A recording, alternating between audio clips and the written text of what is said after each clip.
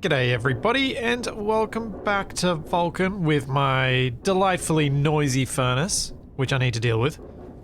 But before I deal with it, I thought it mightn't be a bad idea for me to use the relatively cool temperature gas in there to make some solder, which I'm remembering is, yeah, 1:1 iron to lead. It's still a bit too hot in there for it, but hopefully it won't be too hot in there for too long.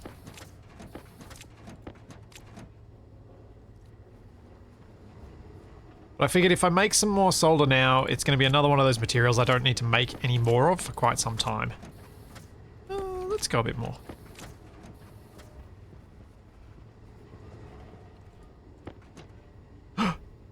Okay, I'm out of... I am out of lead. Lead's not used for that much, right? Maybe that's too much. Oops. Can that get in there? No. What the? What alloys is lead used for? Is there any way for me to check from this? I don't think there is. Yeah. What I need to do in a moment is move this input so that it's got its own little line of chutes that connect to it. So that it's always got something that can add to the queue. Yeah, Shadow Drake, I think it is just those two. Wasp alloy and solder. I don't know that there's anything else that lead is used for. Oh, we'll cook it all and it'll be fine. I'm sure.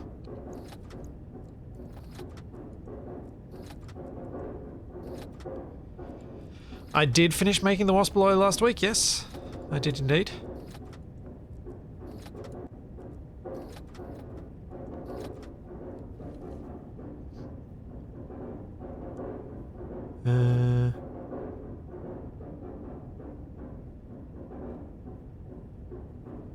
Now, there is a little problem with this, in that this is actually still too hot.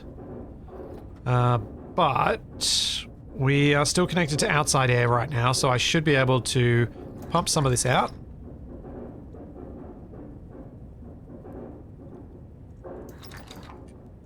And then pump some more in. And bring this down to solder temperature by the time all that iron's processed. Maybe not quite. But it's getting close.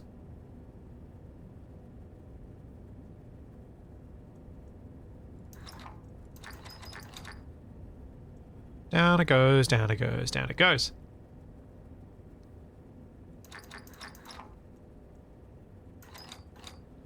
Did I have another input? Oh, I do have another one. Ah, good, I do have some way to put it back. Never mind. I still should probably put a little extension on that bit for the stuff that's not ores. Back. 550. We're down at 556, 555. There we go. And I have my new block of 500 grams of solder. And let's get all this out. Now, there was something mentioned in chat just before I went live that is, I don't think, particularly problematic for this setup. And that was the thought that there might be a risk of an oxygen-rich gas mix in here, where the oxygen ends up then combusting as I expel it into the atmosphere.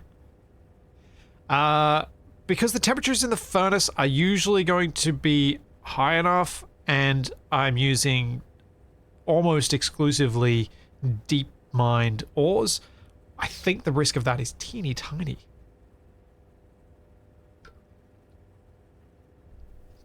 So I really don't think it's something I need to worry about at all.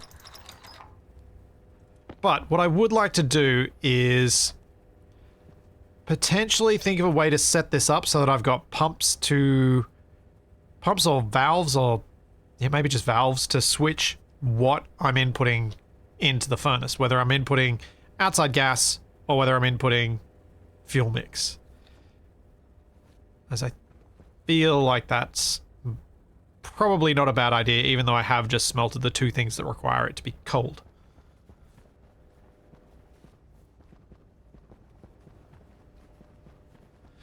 Honestly, Shadow Drake, I hadn't thought about trying to push the furnace output through the the Stirlings, because the Stirling engine system works, and I don't feel like I gain enough from doing that for the added effort compared to just expanding the current furnace Stirling setup. I don't know. Oh, hello, Steel. Let's bring you with me.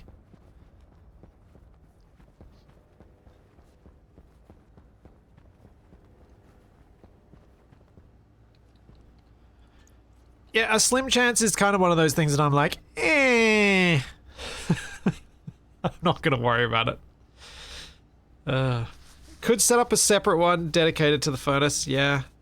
I just, with the variation, with the number of different ways that the furnace gas can come out, I'm struggling to think through so many of the different possible edge cases that I would have to deal with in terms of making sure that what I'm trying to use for the Stirling engine is the right temperature of gas. And at that point, is it actually adding anything?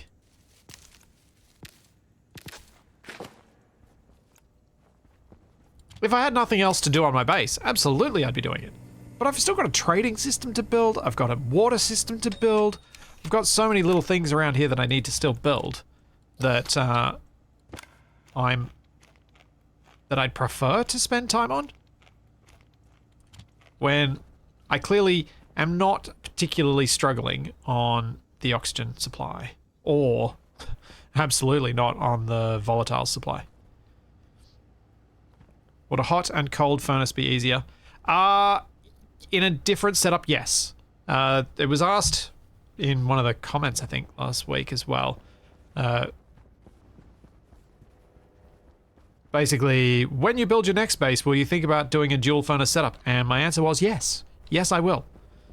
I will definitely think next time about having two furnaces, one that runs cool, one that runs hot, and just not worry about having to pipe one furnace up to do both jobs. Because as soon as I do that, it gets a lot more complicated. And hopefully one of my next playthroughs will be with Capac, so complicated is out the window.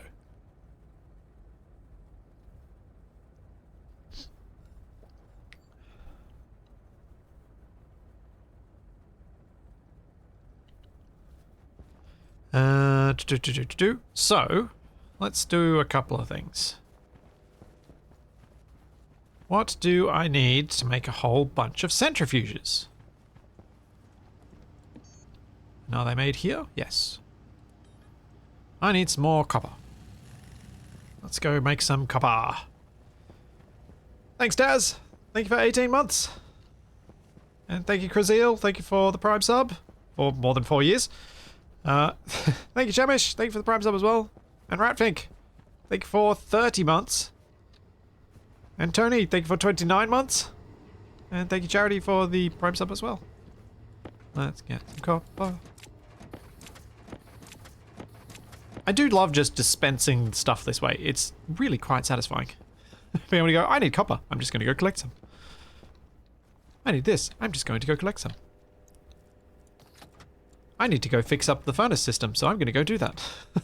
Because I can't actually smelt this until it gets hot outside or I fix it.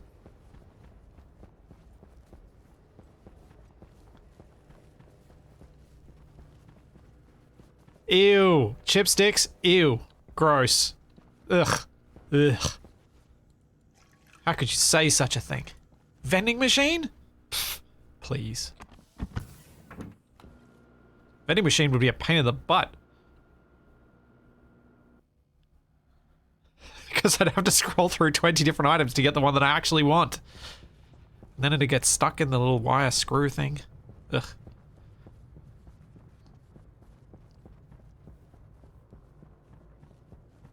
Alrighty. What state did I leave this in? That. Alright. That's pretty easy to fix.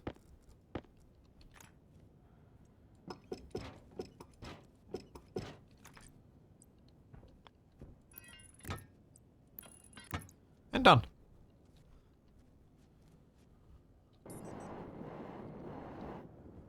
Now I've still got that hooked up. I just need to come back out here with some glass and I can vacuum that space out again.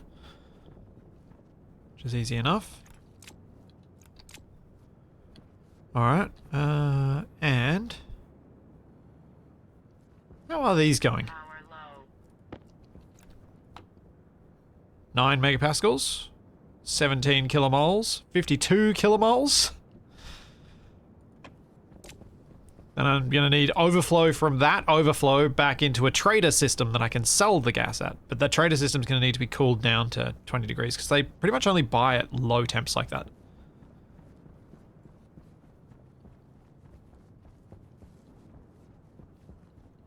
Thanks, the doctor. Thank you for 22 months.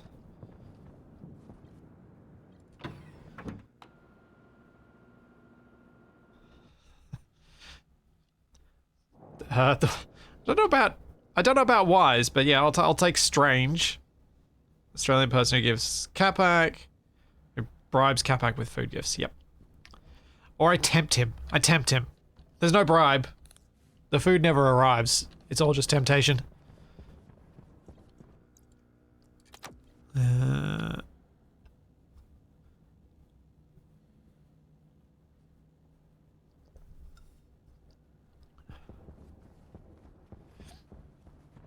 Alright. What was I in the middle of? Copper. Making copper. So that I can make more centrifuges. How many centrifuges do I need? I've made 5, and I think I've got 6, so I need another one. How much copper do I have? Can I make more than a stack? Can I do a big batch at once? Got... Oh, yeah.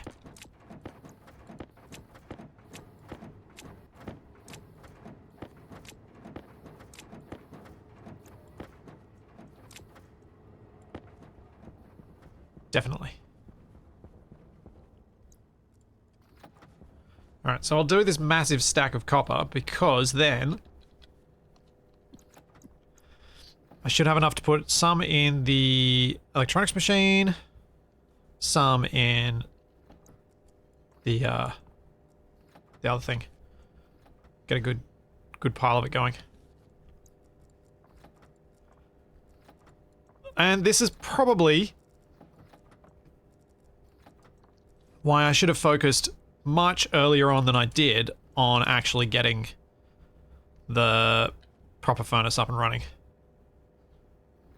Because once I had the deep miners, this should have been my first priority, I reckon. Because it does speed up building so much if I can have my helmet open while I'm smelting.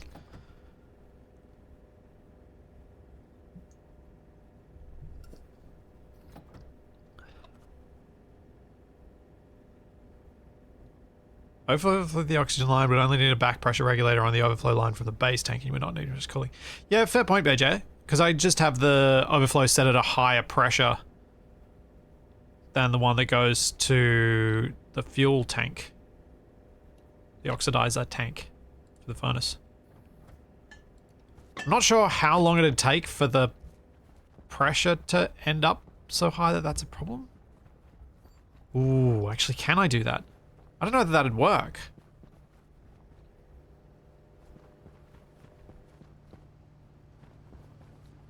Yeah.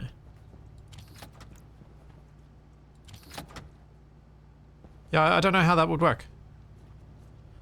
1, 2, 3, 4, 5, and then let's make some chutes.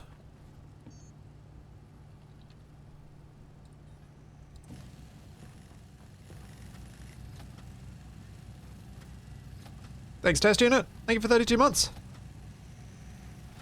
How would that work? Because at the moment I have, at 6 megapascals, overflow going into the tank for the furnace. That gas then gets, the temperature then increases because it mixes with the hot volatiles.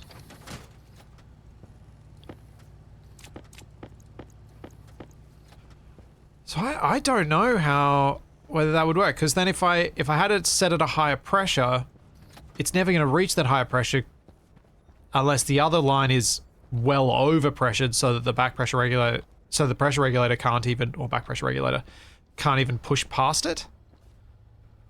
I don't think that'd happen much.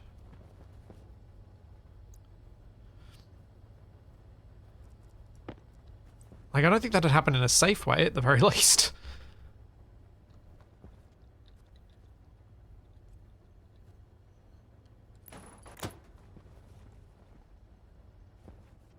Well, that doesn't seem right.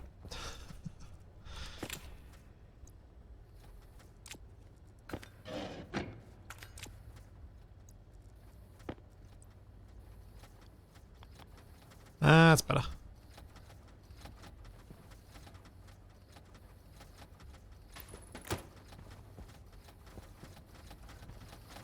Oh.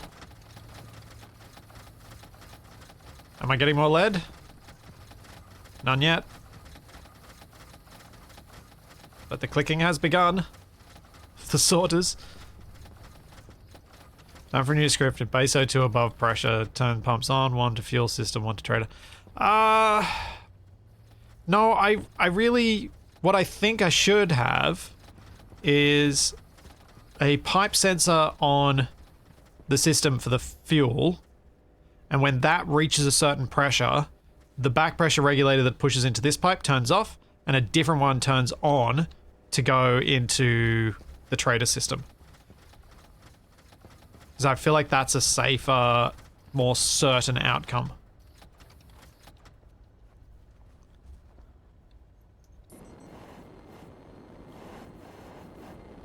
Okay, so yeah, that doesn't... I can't place those until I replace that conveyor line. Cool.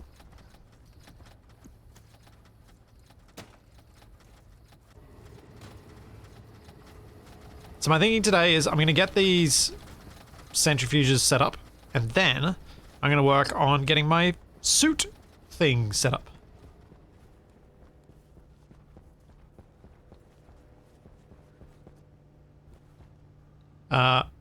Shadow Drake? No. No, I don't want to set up a combustion centrifuge. No, I don't want to. I've got a system that works. I can expand it. I don't want to. But yeah, I do want to do the suit storage thing.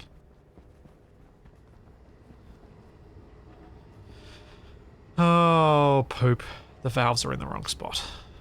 Although, it shouldn't matter. They've all finished emptying now. Tommaso, the whole goal of this series is to add a swimming pool, so yes, I have considered adding a swimming pool.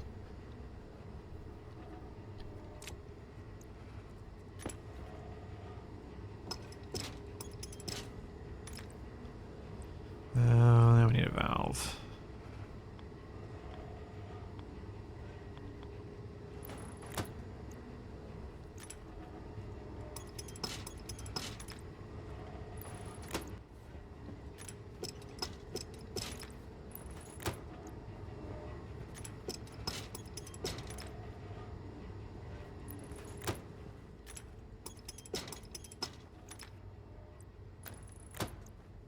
And the valve is not fine. The valve is not fine at all. Because where it was meant that I would have had an annoying time dealing with where this line is.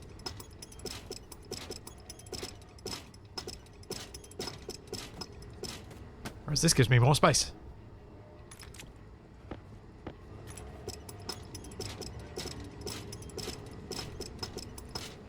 Alright. Can probably...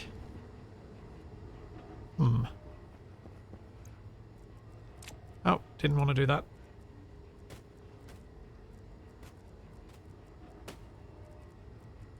What I can probably do is rip the rest of this out, get all the centrifuges down, get them all built up, and then figure out how this conveying system nonsense is going to work, because it's going to be a mess. I can also move this to make this doorway make more sense as well.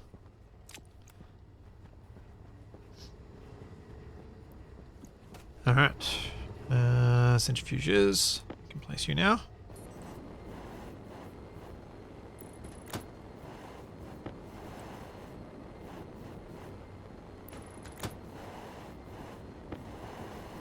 Oh. Yep. That's going to happen a lot.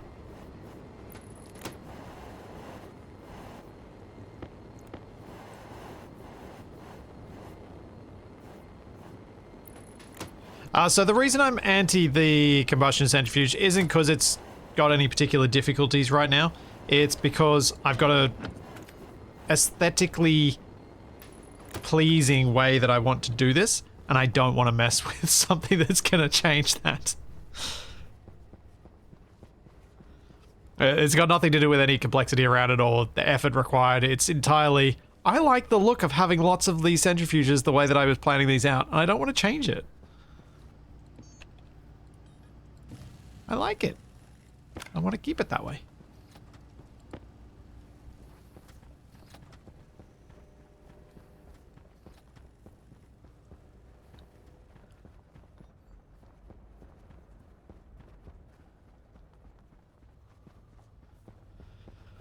I know the IC10 is set up wrong still. It'll be fixed. I will fix it.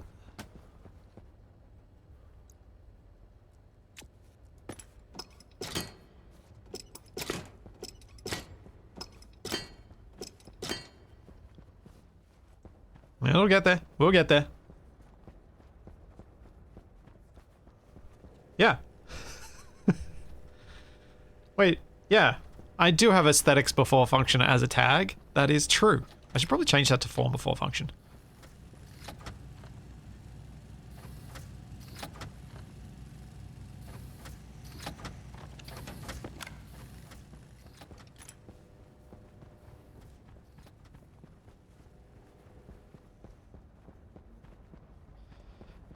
Yes, Bullslayer, I did say that. Because there was a suggestion that instead of having my current system where each one gets to empty specifically when it's ready, there was a suggestion to make to alter the IC10 so that when one of them is ready to empty, they all empty at once. And there is some merit to that, to that option.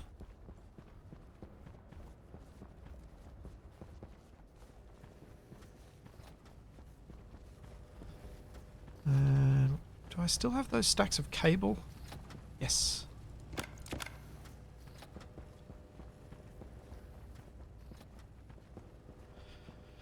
As far as I'm aware, no, Yosh, there is no mirrored form of the stacker.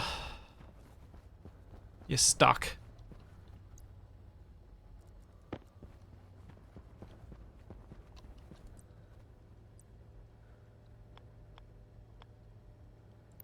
Can that work? Is that going to let me do that? That's so not going to let me do that, is it? Oh no, it is. Excellent.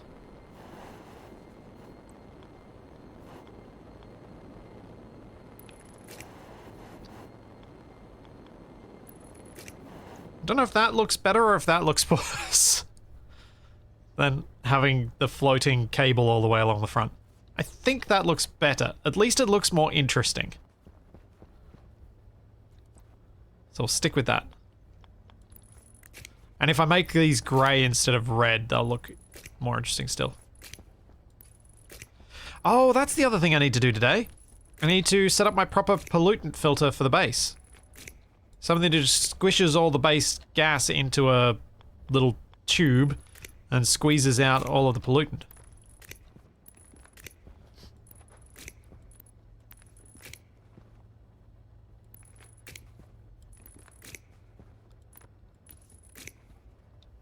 Well, once I've got this built, I can, and functioning, I can put the padded walls in. Which was my intention, at the very least.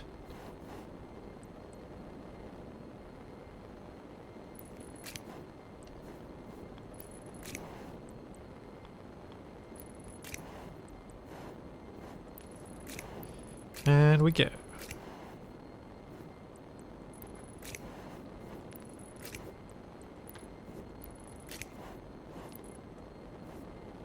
Oh, is that going to block those chutes?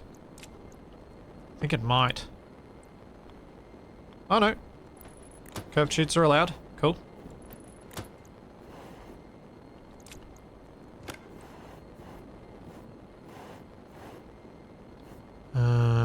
That doesn't work though. Chute goes on after.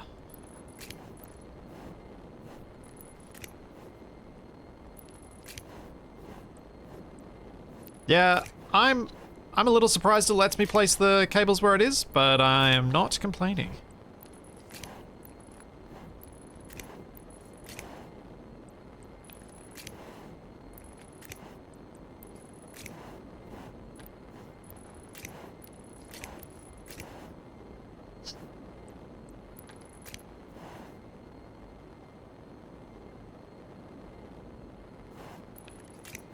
I've done... Actually, have I done load? I don't think I've done batch load, but I've done batch commands before. Thank you very much. Mostly the set batch. I don't think I've done load batch. Okay, so each centrifuge uses, I think it was 100 watts? Yeah, 100 watts. Each one uses 100 watts, which means I've got 1200 watts from those, so I should be fine going off the same power source.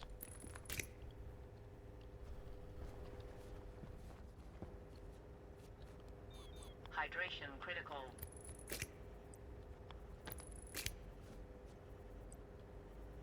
Actually, that's not going to work.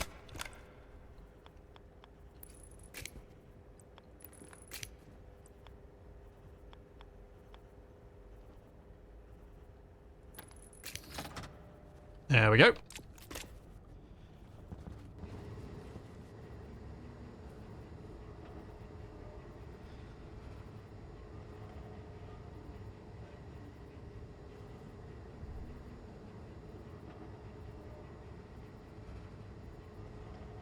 This game's all over the place with what works and what doesn't.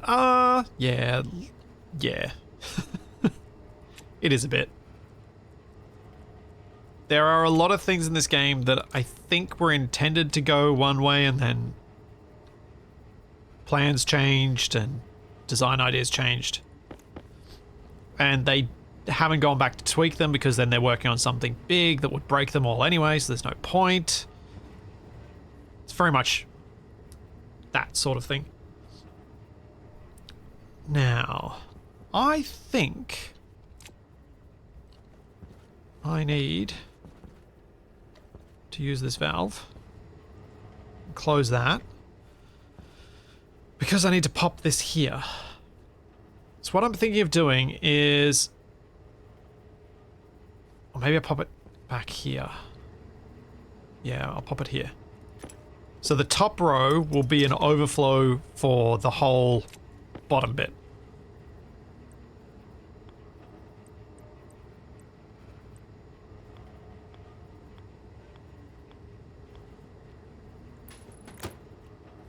Like so. No, don't roll off. I placed you carefully while you roll. Probably because there's a slight breeze in here. No, let me stand on top. Yeah, that's better.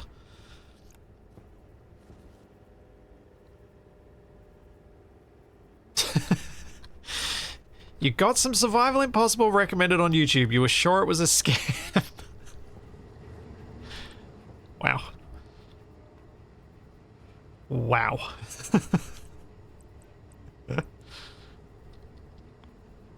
Not sure how successful a scam would be that was trying to be Survival Impossible but not.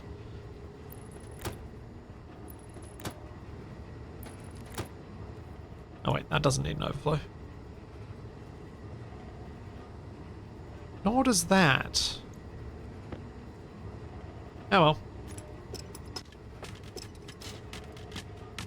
Oh dear.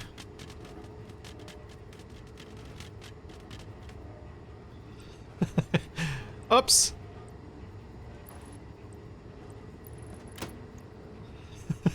Nobody saw anything. There are not giant piles of ore on the ground.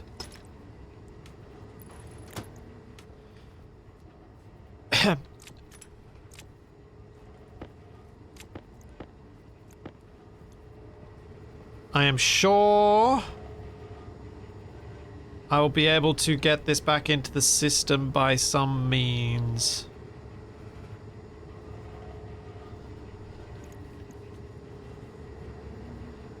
I do have a new line of things to feed them into. However, I don't have any way to feed them into that. So we'll have to... I realized this intake should be on the other side of this valve. The valve should stop the miners from entering so that then my intake can be used first. Poop. Alright. Let's first fix up the existing ones, and then I will fix up the other line, because they are independent.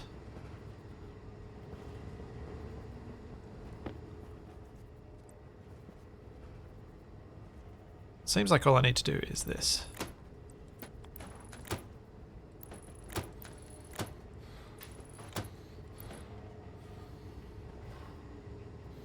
What?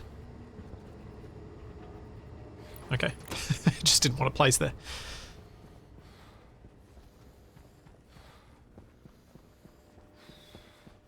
No, I can't move the intake. Because I haven't emptied the whole system. I've emptied a tiny bit of the system, and all the miners are still full with a massive backlog behind them.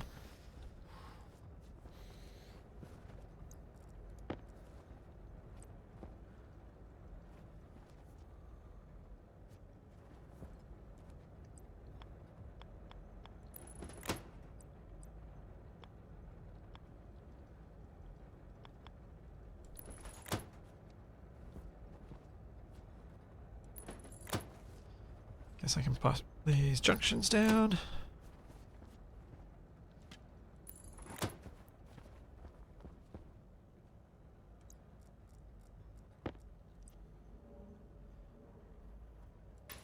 So that's a junction, and then I'll figure out what I'm going to do with the rest of it in a minute.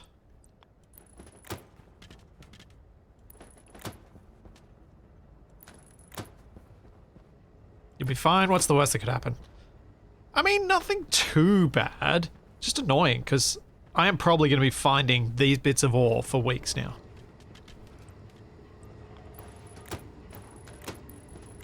It's going to be like the sand that just shows up out of nowhere and you're like, I haven't been to the beach this week. What's going on?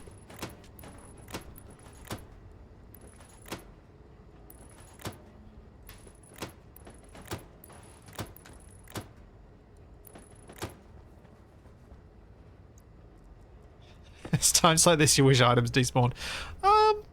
I can see where you're coming from. I still don't. I'm still very glad that they don't, but I can see where you're coming from.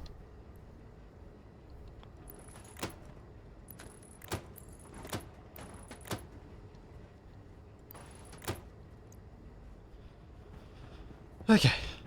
That's connected up. Next bit.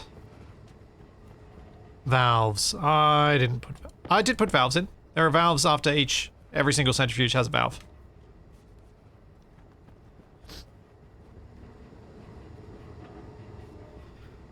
Now, this side of things.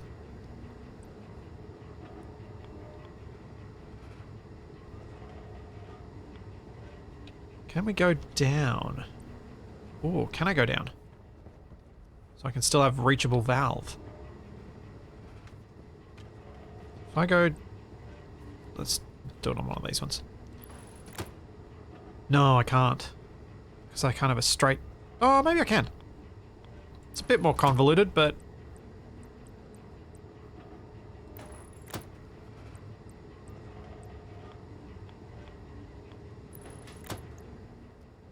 Can I do that?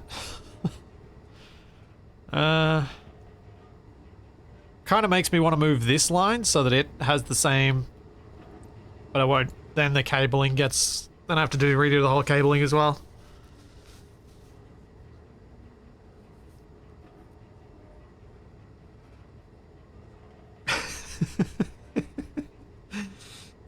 What is this? A laundry. I mean, it sounds like one. No, these are centrifuges using effectively magic, but really in a real world. Density differences, I think it is mainly. Hunger caution. That the centrifuge allows to separate out one material from another, giving me nicely clean ores to use for my smelting without me having to mine anything.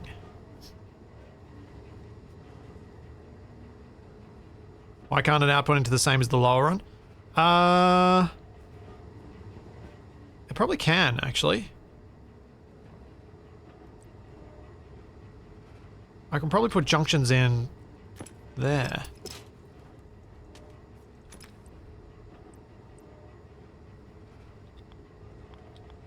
Like that. Which actually works quite neatly. Yeah, let's do that.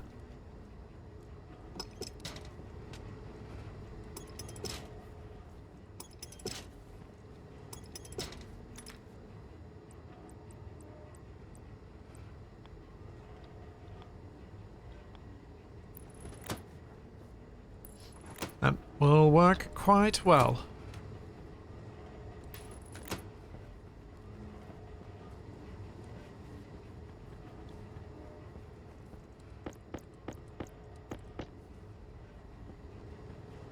From the front? No, this is all going to be behind a wall. This is going to be neat. I don't want to do it from the front.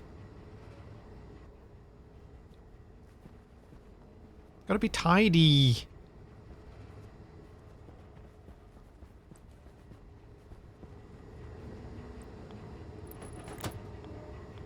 Remember, that's form before function.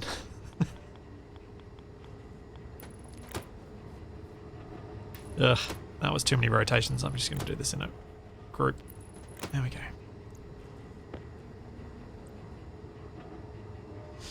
Given the title here, help, I'm smelting, I'm smelting. I don't think that's a good option for what to do with all my fancy smelting capabilities. But yes, maybe. Oh.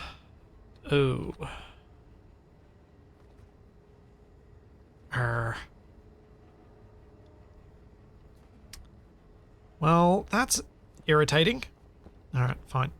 The door's gonna have to go over here.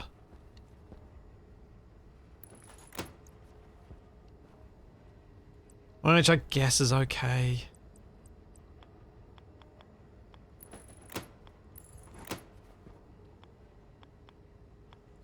As long as I plan around it properly.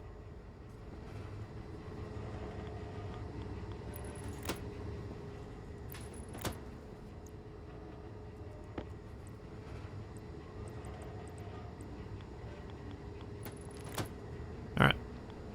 We're getting there. We're getting there. At least I'm not doing this as compact as I did on Venus, although I'm still proud of how compact I got that. I am glad not to have to do it again.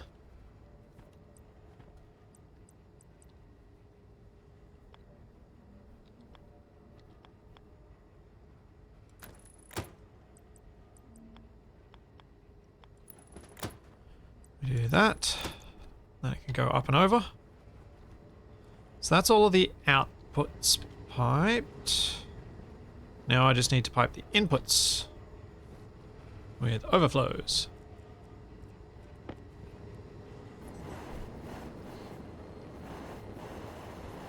Which I have done.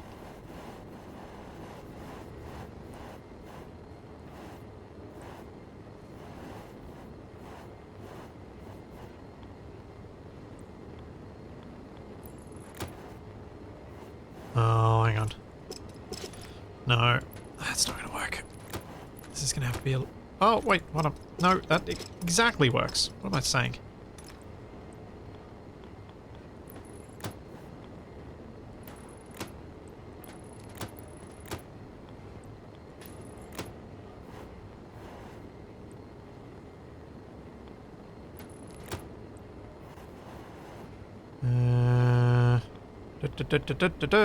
There. What? Take out the bottom... What? So... This can't go straight down into here because junctions only output in a straight line. So when you have a junction, it only goes straight left to right with a joiner from the top from the other side. So you can't have two things joining together and then coming off at night, both going 90 degrees. There's no junction for that. So I can't have this flow straight down into this and then pop out the back. Otherwise, I would have done that for all of them. That's why this weird convoluted mess that I've got here. Because there just isn't a T-junction that spits out sideways, which is annoying.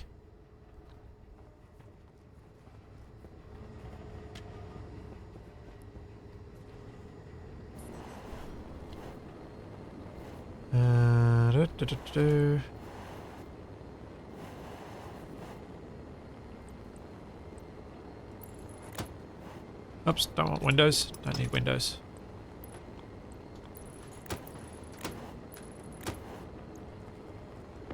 Oh, I'm gonna need more chutes. I'm gonna need more iron.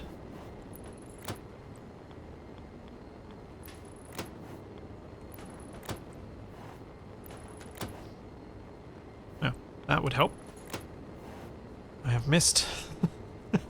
I've missed some of the corners.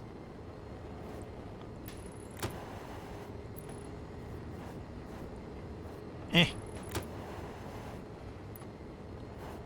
Oh.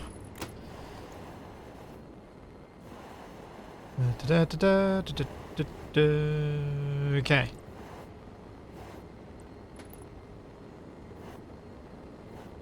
I don't have iron on the floor. I've got dirty ore on the floor.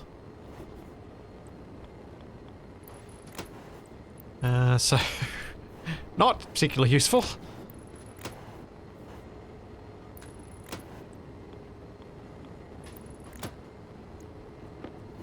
Not sure how many more of these I need, but hopefully not too many.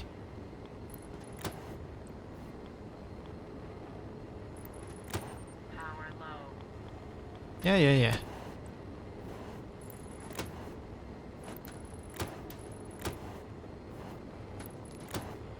So the reason I figured getting the centrifuges up and running now was a good idea was that as I was planning on potentially increasing my trader setup, enhancing it, I was likely to need to make... I was likely to need to make money. Sorry, I was getting distracted by staring at the iron. And if I need to make money, I need more ores so I can sell them. And so... centrifuges first. Get more sorting done. Because it takes a while for the things to actually Hunger critical. process and spit out some useful ore. Why no input valves for the upper row? Because the input valves weren't really needed. Yeah, I didn't really need them.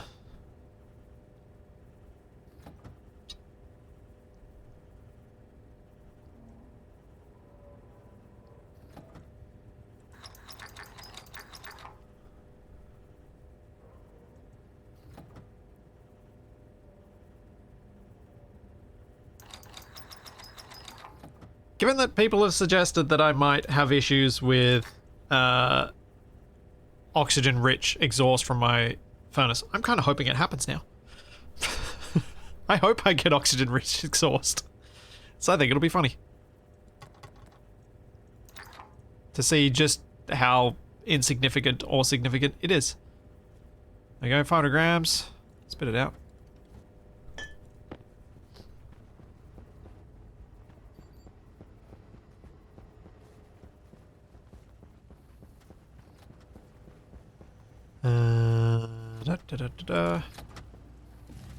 Alright. Let's stop that. I think I've got enough steel sheets for a little while.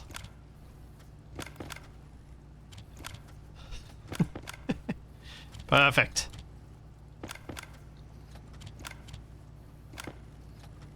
Look at that. So good. So many steel sheets. Thanks, Theron. Thank you for the Prime sub. And thanks, Nuki World.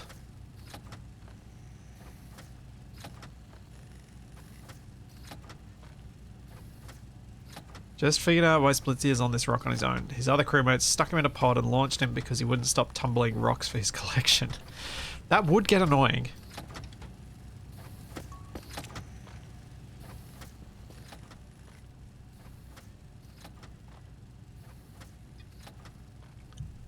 Ghetto Boy, if you're ever wondering where a video is, why it hasn't happened, please make sure to watch the end and listen to the end of the previous stream or the end of the previous video, because it will tell you the answer.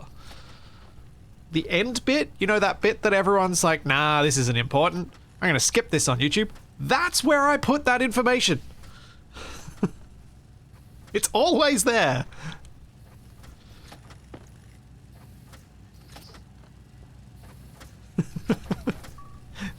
And in the last episode of Wrong Way Out, we said, Wasted is away, the next week is going to be the finale, and don't want to do the finale without Wasted, so we're delaying it a week, and we will be back on what is for me, Monday, with the finale.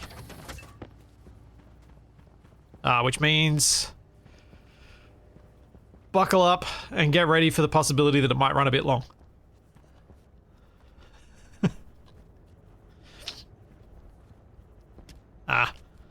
I'm not really frustrated, Jax. It's just fun to say it like that.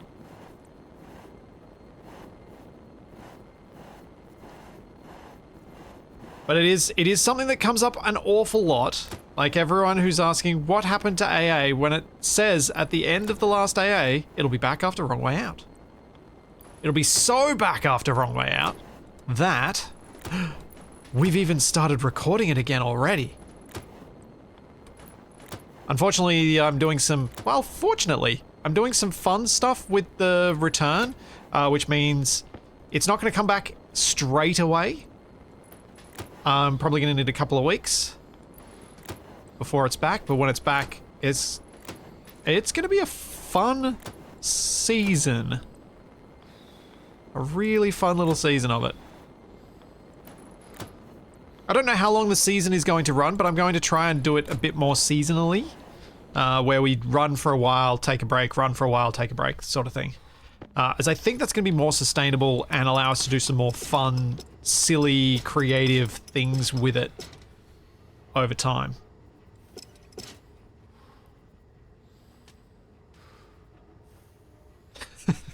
Yes, Majestic Dwarf. Same happened with Terraformers.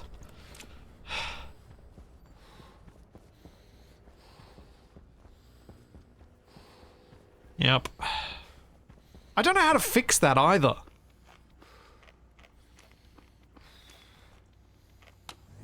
Because I can't... I don't want to put what's going to happen next at the start of the previous episode, because that's one I usually don't know. And two,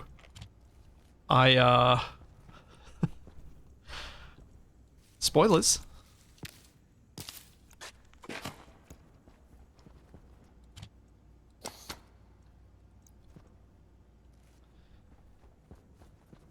So I don't know how to fix that.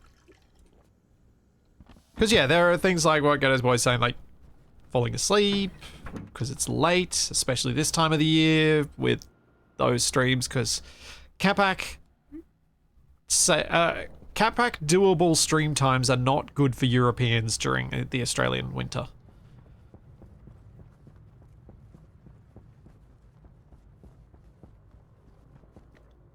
So I don't really know what to do about it.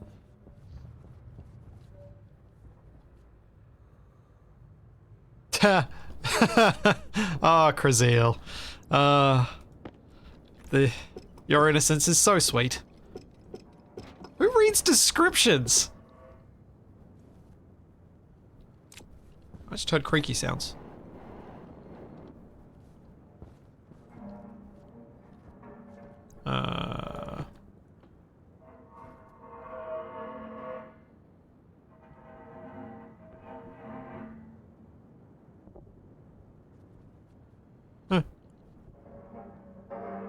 Interesting.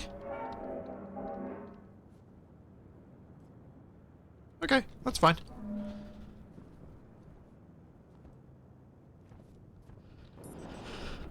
Nobody on the internet reads.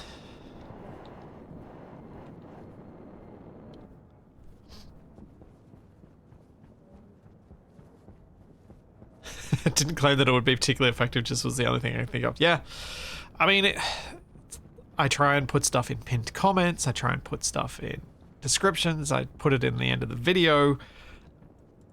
I figure though, like when there's always going to be the initial, why didn't you watch? I told you!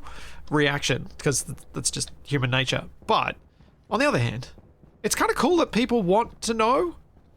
So, I really don't actually mind. It really doesn't upset me at all. But sometimes I have to put a bit more...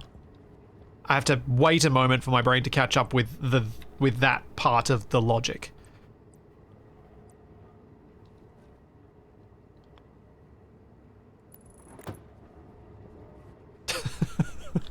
Oh god. I'm not making a newsletter.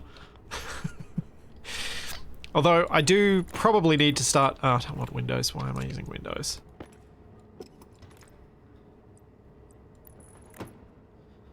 I need the Linux tubes, the ones that are obtuse and too hard for me to understand. But probably functionally superior in some ways.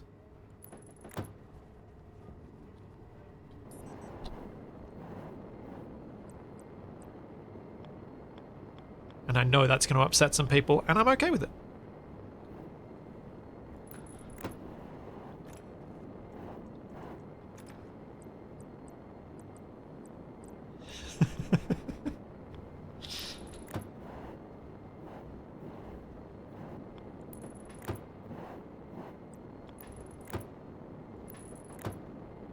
Okay, I'm going to go up, and I'm going to go over. So I'm going to re-pipe this segment.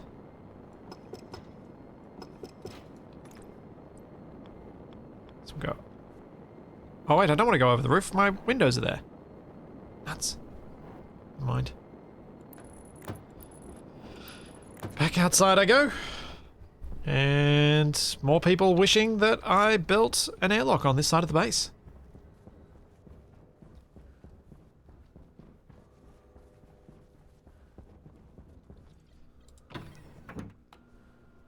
And that attitude is exactly why I dislike Linux.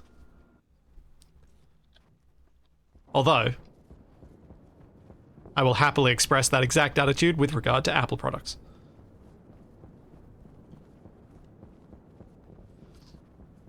In the grimdark future, there is only Windows 3.1. Hey, I'll get ski-free again!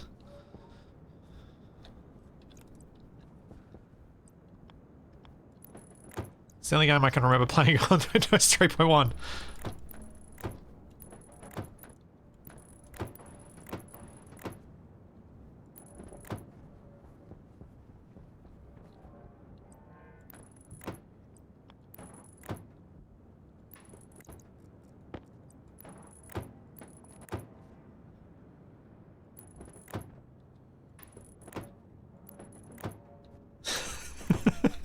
At a friend in college, he swore by Linux and would constantly go on about how superior it was for all these different reasons, and I would always just shrug and point out that Windows just works when I turn it on, and Linux doesn't. See, unfortunately, Krasil, in my life, when I had friends who would go on about Linux and how much they liked it for X, Y, and Z, that was in the era of Windows 95 and Windows 98. When... Yeah, quite often you would try and turn it on, and it wouldn't. But definitely since I reckon since XP, yeah, absolutely. There is it just, most of the time it just turns on.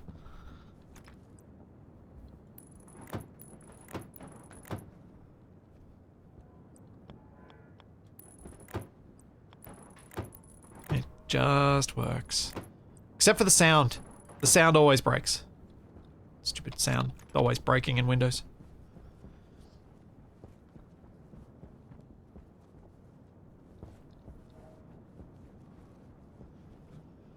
Glad to provide a distraction while you're recovering, Raptor.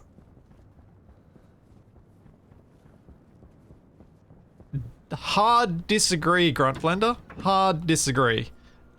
Linux does not work straight out of the box for everything the average user wants because the average user wants to play games. Lots of which do not work out of the box on Linux.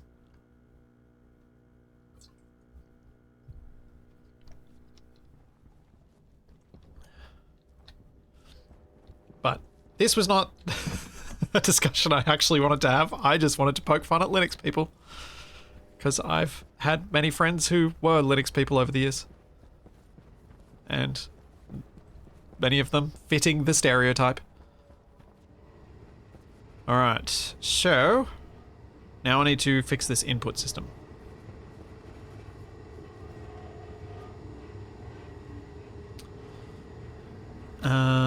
Which means I think what I want to do is pop downstairs, which means I need to go back outside. Oh, maybe I need to try and enclose my drill rig area so I can go down there. But I don't really need to go down there much.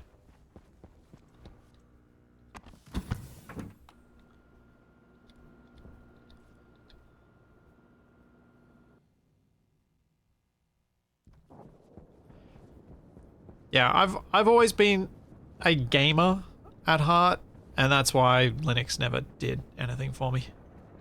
Other than break my brain when I had to figure out how to fix my servers. I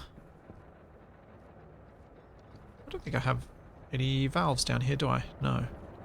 Poop. Do I just have to turn these off?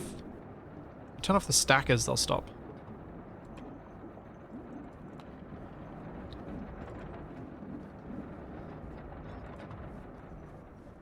My hope is, and it's not going to work, is it? I've got so much down here. No, this isn't going to work. Alright, I'm going to make a huge mess. Shit, I'll leave these off. I'm going to make a huge mess anyway, so what difference does it make? Grunt Blender, you'd definitely be wrong then.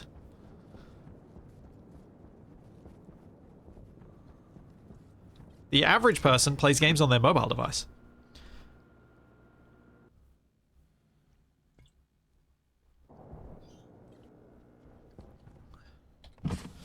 The fool? No. If your OS can't play a whole bunch of games, that's your OS's problem.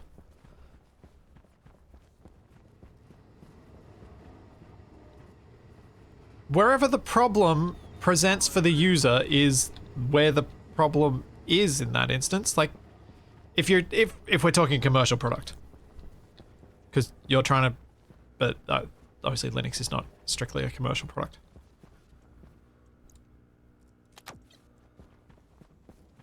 We really call mobile games games. Some of them, yeah. Even though the one that I liked broke itself, so I decided to just stop playing it.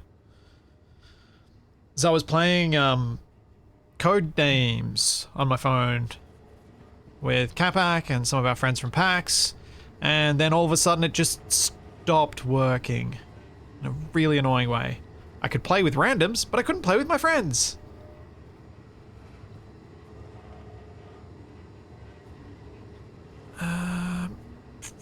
Okay, so if we turn these on, now that I've got the drills off, hopefully there are enough stacks in all of these spots for this to open and not spill too much on the floor when I pop it out.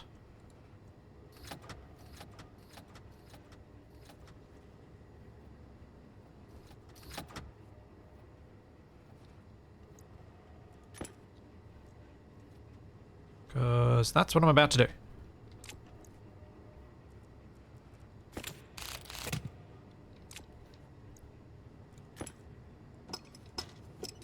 Hey, nothing went on the floor. Wait. Nothing went on the floor. Maybe I spat out so much that... Maybe I hadn't actually queued up as much as I thought I had.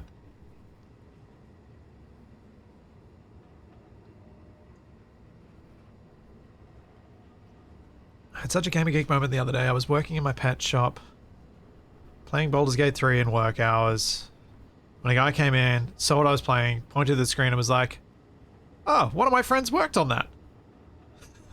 That's cool. Very cool. Larian is a cool company.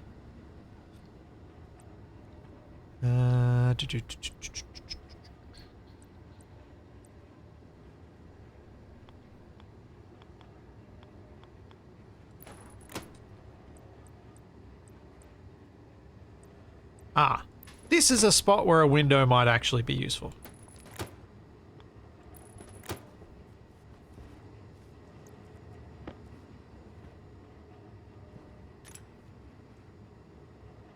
Oh, right, manual shutoff.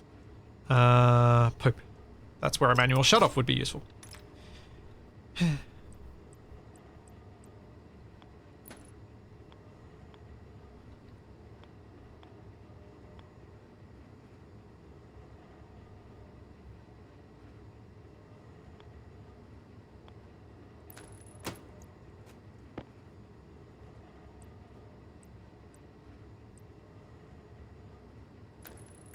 Oh well.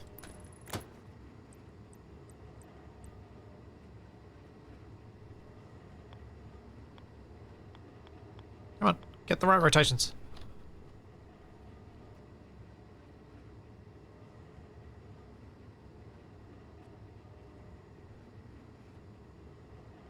Yeah, I'll put it in the floor.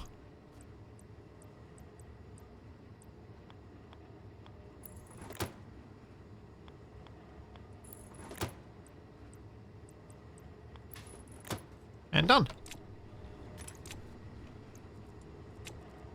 Okay, let's just check and see if I've got this making some sense.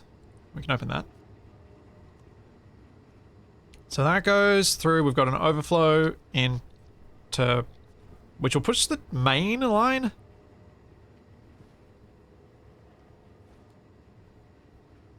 No. Pushes that way? Then I don't remember which way the... Anyway, either way, one of the lines will be the dominant line. Then we've got overflows. Just checking if there are any open bits. We've got valves after each centrifuge, which is probably the least useful place to have it, but it is what it is. Can't see any bits I've missed. So we should be good to load all this back into the system.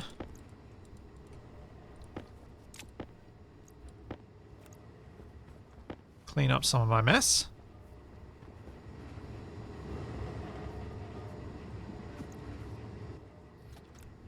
My basketball skills, you say?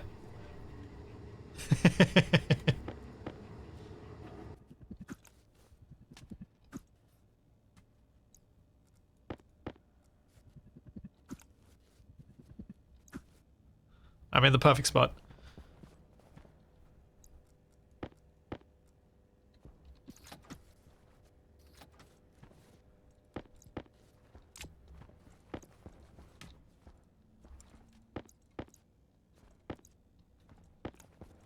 I feel like I got some practice with the volleyball system that TFE tried to make up.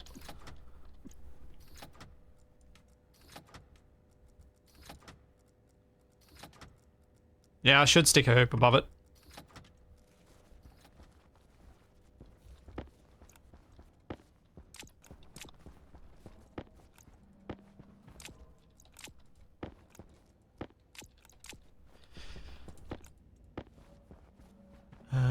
You're full, aren't you?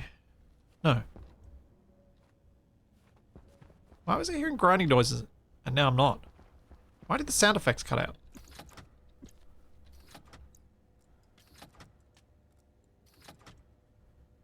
I have not opened any of the exit gates yet. And I still need to fix up the script. So this system is still not functional.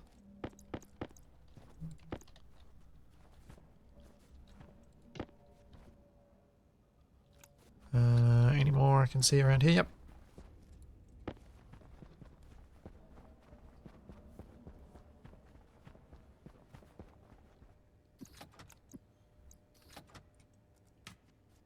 Okay, was not standing over it enough.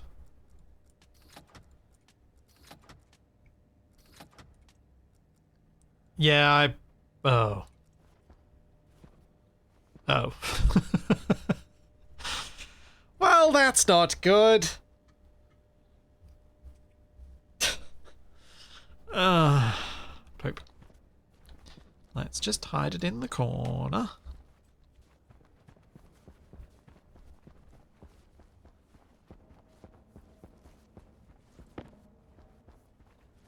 More around there. Oh, it was only 3 short. Not bad. Until I find some other ones that have hidden underneath machines or something like that.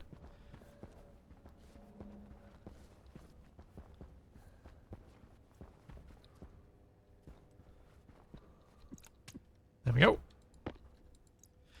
Alright, so, script. That's my sorting computer. Let's go grab my script and change how it behaves. Although, maybe I'll just extend it. Oh, wait. Wait. Oh, wait. I need to see what this script, how this script works. But I think my plan was to run a second IC10 for the top row. I think that was how I'd intended to work this.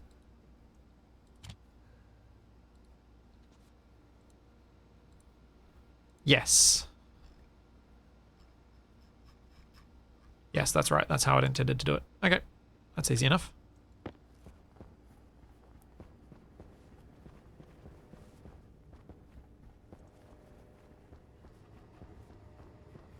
There's no reason to output to a batch writer from IC10. Also, you can just do the batch write within the IC10.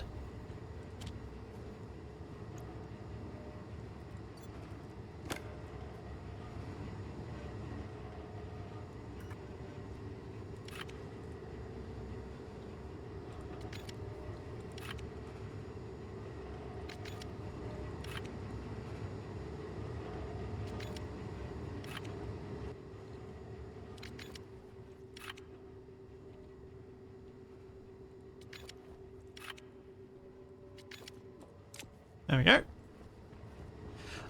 No, Cisco, I did mention the possibility of having them all empty off the fullness of just one of them. However, I also have the option of just putting in a second IC10 in and having them all still empty at the maximal efficiency, so I'm like, yeah, I'll just do that.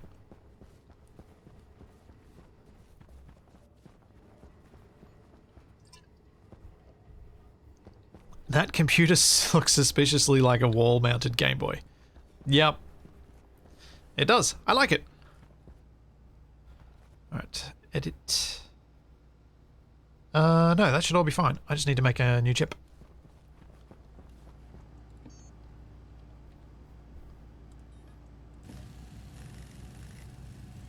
Just gotta make sure that I line up the pins correctly. I might also move the other housing because it is a bit in the middle of the floor.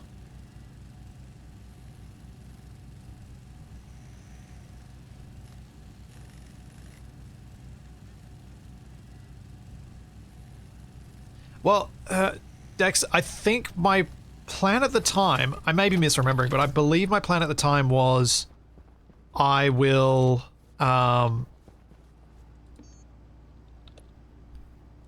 use the method of let's just make them all empty at once when I make a system like this in my next playthrough. Whereas this one that I've already got a system that works, I'm just going to duplicate it.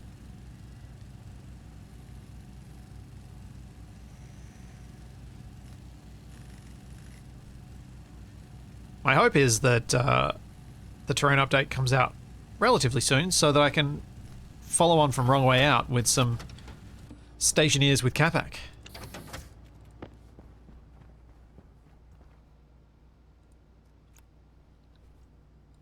Because I really want to play this with him again. I miss it.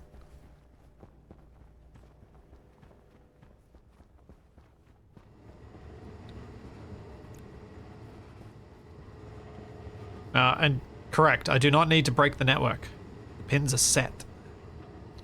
I'll put them over here.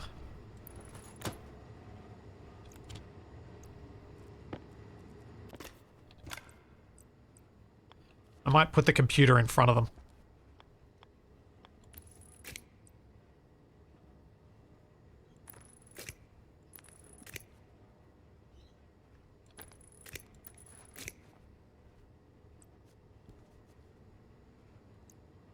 My stands just yet top and bottom.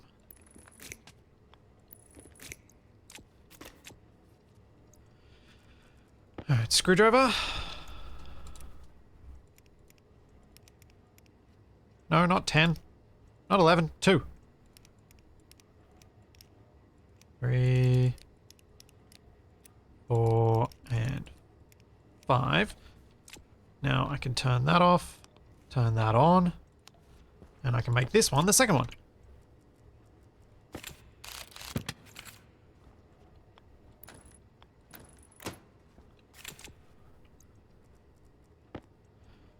This one goes 6, 7, 8, 9, 10, and 11. Oh, geez, the chip went into my suit. That's good to remember. I might put a blank chip in my suit just so that doesn't happen and I don't get myself confused. And there we go.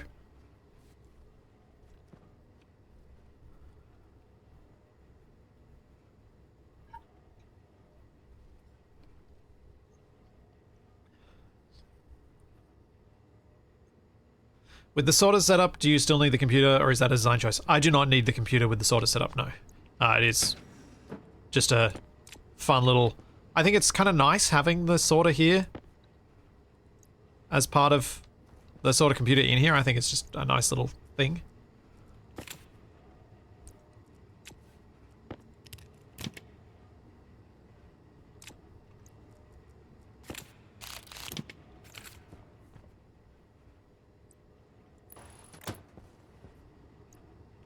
A little aesthetic touch.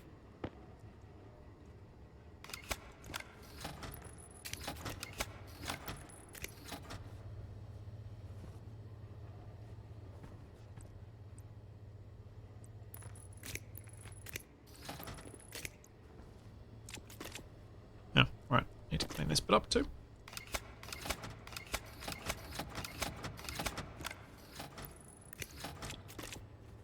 Alright, now we can open all these up.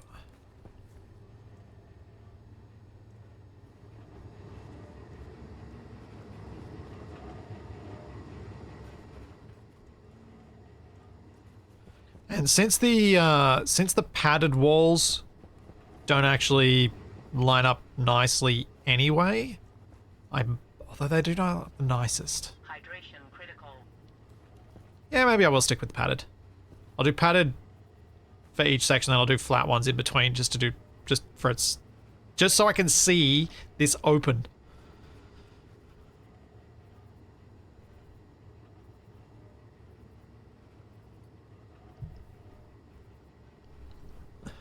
The pin settings looked wrong. I don't think so, but we can check. Centrifuge 0, 1, and 2, 3, 4, 5, 6, 7, 8, 9, 10, 11. That's all correct. You're probably confused because I started counting at 0. Because I did it that way.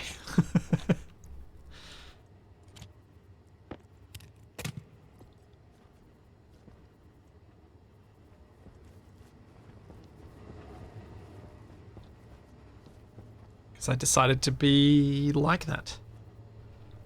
Cool. Double the centrifuge output.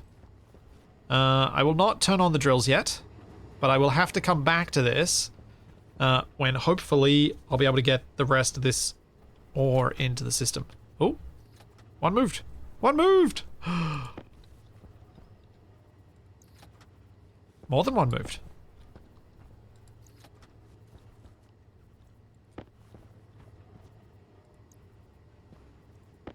That. It's almost right again.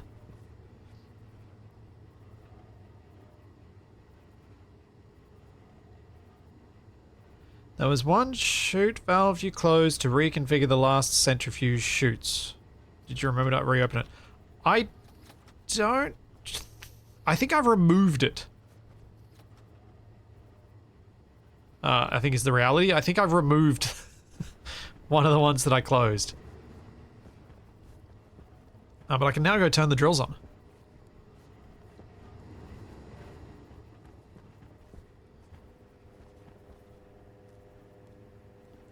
Alright. All the ore is in. We're good. Centrifuges upgraded.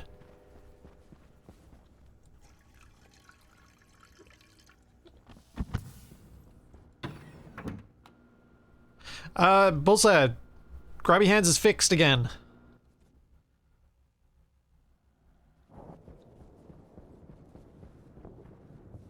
It was fixed, fortunately, just a few hours after my video went out.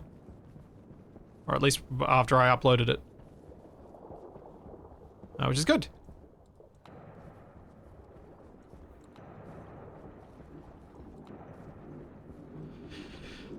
So I now have 4 drills to 12 centrifuges. So I think that's pretty balanced, even if it's 2.5 centrifuges per drill. It's still pretty balanced, still not too bad. Because I'll have 10 of them active instead of 12.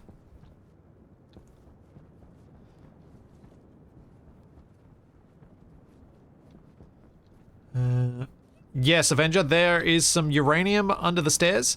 The uranium is entirely a waste product. Has no use whatsoever. So I don't care. I've been tipping it out. In fact, I might move where it tips out. Because it's been falling down the stairs. Waste tank caution.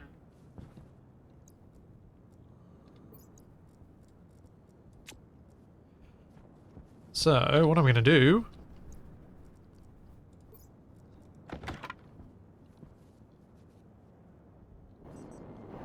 let's go about... yeah, here should be fine.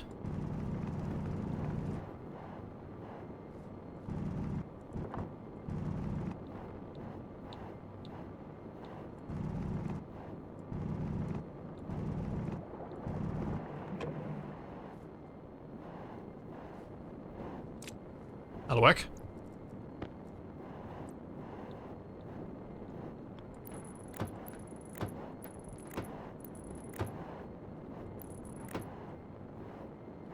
Straight down into the lava.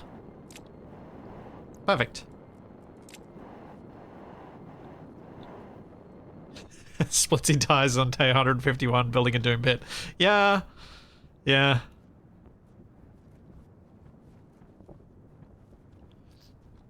Yeah, Shadow Drake, I'm thinking 6 drills is where things will go. But I don't think I'll do that now. I think that I will now move on to the suit storage. Which means deciding how I want to do the front of this base. So I think I need to move that airlock and give myself a little bit more room.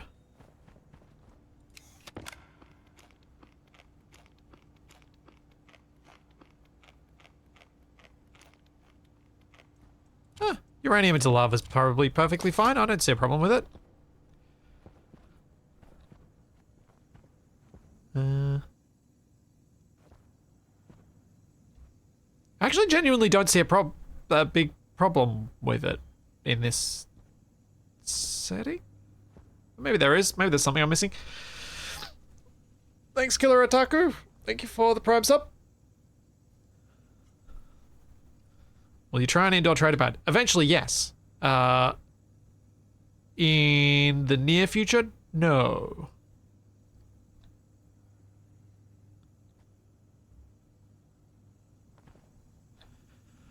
Okay, so these furnaces can be removed now, which clears out a bit of space. I might want to Oh, wait, no. Hang on. That's what I should do first. I should get rid of this pollutant first. Okay, so let's figure that bit out. That's quite simple. So what I'm thinking for fixing the pollutant is I need an active vent, which I've got out here on the furnace. So let's go grab it.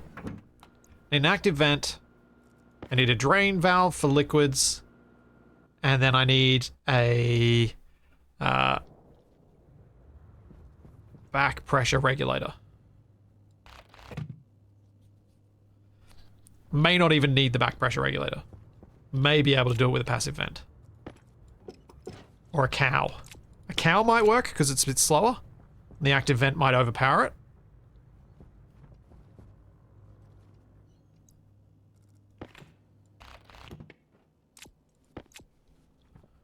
So that's possible.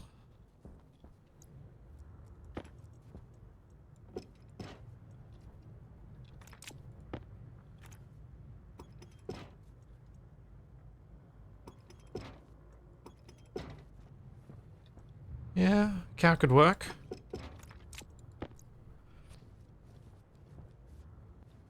Alright, back in.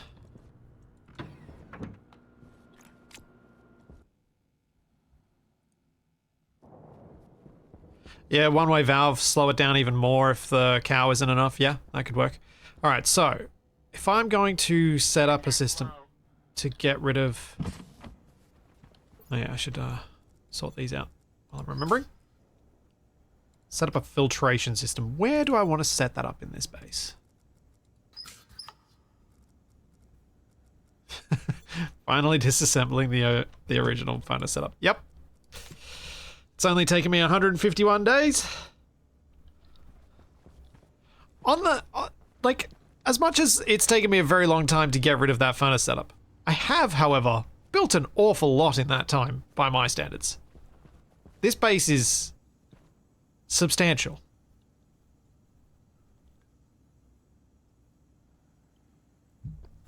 Oh, Raptor, you do make a valid point. What if I use an active vent into a broken pipe?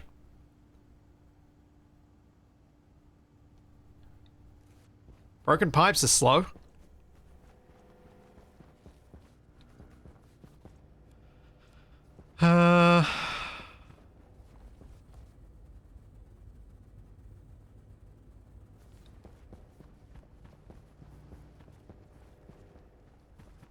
No, Mike, I'm not going to make Capac make his own base. I want to play with. This is one of my biggest frustrations that I run into with Capac is that if we play anything that's got any sort of adventure, RPG, exploration elements, I play alongside, not with. So no, if it's up to me, it's a play with whoever I'm playing with. I like to try and actually play cooperatively.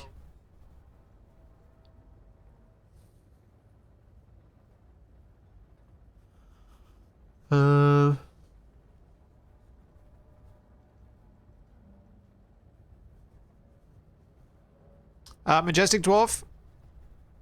How confident would I feel fighting a crocodile with a melee weapon of my choice? More confident than I used to after hearing the story of the guy that fended off a crocodile with a frying pan. This was in Queensland a couple of years ago.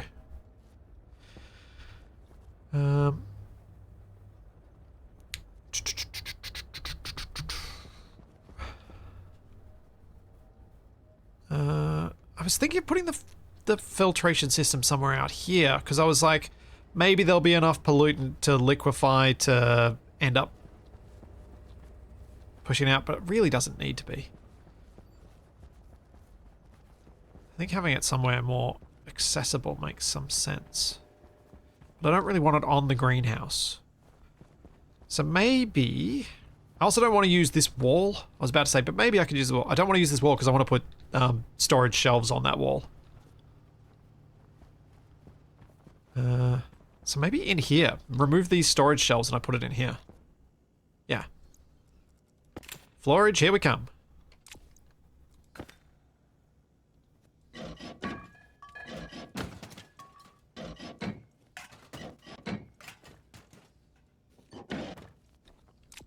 There we go.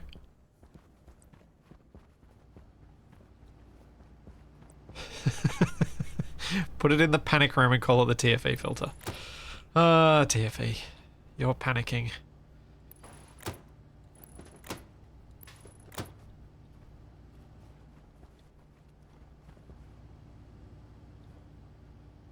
Oh no. Does that cable actually run to anything? I need the goggles. Where are my goggles? Sensor lenses. Inconel. What do I need to make some Inconel? 23 megapascals. Gold, steel, and nickel. Where did I put that steel? I put it on the ground over here. Do I need much Inconel?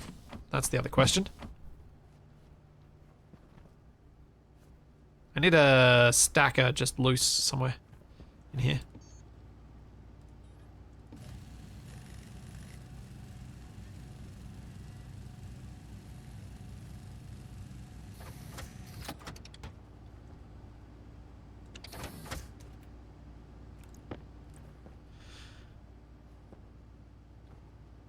Oh, I don't like the corner storages.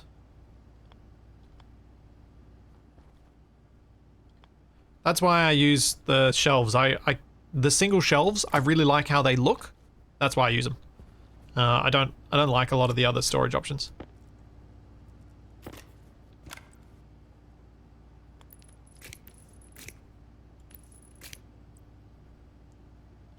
Now, this may seem like a sizable distraction from what I was doing, but that's fine, probably.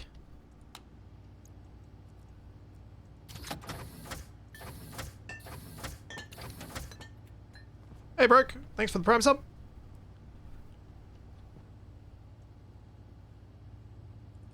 Okay, so steel, nickel, and gold. I probably want to go with 200 steel.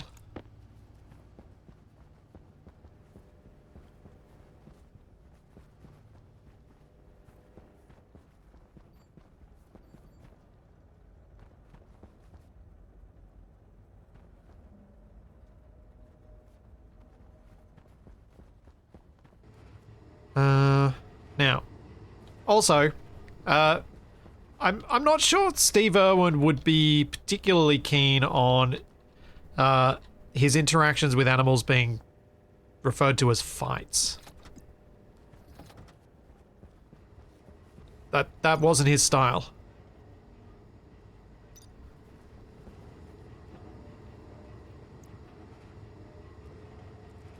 Yes, he got killed by a ray, but I don't think he would call it a fight with one.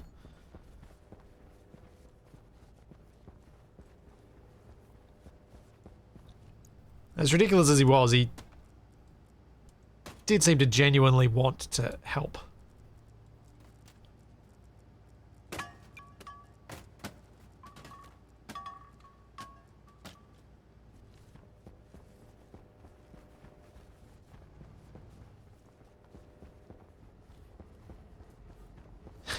The bearded dragon that bit him on the nose probably begged to differ. Yeah. Not going to argue with that. Alright, so if I put 200 steel in, I need to put 200 nickel in. And 400 gold. How much gold do I have? Ooh.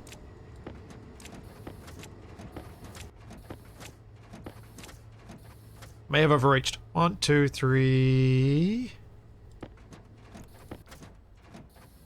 Yep. Little low on the gold. I might be putting those extra drills in sooner than I think. Although, once I've got these big stacks of these alloys, it's probably not going to be... It's going to be another one of those situations where the stuff just sits there for ages. No. I never saw Steve Irwin in person, no. I've never been to Australia's zoo. I grew up in Sydney, so although I was born in Queensland, I'd moved by the time I was 5. Well, when I was 5.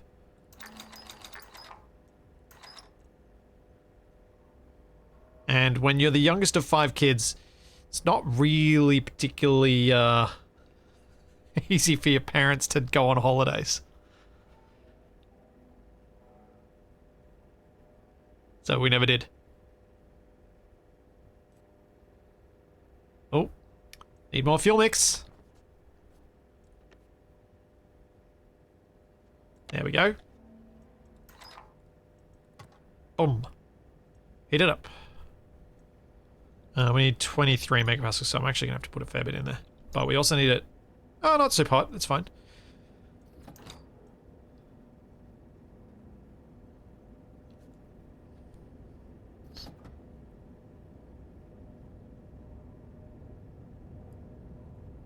Oh. Okay. Well, we've reached the pressure. And then some. And also 2000 Kelvin.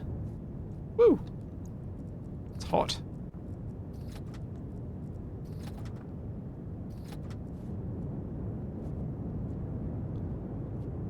Okay, I put a bit too much fuel mix in there. Should not have had the pumps running as I refilled the fuel lines.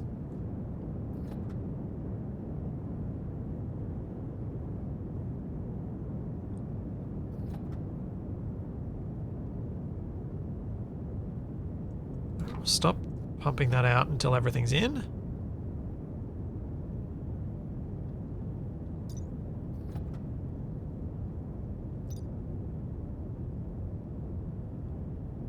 Okay, so I need to get down to just below 24. There. Good. No, no! Ah, you rotten thing.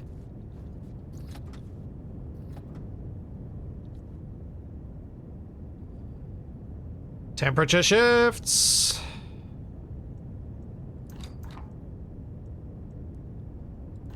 And because I stupidly pressed the button instead of pressing lever, pulling the lever.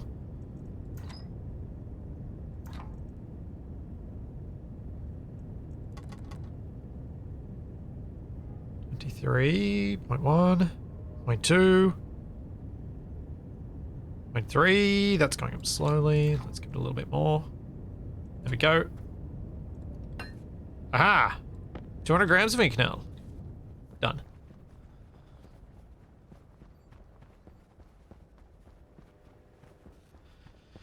Instead of Kelvin, how about we call it Kevin's? Oh dear. Then I'd have to watch... Well, I'd only have to watch one season of it, because only one season of it was actually good. But Final Space.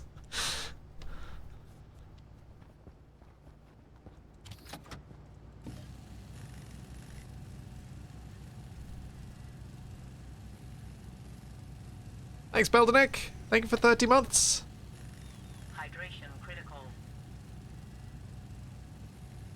I know I've said this in a stream somewhere, but Toby's favorite soft toy that he goes to bed with, or at least falls asleep with, doesn't stay in bed with him, is called Kevin, which was not my choice, which is why I like it so much.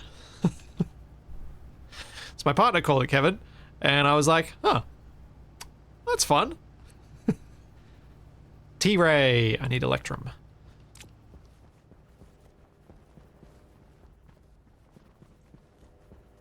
What does nuclear need? Inconel. Oh, cool. Well, that was useful. I'm glad I made a lot of it. So I think once I've got the,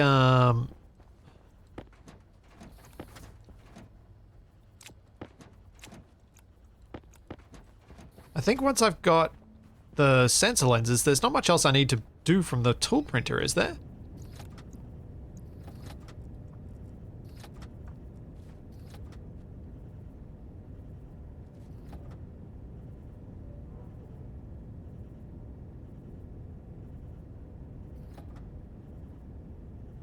Trying to think if there's any other tools I need, because I've got my new suit, I've got my uniform, I don't need to upgrade my tools to the Mark II versions. I guess making some tape, but if I just put the materials in there for the tier 2 tape, that's probably enough.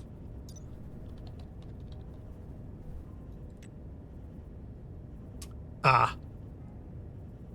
Now, before I make this Electrum, is there another ingot that requires high pressure that I should make right now?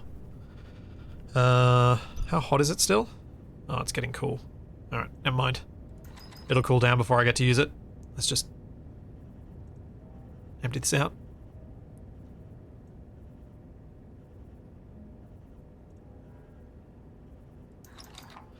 I've got plenty of gas, I don't need to worry too much. 2.4.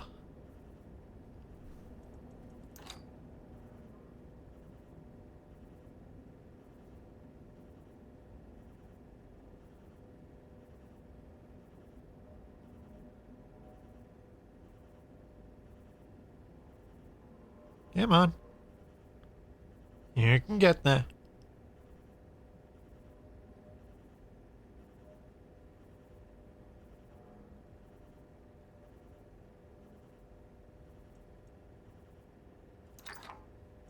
Oh.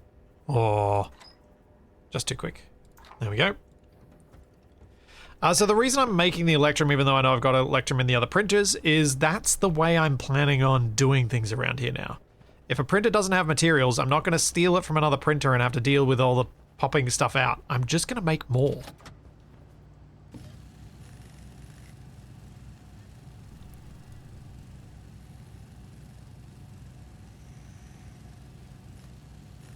Because then I will, hopefully, far less commonly run into the problem of not having the materials for it. However, that is obviously not going to be the case here, as I'm about to eject the Inconel.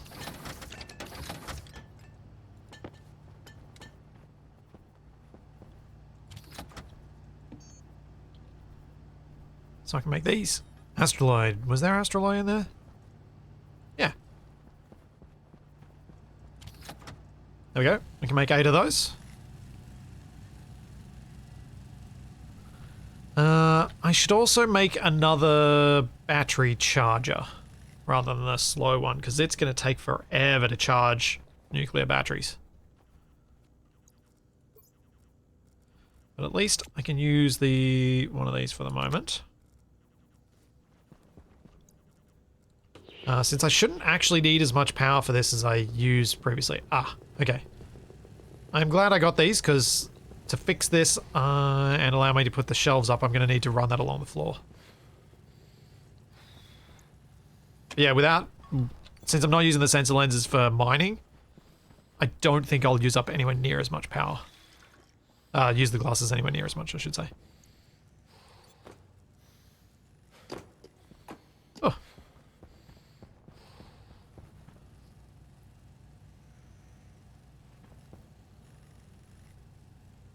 Spare suit? No, I don't need a spare suit. If I badly damage my suit, I'll make a new one, but I don't think I need a spare suit.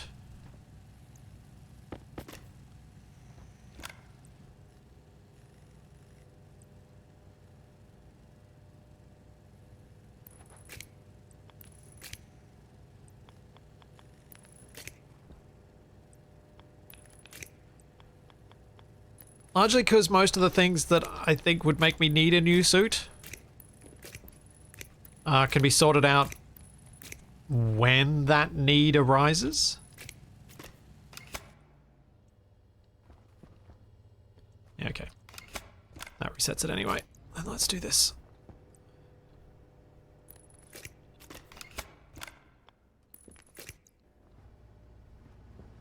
Wait for that to load up, and then we'll get all this out of the wall. Thanks, Blazer. Thank you for the Prime sub.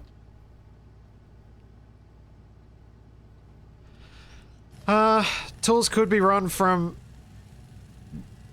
big wireless batteries, yes, but then I have to put wireless transmitters throughout the base. The base is quite large, so I'd have to do multiple, and nuclear works really well.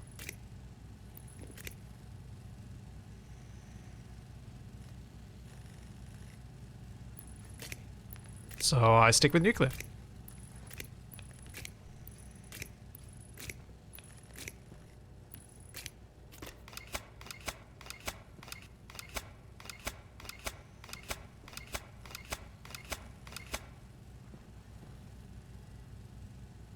I don't know how big the radius is on the wireless chargers, but I'm pretty confident it's smaller than my base. Right, where did those shelves go? They're in a box, but I don't see them. Oh well, I'll deal with them later. Oh, soon till battery. Really like to have that sorted. Now, suit, storage, and this setup over here. So I should probably grab a bunch of this stuff and just chuck it over the edge here, since I don't have anywhere to put it at the moment. I need to clear this out so I can do that filtration setup I was planning over here. Oh, hit the roof.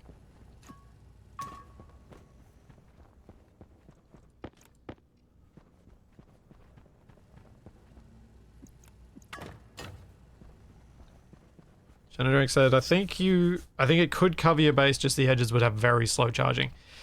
Yeah. I think I've not really done much with the wireless batteries because nuclear is so good.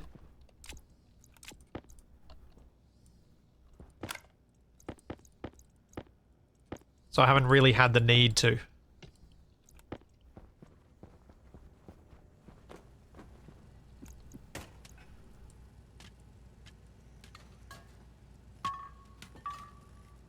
Here we go. The floorage. It expands.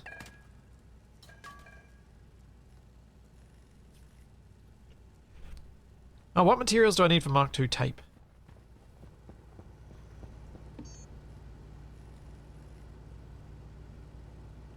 And there. Electrum. Okay. Wait, where'd my Electrum go? Or is it still in there? Ah, it went there.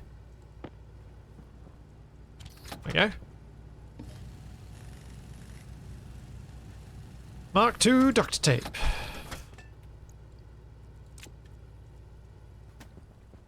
Much better. Oh, I need a light over in the corner there. That's not bright enough. Yep. Okay, that's good to know. I might put round light up in the corner, up in each corner, to try and add to the light there.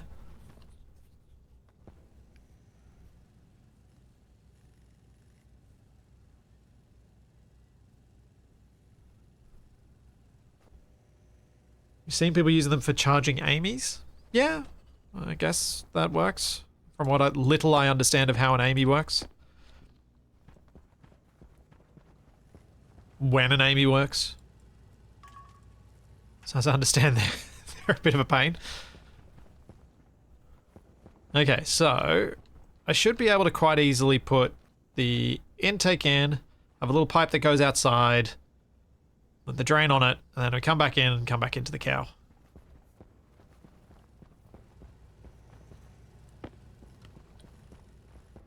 I want this system to be as small as I can, because I want to have as little volume in the network compressing the pollutant as I can.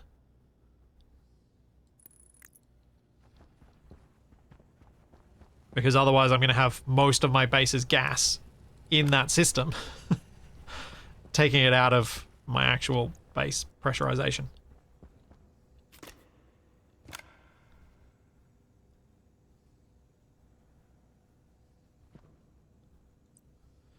Only problem with the wireless batteries is that they have a little under a large battery's worth of capacity.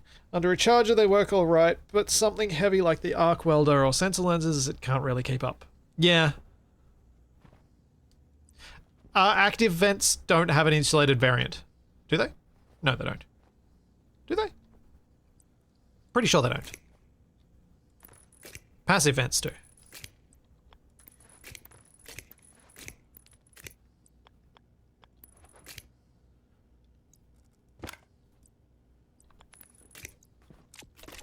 Okay, so pipes. Where are my pipes at? One pipe. That's some more pipe. There's the liquid drain I need. I think I I will use one pipe utility kit, but I'm struggling to see any in this pile of junk here. No, I don't see any. I'll grab the cow though.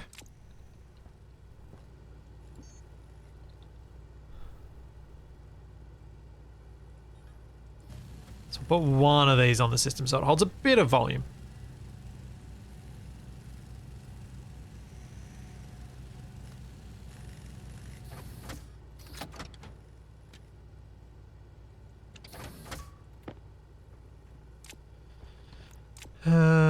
And probably need some more pipes anyway.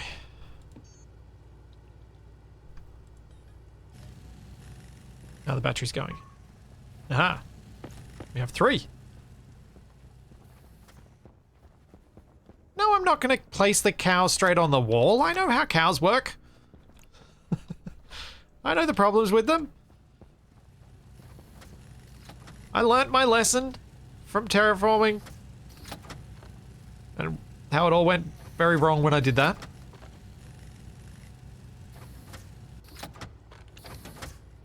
Yeah. See? Tex? Cow. Cow goes moo.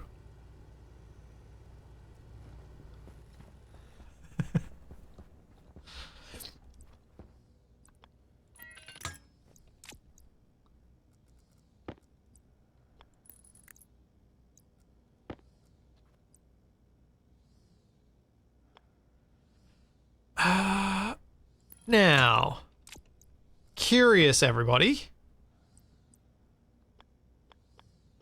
does that work?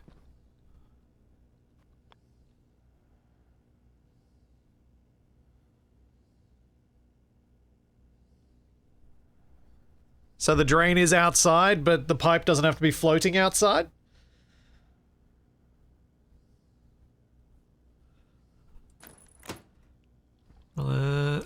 I'm getting some confirmation, so we'll give it a go.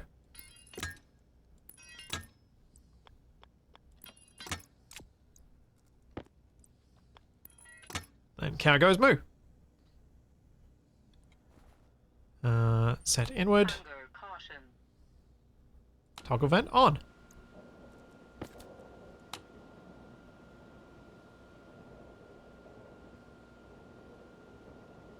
Oh, the cow's too quick.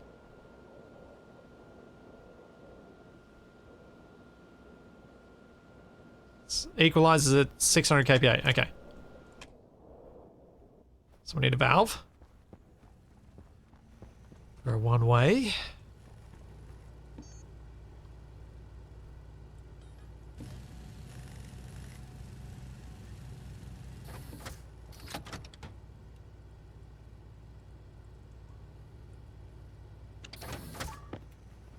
I could do this powered with a pressure regulator. I'm just trying to be cheeky.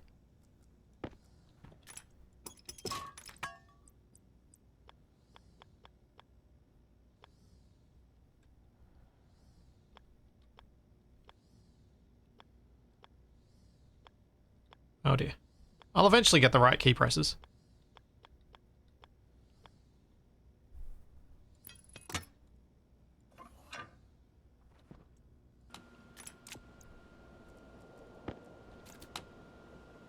Three megapascals. It's draining out. There we go. Now, doesn't really matter how high this goes, as long as it's high enough to pressurize the pollutant.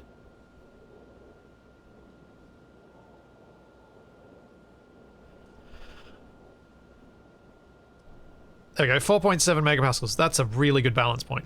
So, what this system is doing, for those unaware, given that I didn't actually explain what I was trying to do, this system is pulling the air in from around here, which contains some pollutant.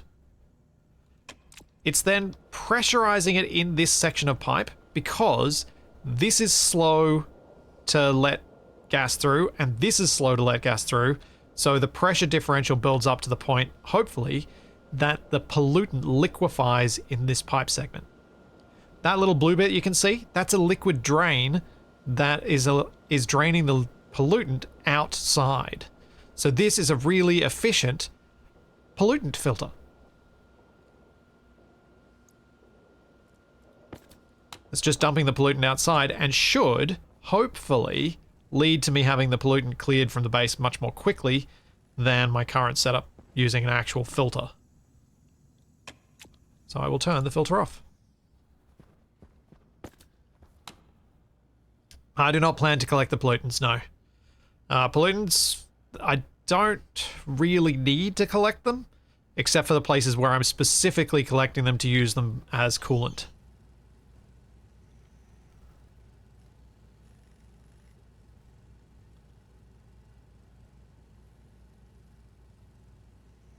Want to use both?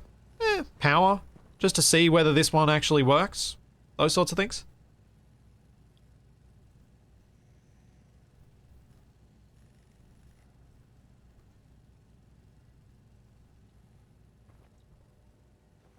Because we're at 0.107, I think, is probably what it's going to be mostly at.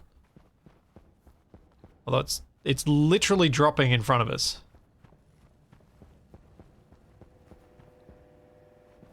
Although as I go further away, obviously it's going to go higher. And the highest concentration will be in the far corner of this room. 0.228.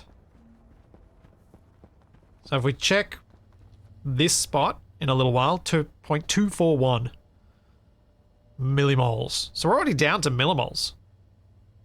So we're actually pretty close to getting rid of all the pollutant as well, which is nice.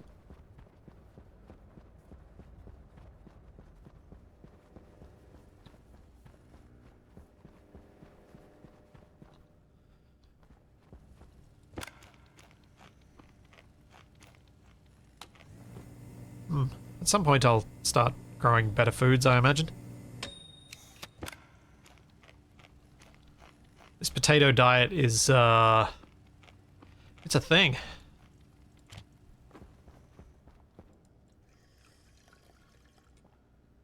Alright, so that's the pollutant filter setup. That's good. I'm happy with that. Just check the pressure one more time, just to make sure it is, yeah, it is sitting around the right level, which is good. Now, hang on. Hang on. Let's just make sure. Is that actually liquefying, or is the pollutant volume just so low that it's flickering on and off? So we're currently at 21 degrees Celsius. And at 21 degrees Celsius, it will be liquid above 3.5 megapascals. Cool, yes. It is definitely liquefying.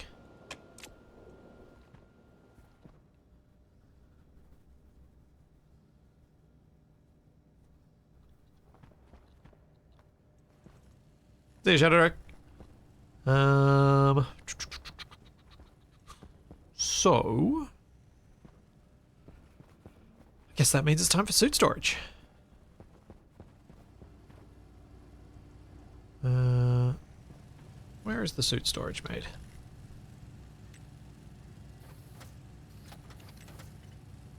Hydraulic pipe bender.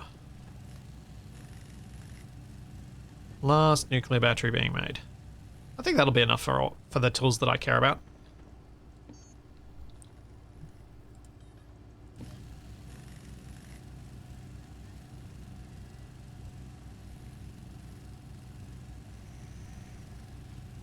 Base is looking good. How long did it take to get to this point? Well, I'm at day 153, so we can do some quick maths on that. Since Stationeers always has a 20-minute day, we've been playing for 3,040 minutes, which would be 50 hours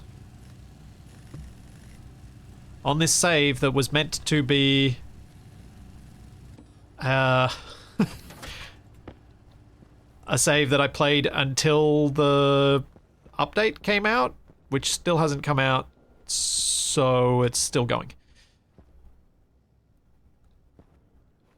This isn't even my longest save.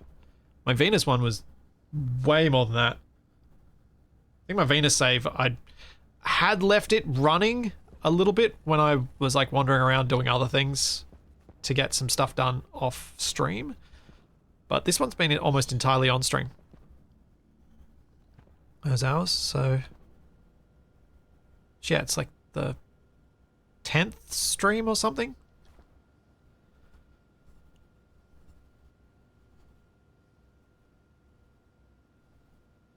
Update is super close from latest beta logs. Removed save version checks across the code in preparation for terrain update breaking saves. Ah, cool. I'm excited. Like, I love this base. But I've learnt a lot from this base that's going to make my next base even better. But I love this base. So I'll be sad to leave this base, but I'll also be happy to build in an environment with lots of cool stuff to build. Like, cool stuff to see. Where do I want to move this airlock to? Because I think I do want to move it. And I think what I want to do... Well, let's get my suit back on so I can go outside and have a look. Power low. Actually, let's leave my suit off because I'm going to take a quick bio break. I'll be right back.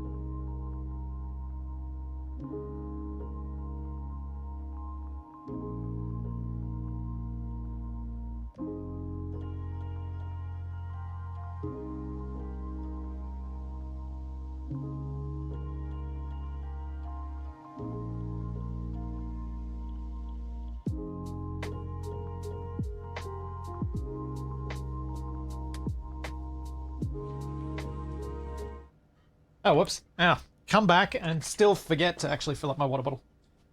Too many things.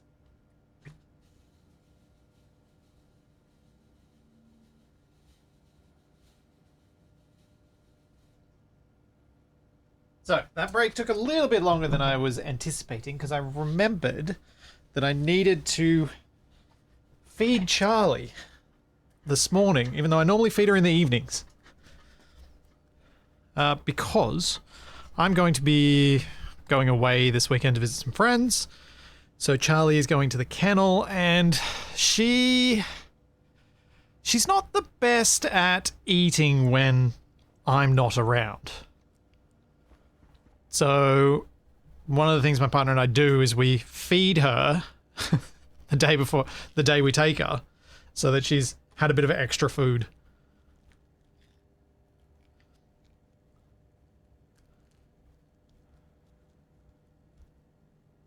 But I'm not entirely sure how much it is she doesn't eat as much when she's away, or if it's entirely she just runs around like a lunatic the whole time and just burns through that energy.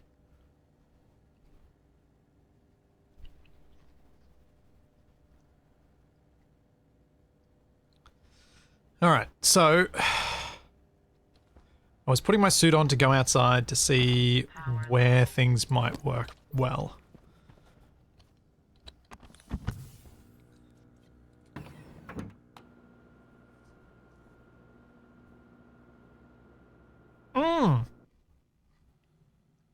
That's actually a thing.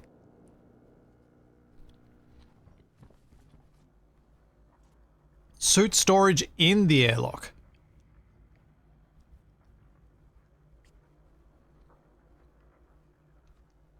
Now, I'm pretty sure with powered vents, the big ones, I can actually make an airlock that is 2x2 and is still quick.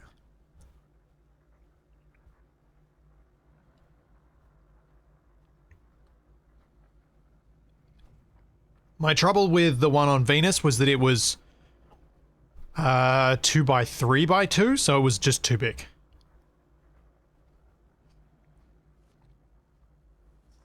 But I built 2x2s on the Terraformers save that were still really quite quick, so I should be able to do that. Yeah, Charlie will be going to... It's actually a really nice place that she goes to that she gets to run around like an absolute lunatic for the weekend, playing with our dogs.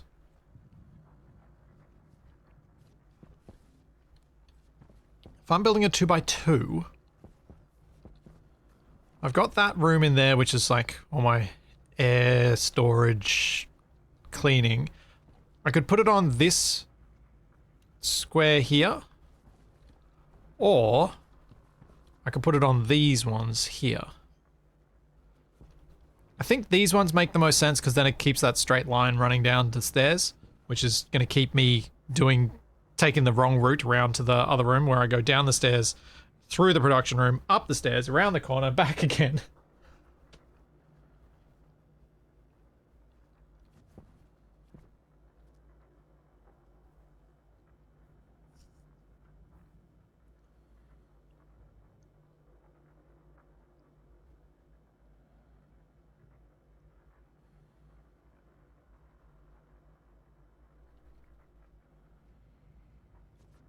Yeah, I think I'll go with this. So what I need to do is move the water thing over to there and repath these pipes. And then I'm going to have the tricky task of upgrading this airlock without popping my base. Which is the downside of upgrading in situ. I kind of prefer the idea of building a brand new one and then decommissioning the old, but I wasn't really sure what I could do with this one block square that's going to be in that space. So, we will upgrade. Upgrade!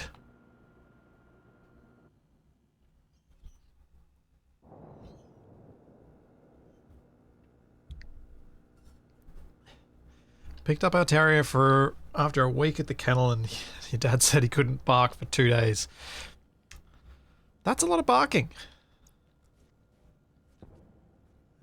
So, we need powered vents, but I first need insulated liquid pipes.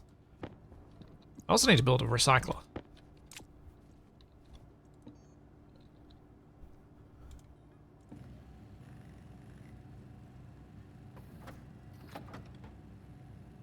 Yeah, Charlie doesn't seem to have had much from her time as a rescue that has had any impact on her whatsoever.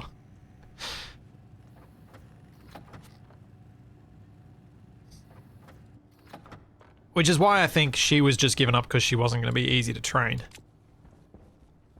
Because she's not that interested in food.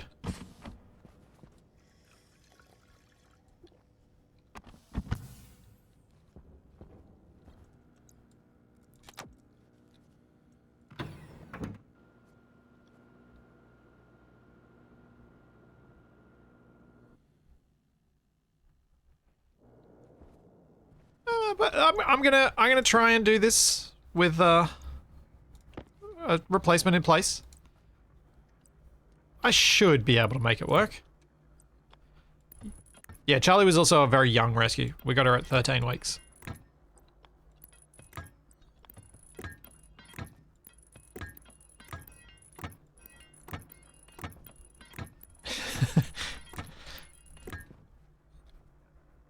She was already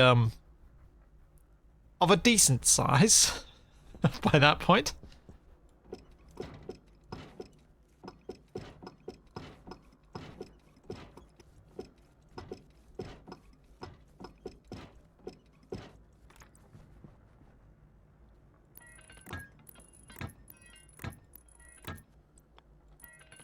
Which is why I thought she was cute, because she was gigantic already.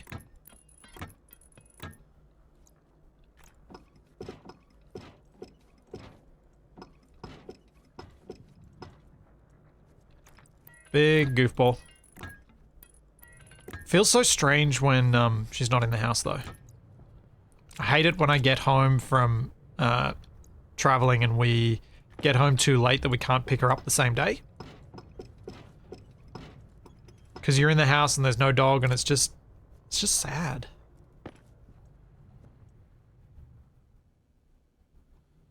Hey, Levon.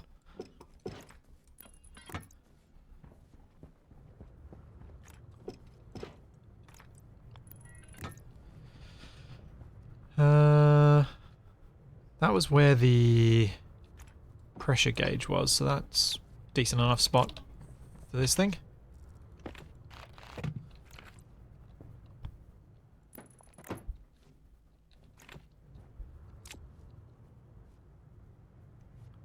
Oh wait. No, let's do this more tidily. The sensor, yeah, lots of stuff needs to move. I'm getting there.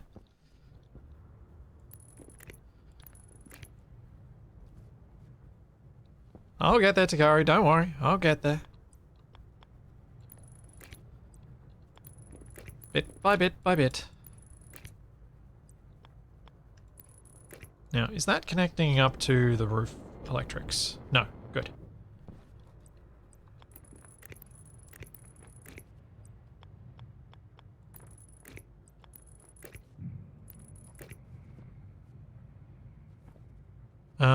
Huh.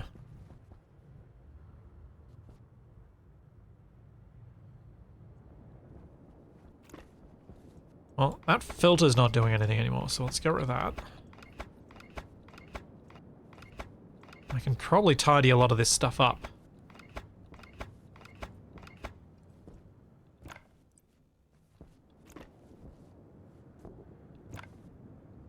Because let's just move these things. That's good. That temperature gauge is going to need to move as well. Probably. Maybe I'll be able to keep it there. Maybe.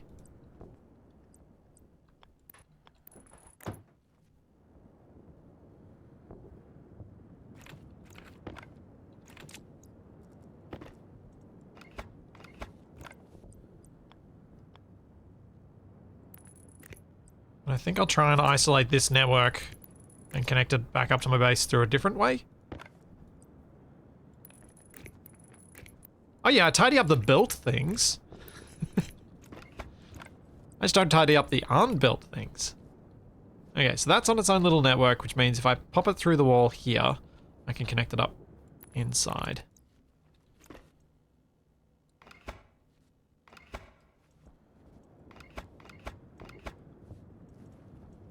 Airlock still work? I haven't broken it? Yes, good. Yes, yes, yes. It is still working. Hey, Shadow. Welcome, Raiders. How went the fundraising this evening? So, what else do I need to move? The rest of it's just airlock stuff. So I need to build an extra door out here, vent that space, go activate the airlock to go inside, and then dismantle it and build it from the inside. I think that's the way to go. So let's go get an extra door. Hey, Zero.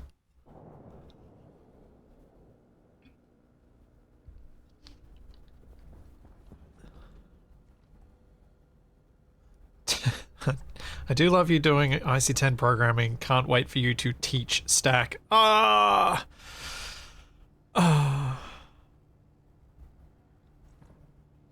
just know that the whole specifically ordered in, specifically ordered out thing is just it's gonna hurt. Oh, I have a powered vent. It's just gonna hurt so much.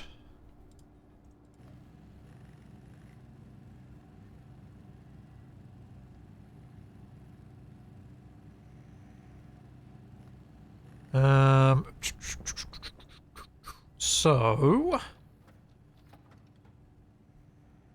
what am I doing? Shadow, there's nothing on my end that would stop LC from raiding me. That's LC's problem, if that's happening. That's not anything on my end.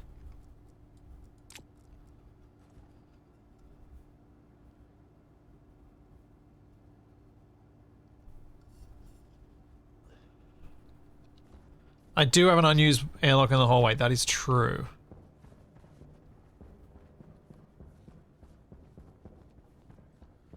That is true.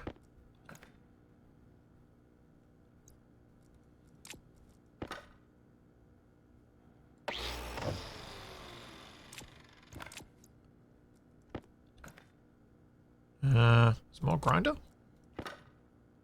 Andrew. Yeah, there really needs to be a button to press to tell you what the next tool you need to dismantle a thing is. That would be very, very useful.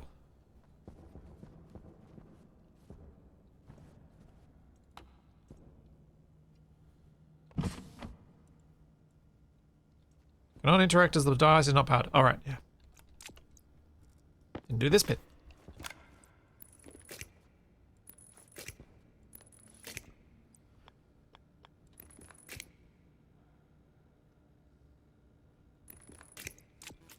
Auto switching doesn't feel like the sort of solution that they'd implement as a vanilla one, but having something that's just a tooltip does. Hey, Carmock.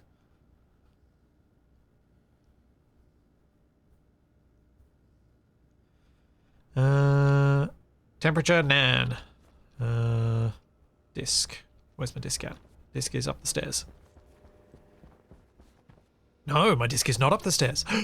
Where have I left it? Where did I leave my disk? No.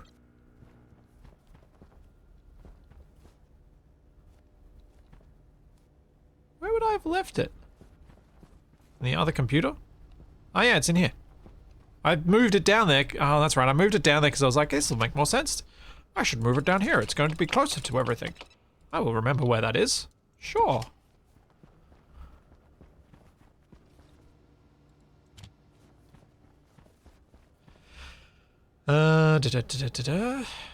Now, what's my next step? Build a door. Yeah.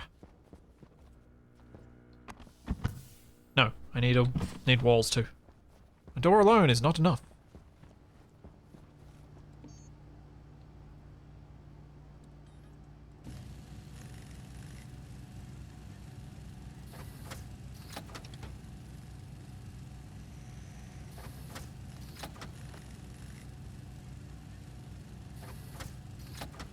Love how these things use basic what's basically 8-bit computers and floppy disks. Yeah, I think it was a good idea. I think it was a really good idea to put, to use such basic tech, because it puts a limit on what you expect to be able to do with it. And it can just magically do more when they need it to. But for running a computer within a computer, within a game, I think it works. And I think that's why so many games go that route. Have I got more plastic around here? Yes, I do. And then... I think that's all. That's all I need to do. Put down some walls, put down the door, close the door. Possibly need to put the vent in to vent it out though. Which is a bit annoying.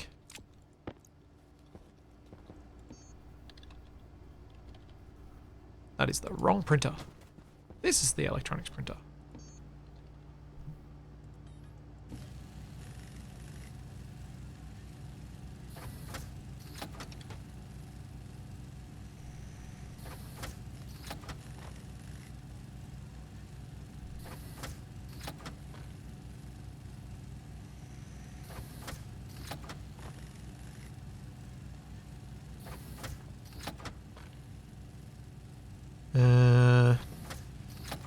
That is definitely enough electronic parts. Turn out the Stationeers did very well.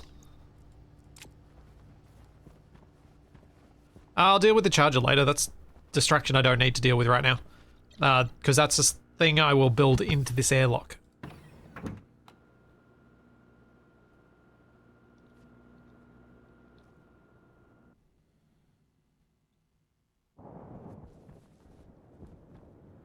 Because this airlock should be big enough that I can put the big battery charger in as well as the suit charger thing. Suit dock. At least that's the idea.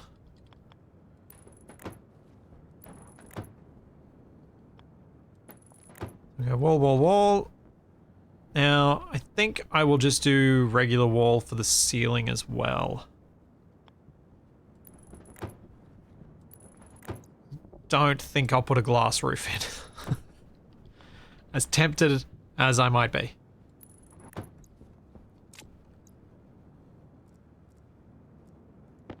Don't think it's especially helpful. Now, with this bigger room, I probably can have nice glass doors. So I think I'll use them. What's that sound?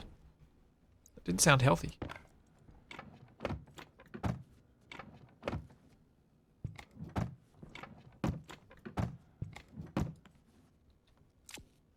Yeah, the whole idea of the bigger airlock is specifically so I can fit the suit rack. That is the reason. Oh, I need 2 glass... Dang it. I need 2 glass sheets for the glass door. I only brought the one from the other door. Oop.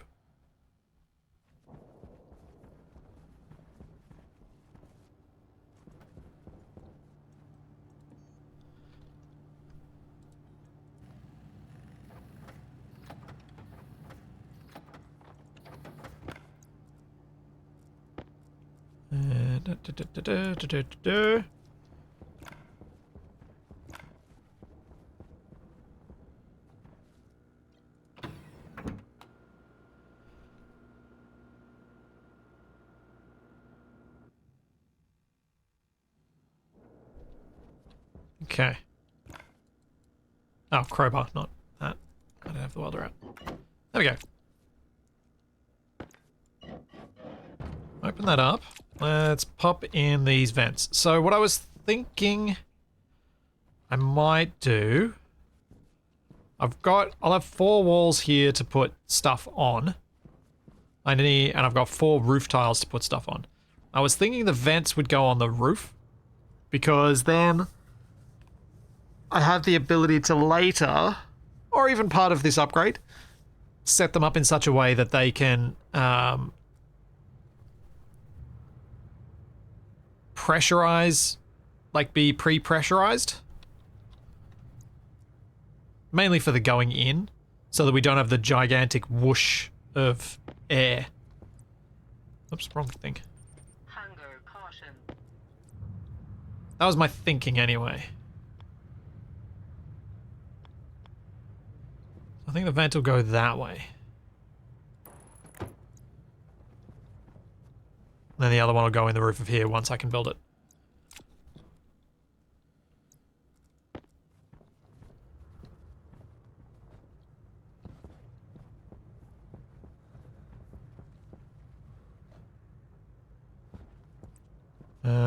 So just for now though.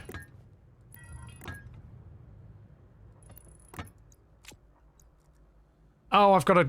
I need an insulated passive vent. What am I doing?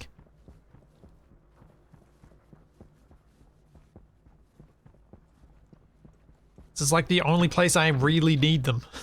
Because I actually will be using it. Why? Why?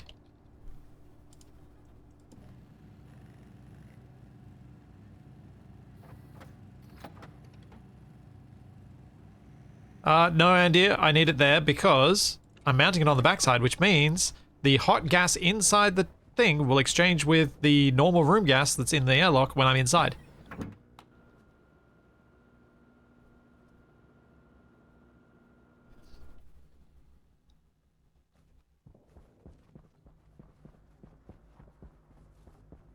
Hey, Nutrition, how's it going? There we go. Then...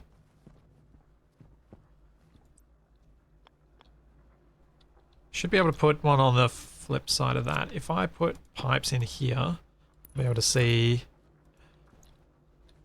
oh yeah, my big vent can just go around that... oh, that's going to be annoying for the cabling though. I'll figure it out.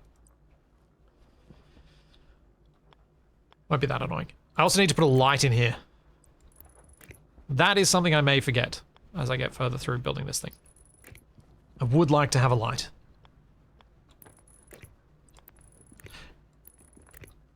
Not one that toggles itself. I don't really care if it's on all the time, because all my lights are on all the time.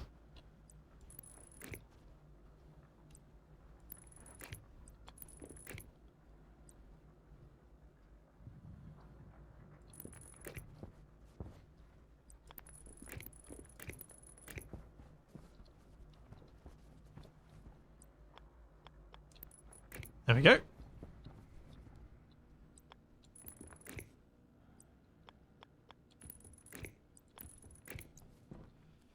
Door hooked up now. I need to run this through.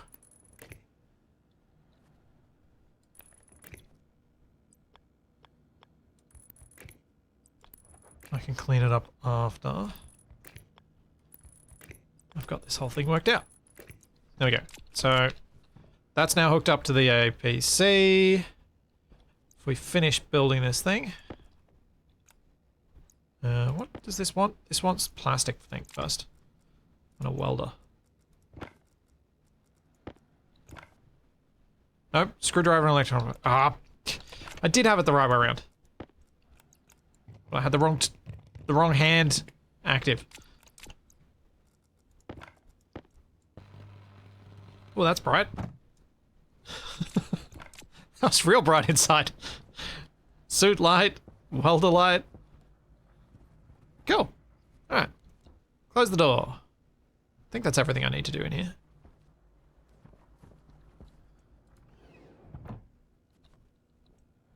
Set inward. Depressurize.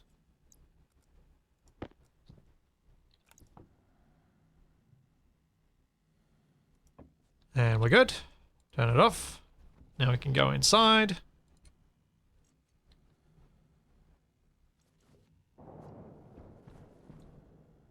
Now I can demolish the walls and expand the airlock.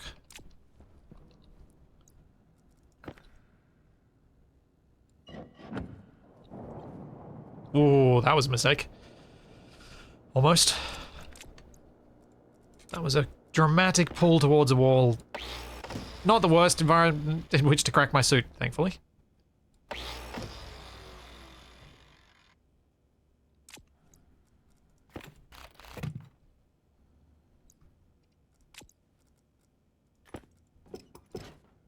There we go. This isn't going to take too long.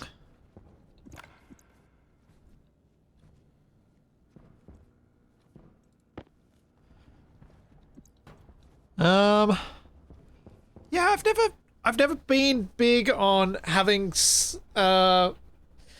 lights that power down. I mean, it probably would be a good thing to not have them on all the time or everywhere, but I just kind of, I don't know. I guess with a base like this, I could probably have something where it toggles the stuff through here on and off, whether I'm in the space or not. And vice versa. Maybe one day I'll be able to build a base that suits that, but at the moment, nah.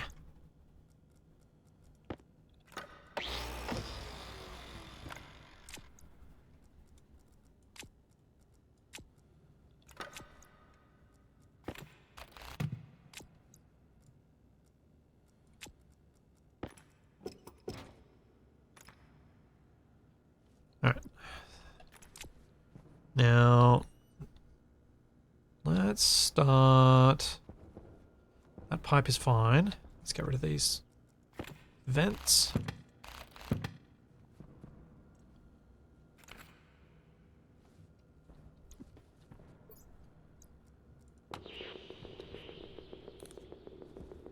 Oh no, that vent's going to be in the way.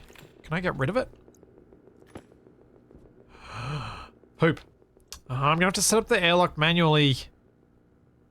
Nuts. Should have removed that before I came inside.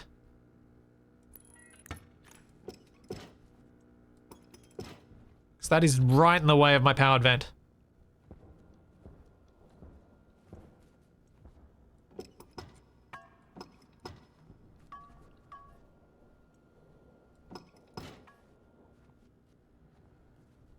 Ugh. Oh wait, I just got rid of the wrong bit of pipe as well just then. That's meant to be there.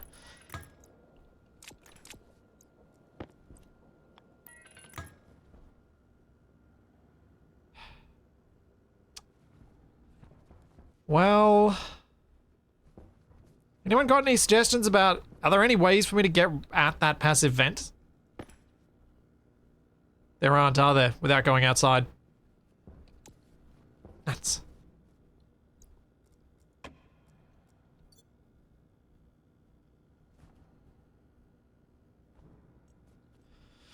Nuts. Yeah, I'll have to do a active vent setup, go outside, redo it, yeah. Hunger critical. Yeah, that makes sense. That's probably the way to go.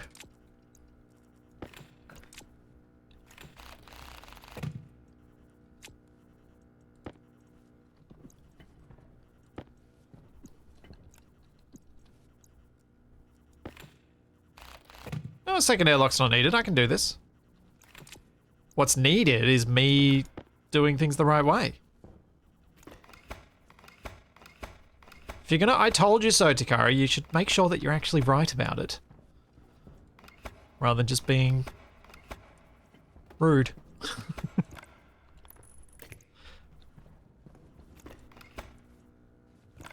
That should stay there because that's going to be for the doors.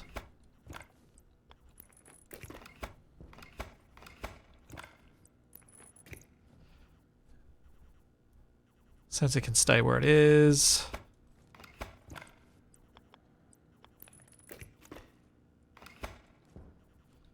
I'm going to path this across the floor so I've got wall space.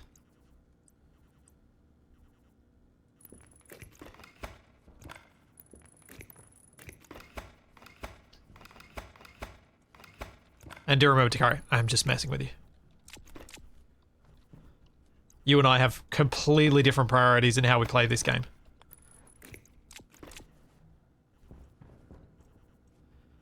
Door.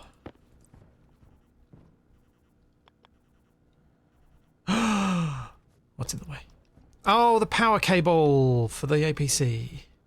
Alright, the APC needs to move. Fine.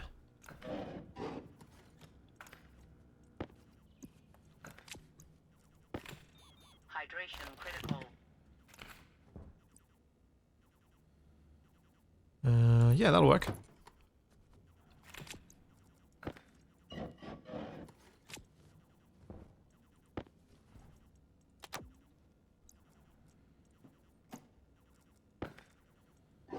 Yes, I did put a nuclear battery in there. Yes, it was on purpose.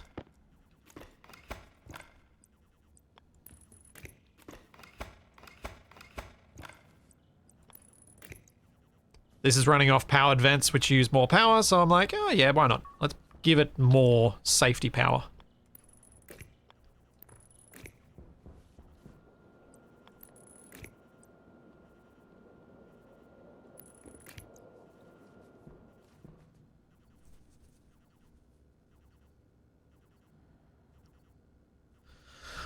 No, Duck Nolo, I can't safely use this vent to just waste this airspace, because this airspace is full of oxygen and it will explode when I pipe it out.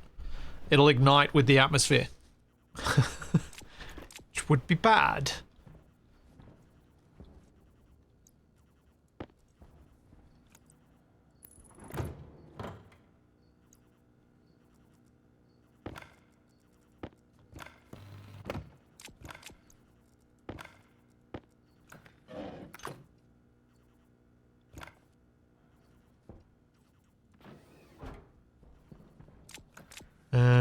Cool. That's gonna upset me a little bit. I might have to put a wall in there just, just to divide this room up so that I don't have to see that. Poop.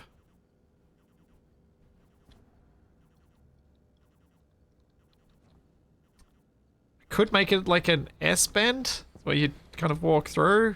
But I think this room, doing something different with this room eventually is like, well, assuming the update doesn't pop in before that happens, it feels like a room that I would change. Hunger caution. Yeah, there is always a downside to the nicer door.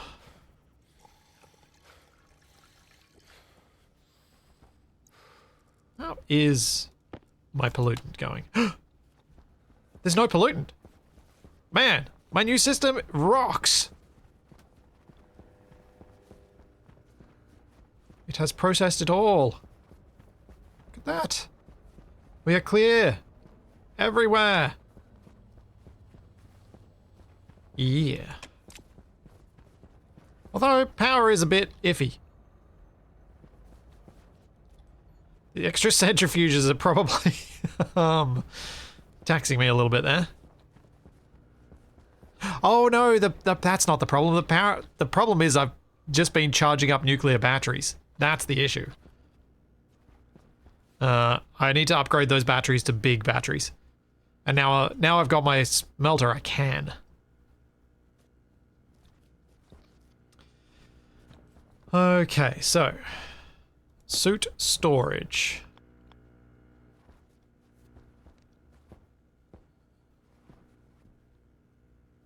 I think I'll stick that just out from the wall rather than in the wall, because in the wall, yeah, needs to go there.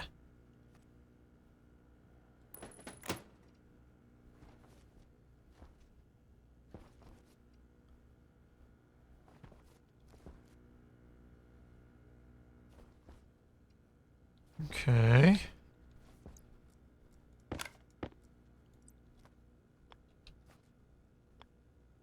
Where does power go in? There.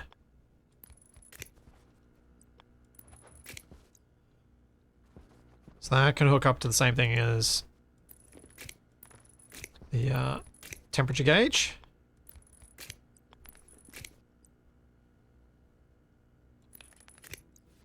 There you go, it's got power now at least. Yep, need more sterlings. Yeah.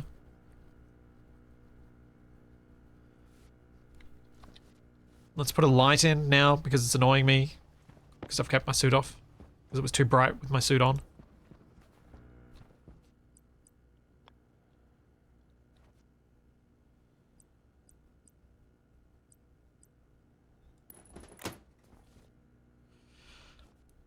Oh, what have I done with the roof pieces in here? Oh, that's horrific. What have I done? They're so mismatched. Oh. It's annoying that I can't put it there, which is the middle. I want it in the middle.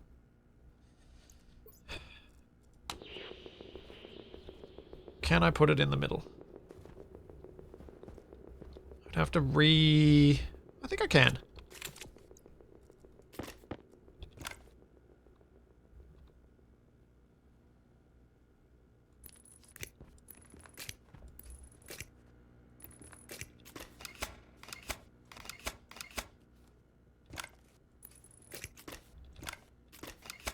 Do that. Then this can go over here. Oops, that was the wrong way. Man, I love having these sensor lenses. Being able to place cables without having to rip out your walls every single time is just good. It feels cheaty in some ways, but it is just so nice to be able to do it that I think it's worth it.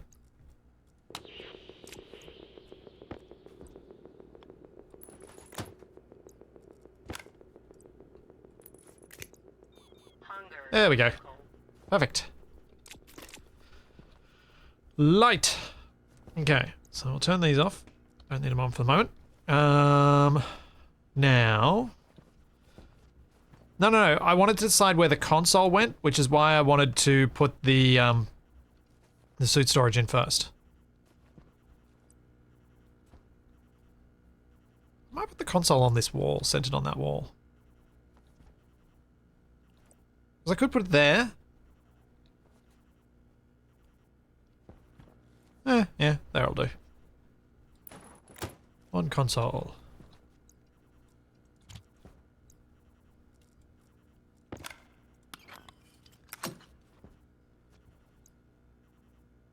Then we'll do this.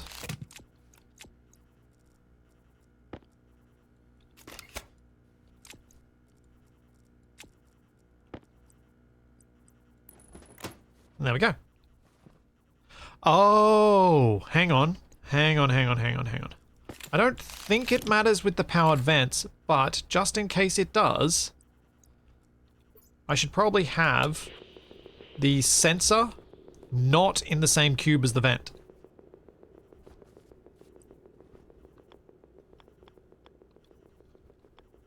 Because at least with the slower vents, there is a risk, if you do that, that the airlock won't perfectly vent every time.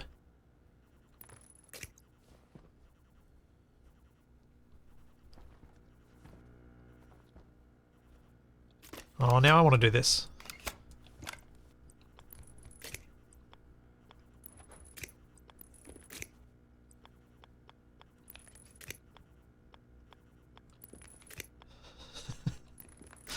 Move that up to there just so that I've got something on the center, something in the center. Have an idea though.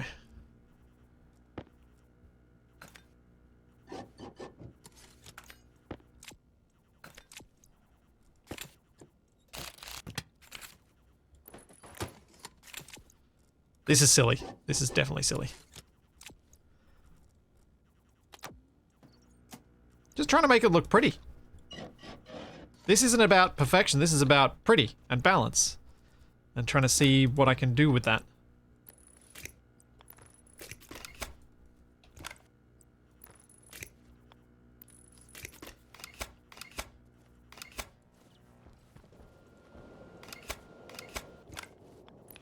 I could probably turn you off. I mean, I could leave it on all the time and just make sure that I don't ever accumulate pollutants, but it's It's probably nice to know if I am accumulating pollutants. Yeah, and the battery charger should fit in the middle. Let's go make one.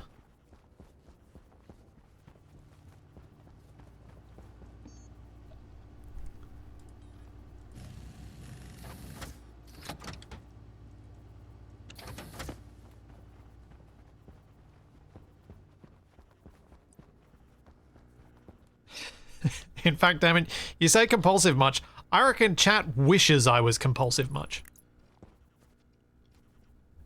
Oh well. The small one would fit perfectly, but that one is never gonna.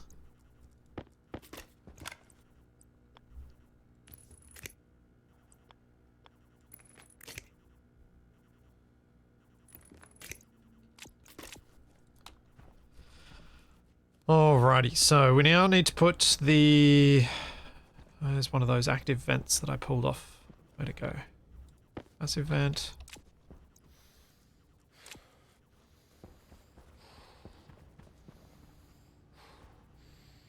No, the charger I deliberately put not on the airlock circuit.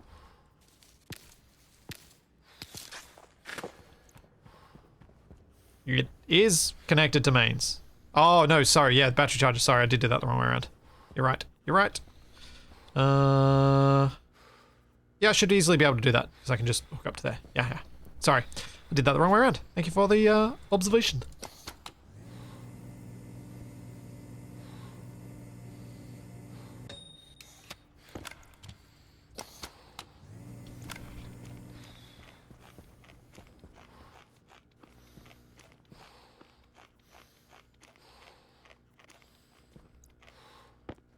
Actually. Oh. I hate putting it high on the wall, it just feels weird. I guess I could go high on the wall next to that. That doesn't feel too weird.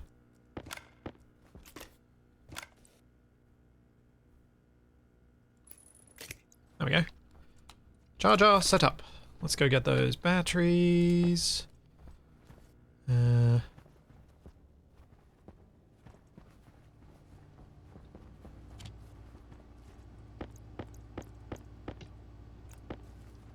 So many big batteries.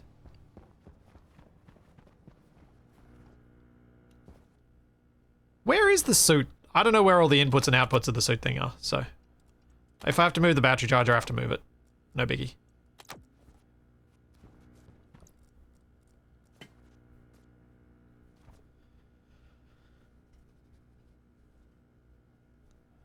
I just figured I'd get it in for the moment. Where did my vents go?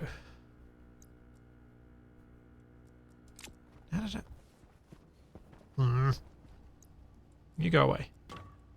You are a locker kit. Oh, there's the vent. It's just there on the floor.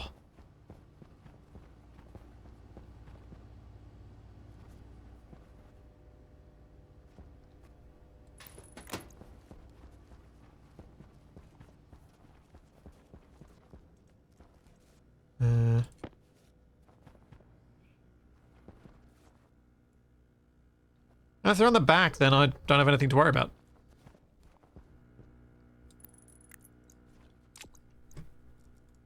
Nothing to worry about at all.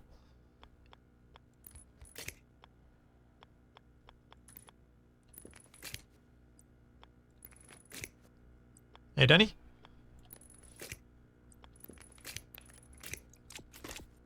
Alright, so... That should be... Nope, console's not hooked up.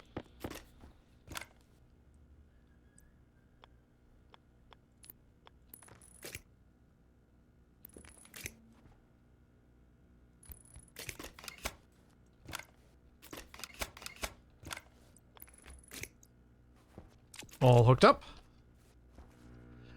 This isn't a mega airlock, it's just a 2x2. With big vents, that won't be a problem at all. And that... Right. I think I've got everything I need in here. Let's go get the disc. I think, from what people were saying, Mike, I think the headlamp can be stored in the suit storage thing so that it stays charged as well.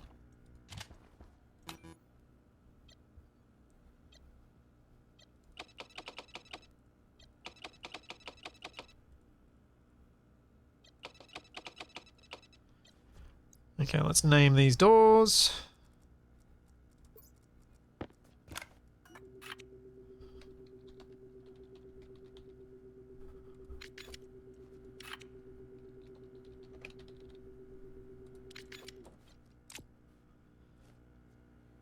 And I shouldn't need to name the vents, but I will need to later.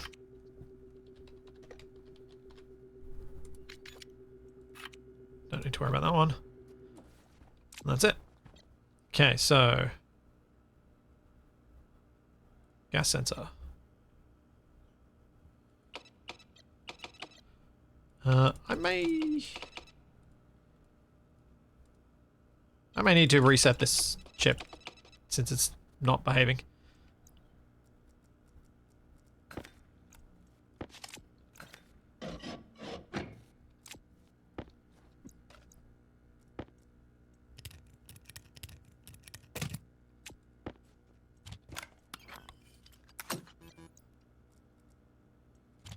Hey, that's better.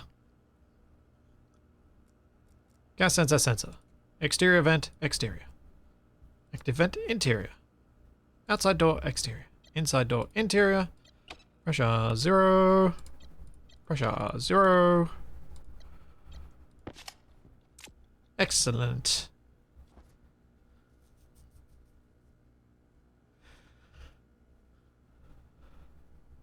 Danny, the small vent is because I forgot to remove something outside, and I need to get outside and have this function once first, so that I can remove that thing, so then I can come back in and replace this with a powered vent.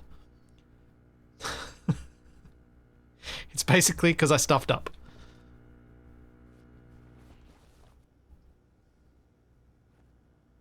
Because there is a passive vent right there that I can't get at from inside.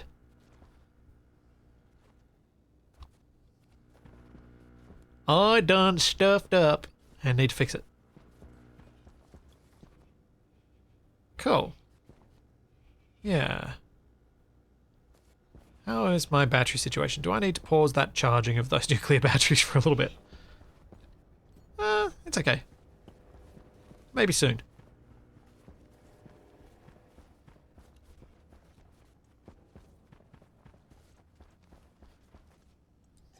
Definitely need to move this garden if my drinking fountain's going to stay there.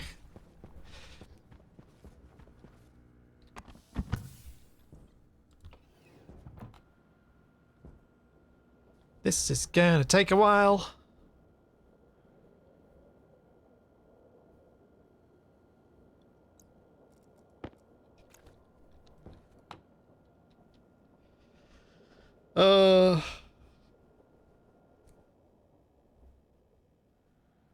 This just takes me back to the the airlocks I built on Europa that were so slow that Kabak and I played elevator music while going through it because they were so bad.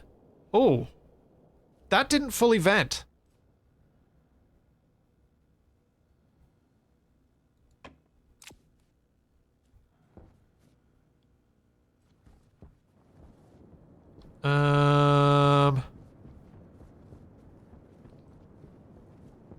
I hope that's not going to be a problem with the powered one.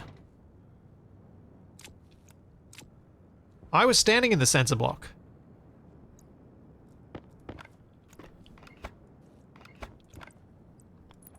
And it didn't hit 0.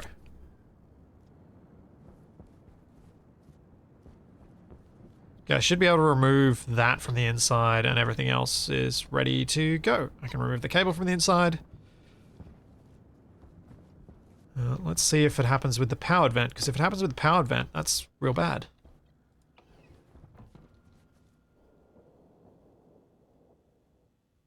No, the powered vent is effective. Yeah, I'm gonna need to be able to pressurize this room a little bit.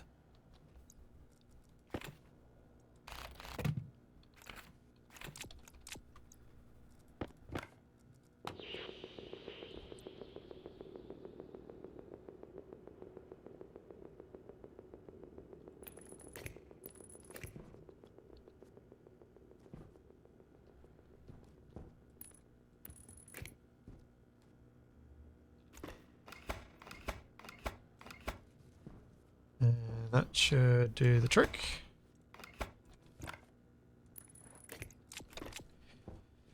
And we got our powered vent in.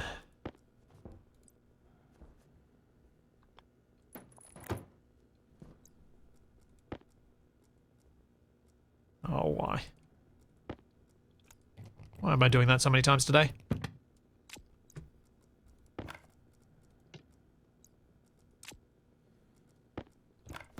Unlocking my windows and having them move around. So annoying.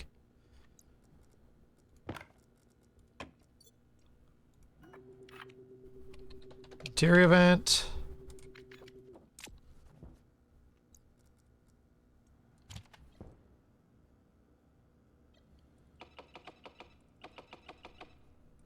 Oh, I may have to wipe this card again.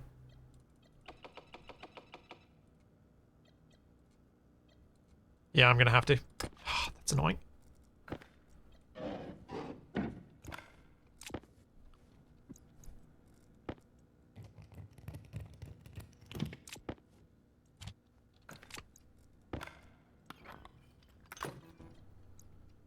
It's annoying that you have to unassign things, quite frankly.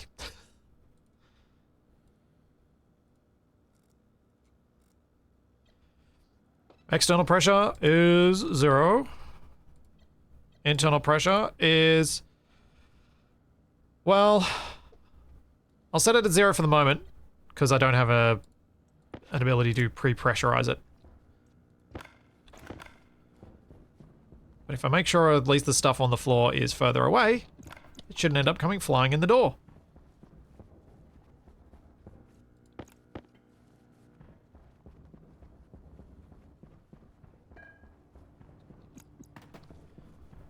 Which is better.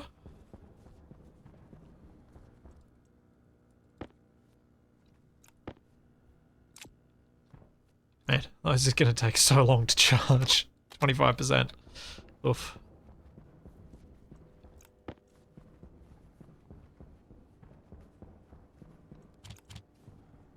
My battery's over here for now. Some organization of all of this may take place in the future, but it will almost certainly not be a stream activity. Because I hate doing much sorting on stream. It's just the worst.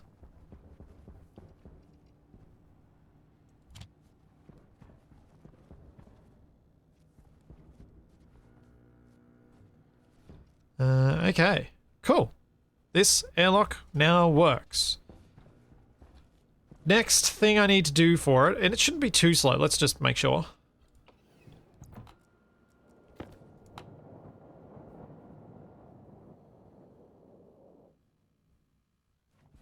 Oh yeah, that's plenty quick enough. Waste tank caution. So we're good. Airlock is functional. Pressure differential is not as horrible as was on Venus, where I had to push against the wind blowing in. So it's definitely going to be not as big an issue having the stuff just set to 0 to make it quick.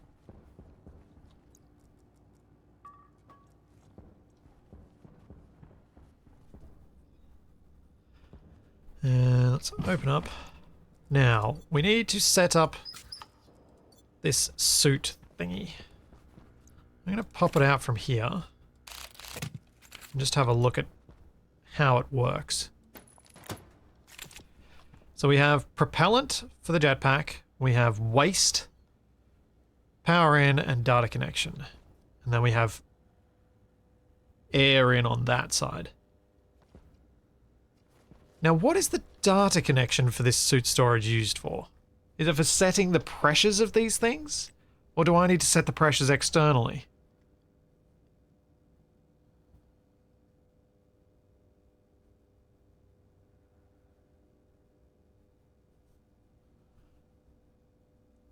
Because what are these logic slots used for with pressure, waste, pressure, air?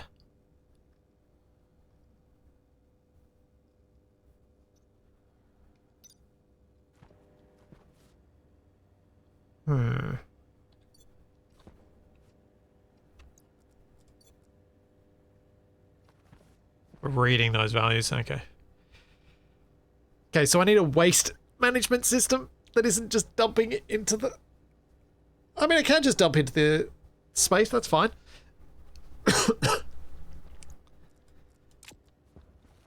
So what I probably want to do for the oxygen is basically connect this pipe directly up to the breathing side of things.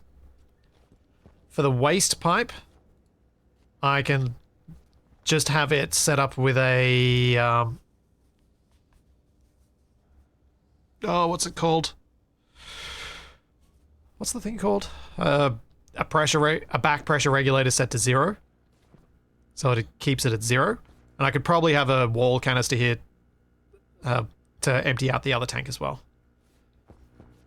Could be a pump. Yeah, I could use a pump. I don't know which is more efficient. Volume pump uses 200 watts.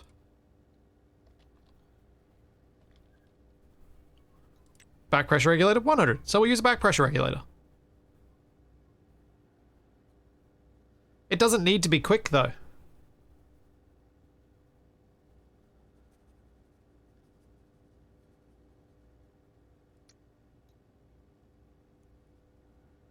I do spend the vast majority of my time in this series now inside. But yeah, a pump is probably better. A pump with some sort of thing saying, turn off now that this is at 0. So, pump hooked up to that. Propellant. Where am I getting my propellant from at the moment? It's nowhere near here. So I may have to go without propellant for a bit. And that's fine.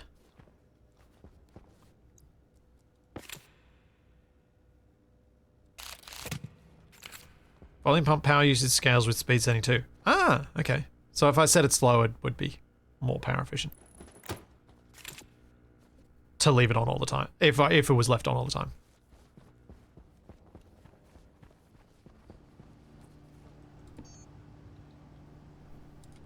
See, I'm not too worried about the jetpack being filled, because I actually...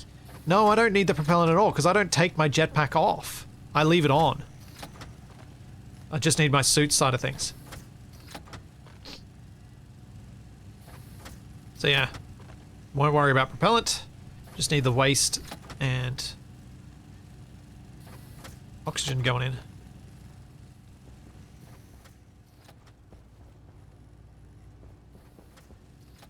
And a pump and all that stuff. And I'm going to need to make more steel.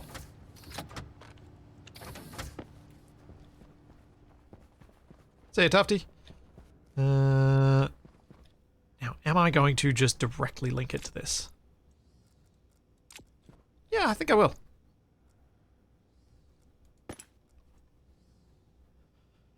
Ooh, if I break that, that is going to explode. Maybe. What's the pressure in there? 16. Ooh. Is that going to explode?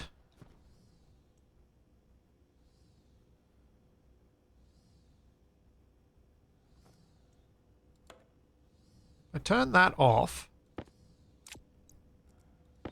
Air tank critical. I put that in.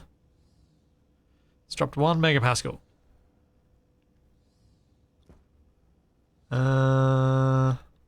I know what I can do.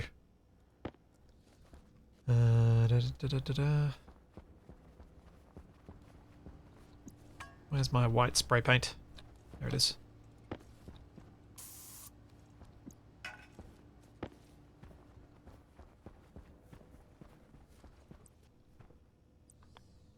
I'll add the extra bit of network first. That will, while the pressure regulator is off, meaning that I will add volume before removing the volume.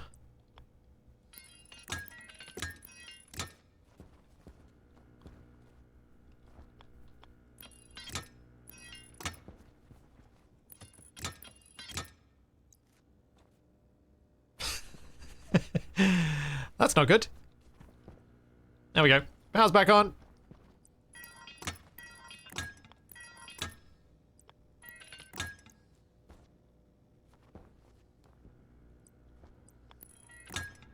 Yeah, my floorage is delightful, don't you think, Shadow? It's the best. That's a pile I newly made today, too. That was all in the corner on shelves, and I was like, I don't want to put these on shelves and move these directly to shelves. I'll just throw them on the floor.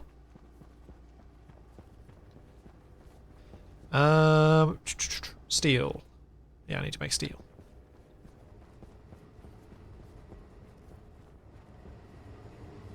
I'm not really low on power. I just have a massive thing that I'm dumping power into, being nuclear batteries.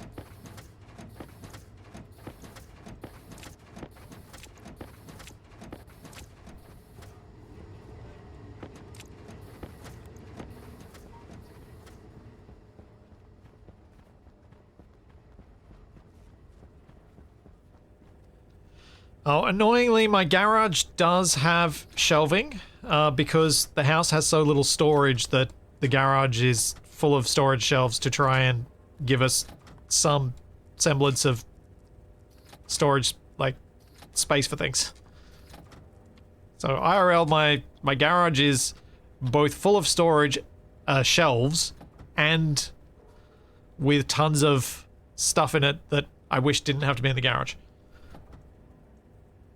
It's one of the reasons why I haven't done anything with the Lego streaming space that I had set up, is that there's just so much stuff and I have nowhere to put anything.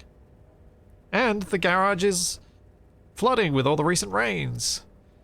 And I think so is part of my shed, and I don't know where because it smelled really damp when I came in this morning. So that's something to fix after this weekend. Yay. Drainage problems.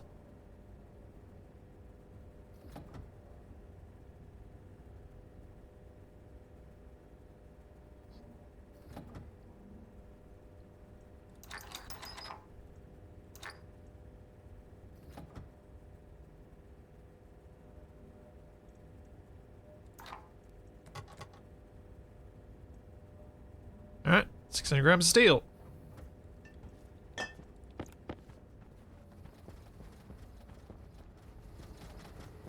Oh, at least one of them's emptying.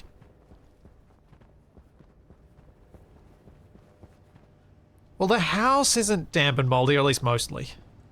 My shed definitely is. I think there's a bunch of debris and stuff that's built up in the gutters that I've been slowly trying to clean. It's just finding the time to is difficult. I think that's one of the problems.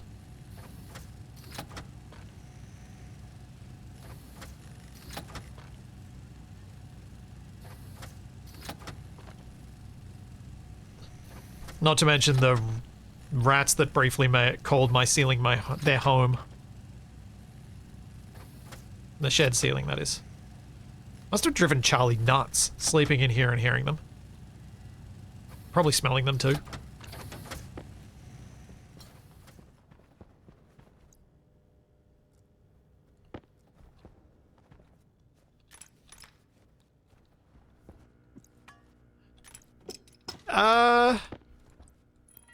Yeah, Shadow. Not a big fan of rats. Especially wild ones.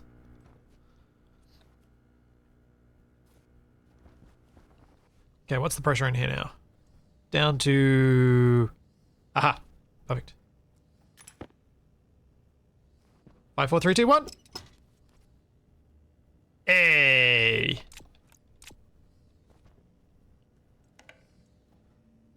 Oh wait, turn that off.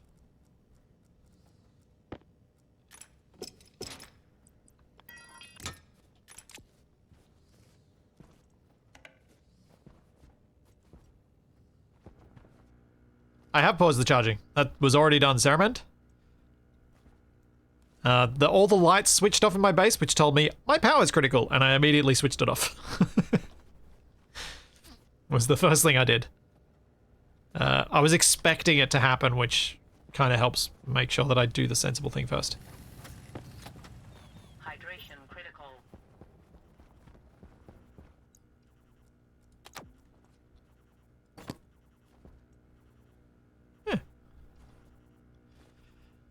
Alright, so waste comes out of there. That's waste, right? Yeah.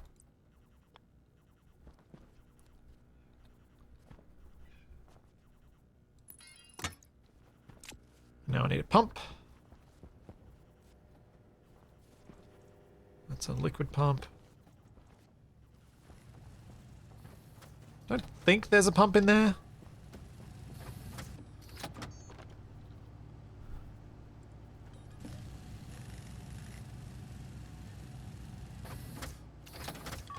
And I also need that.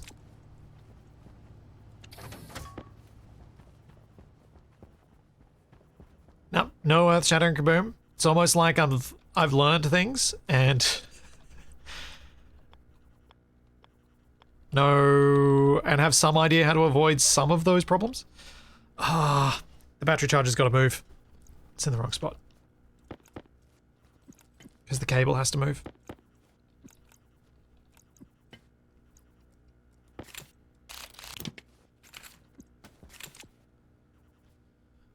Okay, turn that on. It's nothing that goes in the top, that's just for data, so I can change this around.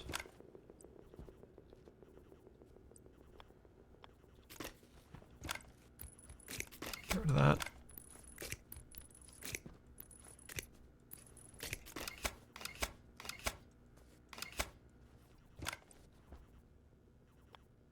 It's gonna go up.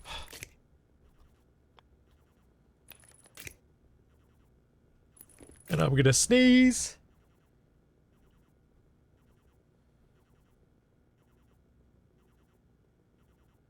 Oh man, delaying that sneeze until I found the mic mute button was hard. Oi. Whew. Really hope I actually hit the right button.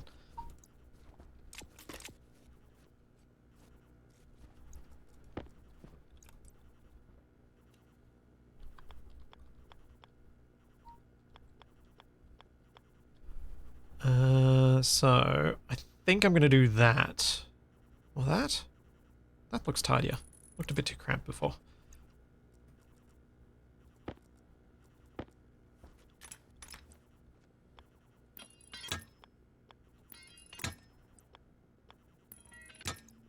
Yeah.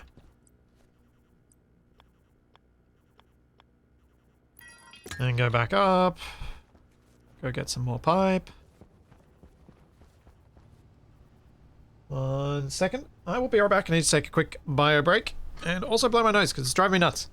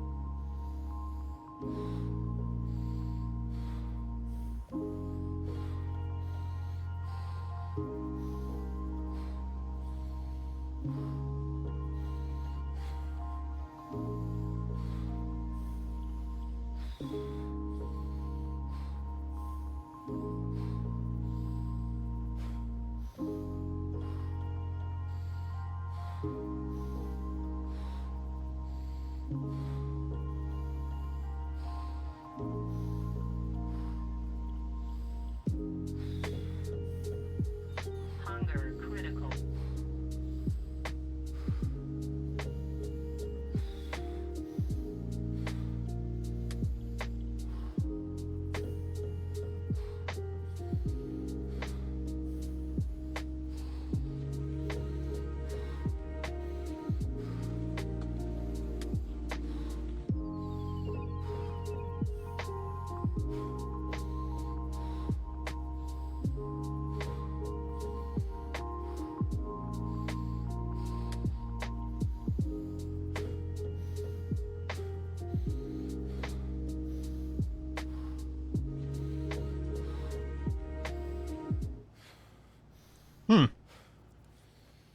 Probably should have had a drink before I left.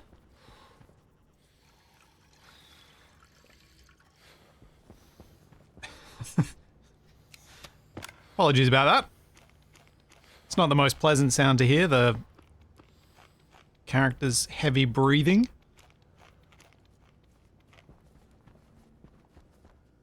Alright, so... need another bit of pipe for the curve, then a pump, and then a vent.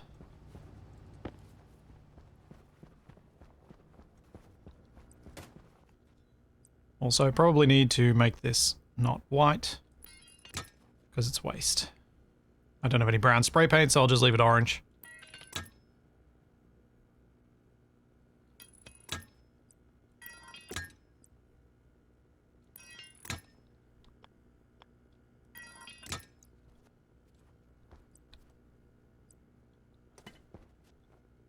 Oh dear.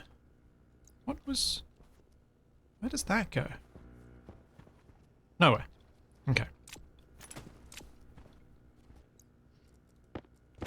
Look at this cable going. That's in the way and I don't know what it's doing. Nothing. Because it's sort of weirdly blurring into all of the plants behind it. Oh wait, I can do this vertically. That will probably be tidier.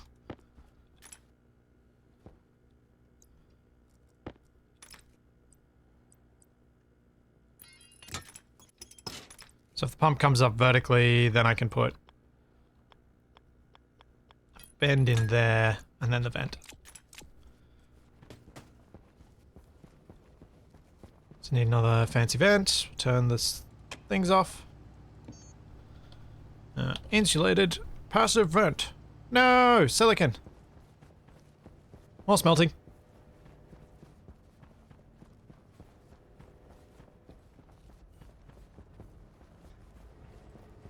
Thankfully, the health bar does last a very long time. So death during a bio break is unlikely unless I'm already injured.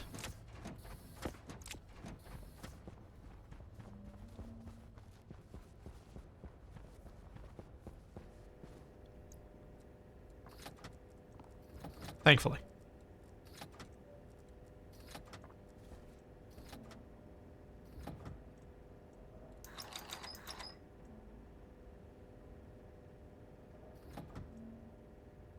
Empty it out. Come on. Oh, I mean, sorry. Death from starvation or dehydration is unlikely during a bio break. Death from something exploding that I haven't realized? Yeah, that's always possible. Yeah. It was still hot enough for the second. I didn't think it would be.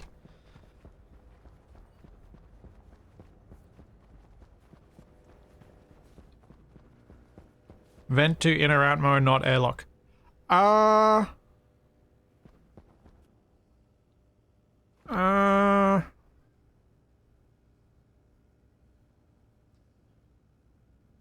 not sure it matters.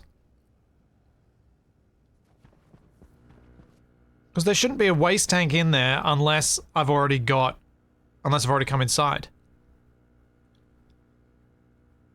But then again, that network of pipes will contain, because it's a passive vent, the little bit at the end will contain it, so yeah, it probably should be.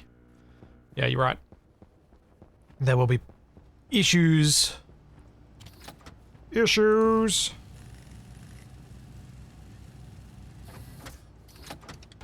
I guess this is one of the downsides of putting the suit storage in the airlock.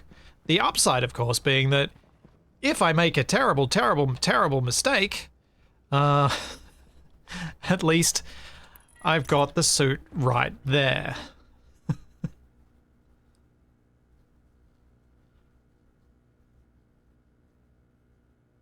The Sterlings are definitely working, but it's at the time of year where they don't work as well.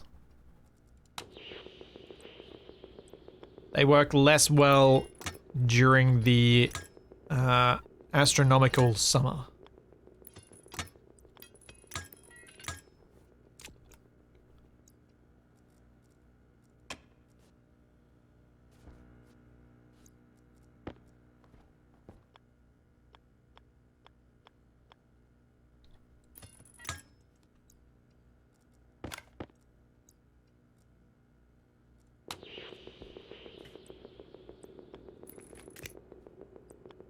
And that goes to there, so that pump is now working. So the battery charger, where can it fit now?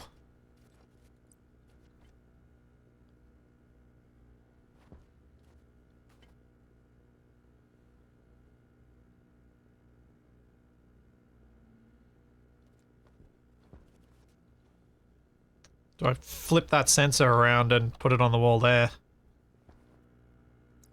Maybe.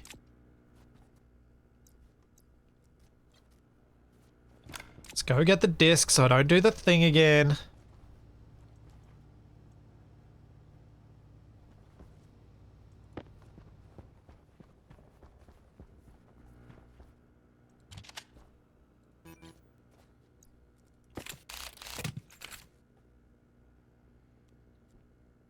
I wonder... Let's see what we can do here. Battery charger, where'd you go? There you are. Kind of want it there. Or even there.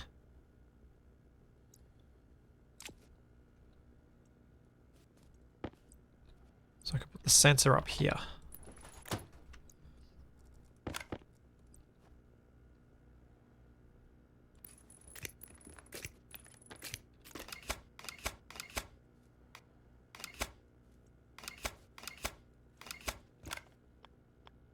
Oh no, this isn't going to be able to go up that bit. No. I have to connect to that top bit through another means. Where? Where can I do it? Can I go across the... Can I go across the top of a glass door? Yes, I can. Good.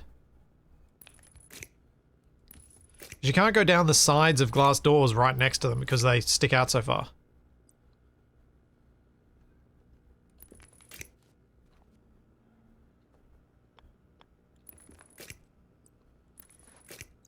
There we go.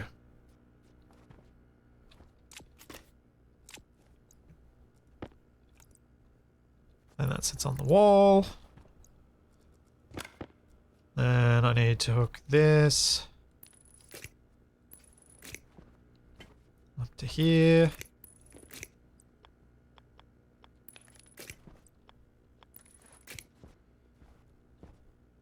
Which then goes through this bit. Let me in. No, why? Why are you like this?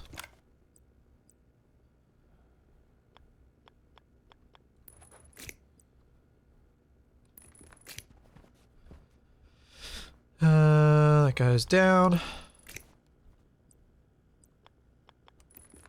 And then connected. Finally.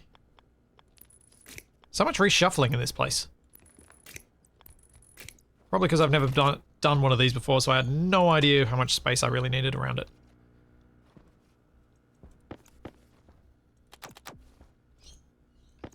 What I probably need to do at some point soon... Do I have another nuclear battery around here somewhere? Yeah. What I definitely need to do is increase my power output.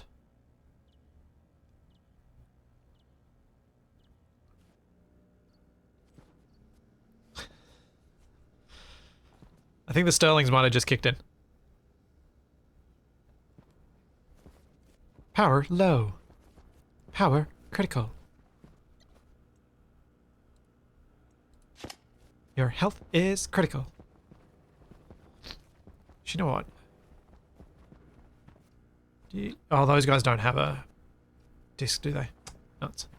It's about to put, like, because you can store these in the active vents, but powered vents don't have a disc slot. It's gonna just keep a disc in the airlock there. Okay. So I won't turn on that volume pump just yet. I will go and increase my power output.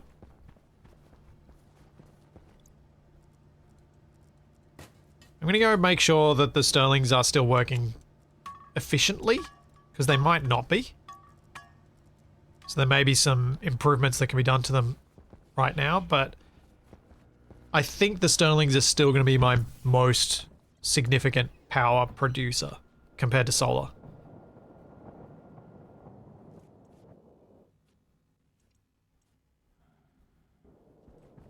No, I'm not going to decrease base power usage.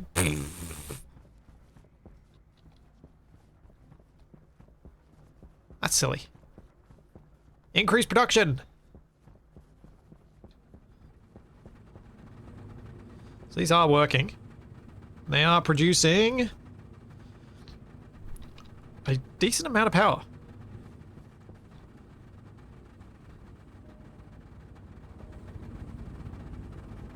Now, do I have an excess of gas in them? 21 megapascals. Do I need more gas? Is that gonna deplete overnight?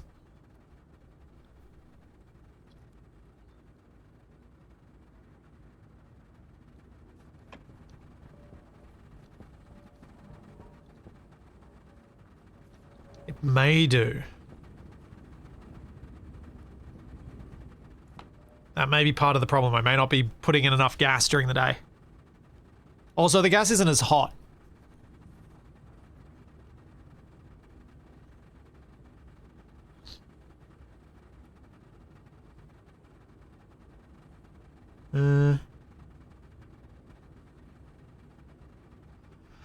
Silent Phoenix, I don't really need to worry about room size too much. I'm quite a long way away from it with this base design, because I have actually I have divided a lot into room already.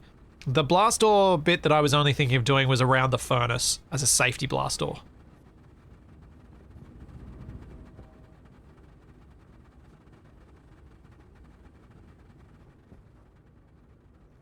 That was for pressurizing them. This setup, if I remember correctly. Yeah, we're already down to 16 megapascals. I kind of want to watch this for a night and see where it goes to, but I'm certain I need to increase the amount of Sterlings anyway, and probably need to rearrange this setup as well to not be where I frequently walk around there, and probably move the Sterling engines over to here. So what I might do is go and grab the stuff I need to lay out more ground around here so I can move the Sterlings, and hopefully remember to check that tank's volume before, or pressure before morning. I already do have a big vent sucking in, so I may need more than one.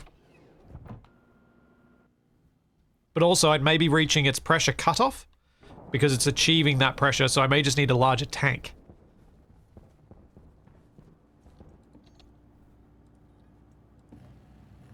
So that may actually be the angle I need to head down.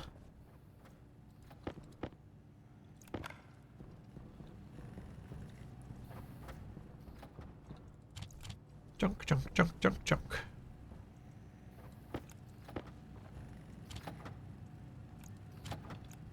Also, old suit can go there. Fine, I'll put some stuff on the shelves. They're not being sorted, but at least it's going on the shelves, because there might be stuff here I actually need.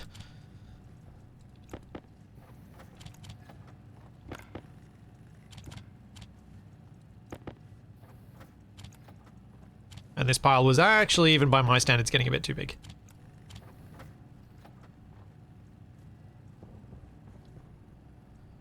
I'm gonna need quite a few steel frames.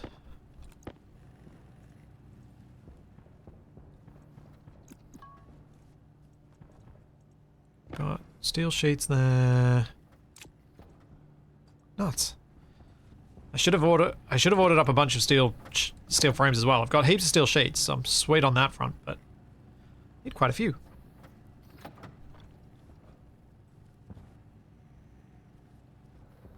Is the temperature going up? Seems to be stable still, so it's still the night time. Feels wrong, put it back on the floor. Don't worry. Temperature's going up. Okay, it's morning time. Let's go see how much pressure there is left in that tank.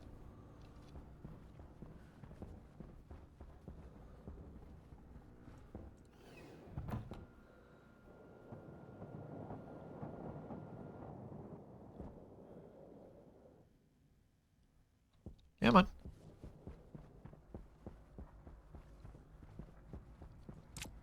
Let's see where we're at by the end of the power generation session.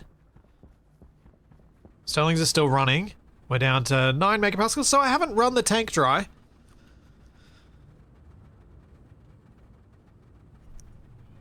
So that's okay. So I've actually got more capacity with my current system. Anyway.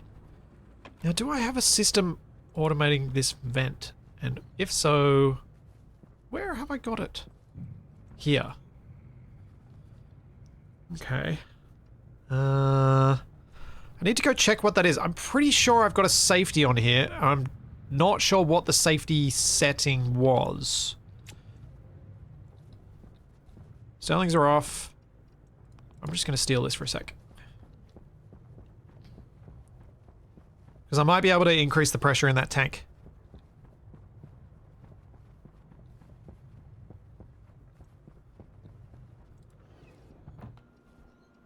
But I just want to see whether it was cutting off at 20 something, and that's why it got only that high, or if I actually need more vent.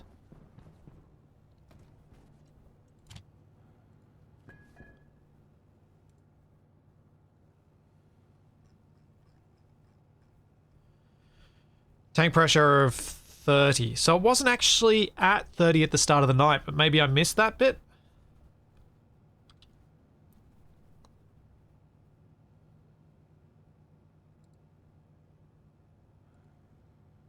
So I'll put it up at 40. And while I'm building out there, I can see if it gets above, if it gets up to that anyway.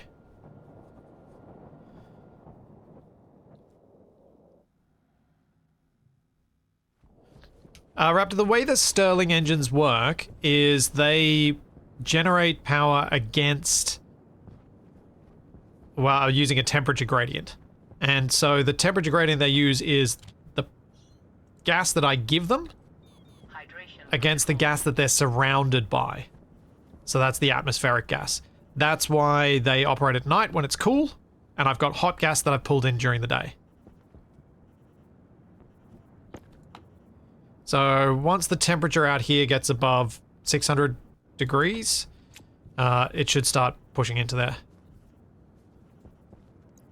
I think it's around 600. But part of the reason that there are a few reasons why the Stirling engines get less efficient at this time of, in this season. One is that the nights are shorter, so that means I have less time with cool air, but also the days are cooler, which means I have less time of the day for filling the tank.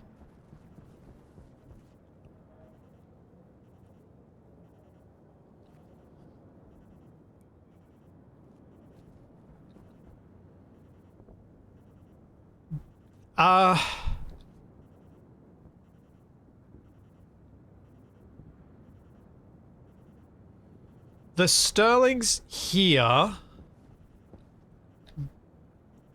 I don't, like, I think you could possibly put them inside a pressurized room and put them against the hot day gas.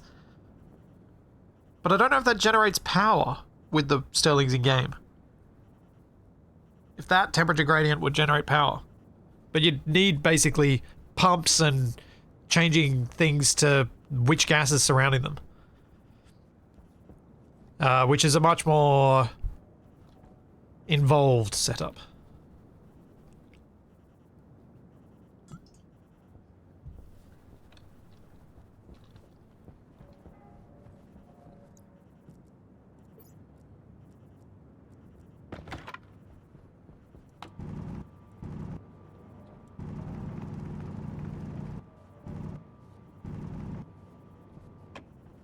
Whereas this system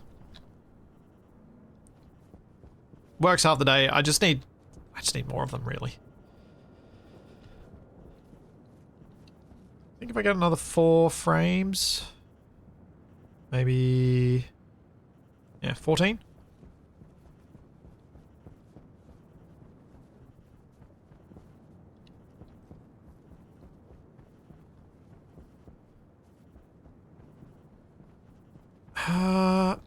Yeah, I don't know if the Sterlings can go cold gas to hot surrounds.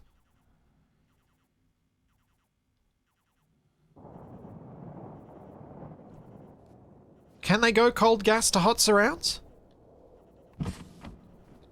The ones in game?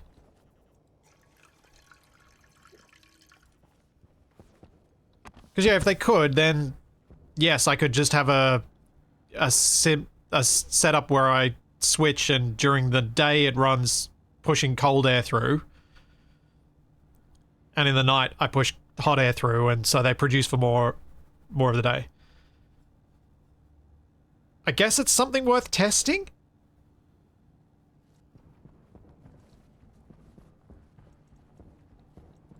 Though I'm afraid it'll explode? Like, really afraid that it'll explode?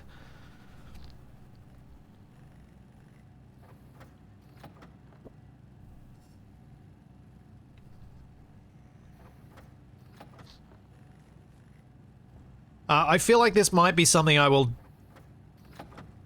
If you guys are keen for me to test this, and I'm keen to test it, I am...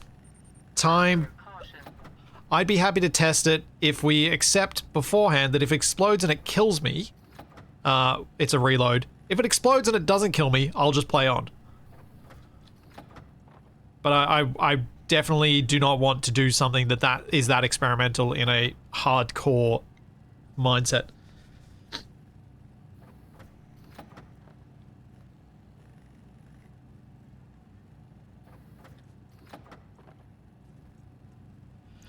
Sure, we can do a poll.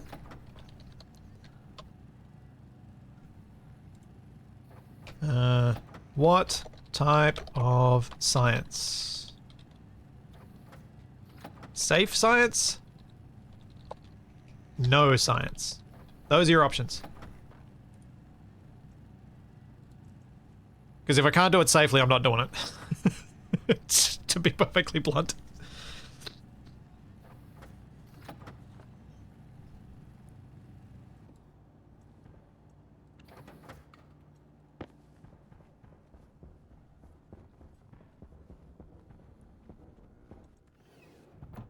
Because, yeah, I would hate for this run to end because I tried to mess with Sterlings.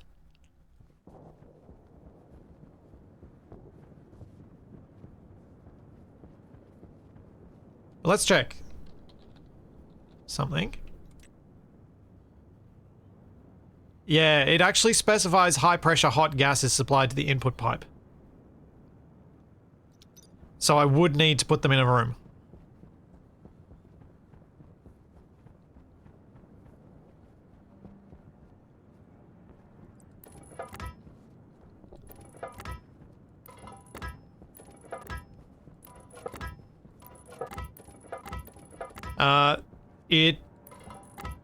It means it's not impossible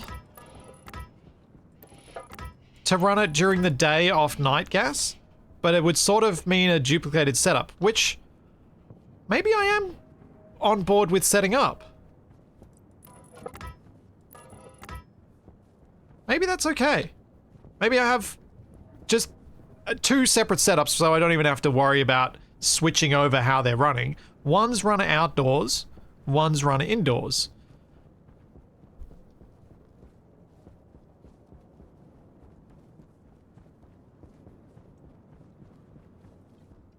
So I have like an indoor room that's pressurized with night air that I then pump day air gas through. So many safety considerations with that though. Like there's so much risk of that gas in there getting hot and the whole thing exploding.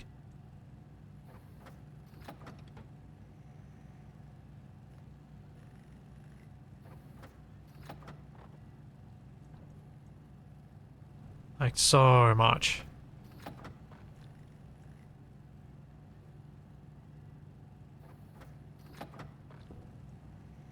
But I guess if you had that setup running, you could just run as long as you have a supply of hot gas. It doesn't matter whether it's day or night. You just have to keep topping up both supplies. So you just have one system that's just running off, your cold gas stored and your hot gas stored, and combining them in a way that the Stirling engines can do something with them.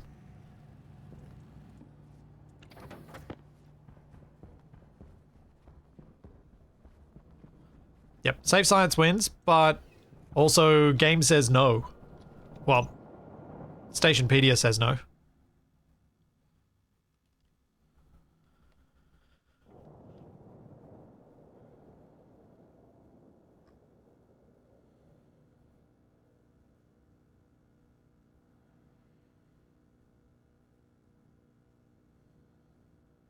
Yeah, it does specify the cooler side uses the room's ambient atmosphere, which must be kept at a lower temperature and pressure in order to create a differential.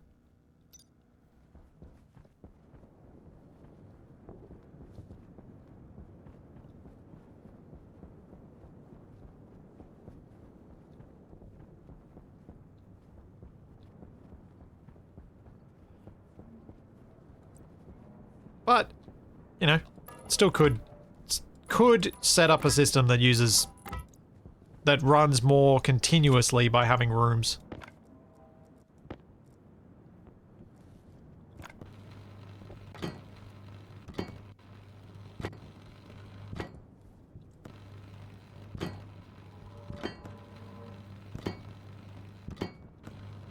Ah, dear. Hearing that singing pipe over there. Still hope that's safe. Well, there's no science to be done. The game says no. I'll still try it. But I suspect nothing is going to happen. It's going to be a bit of a faff to set up. That shouldn't be too bad.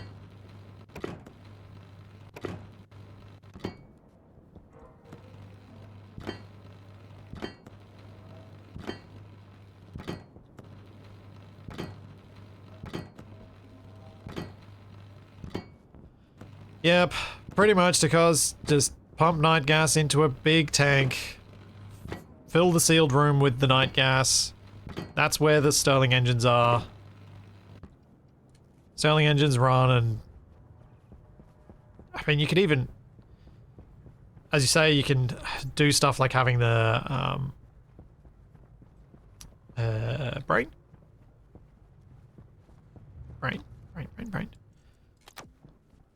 You can do stuff like having the pollutant cooling system, making the system cooler, so it's running off even colder gas.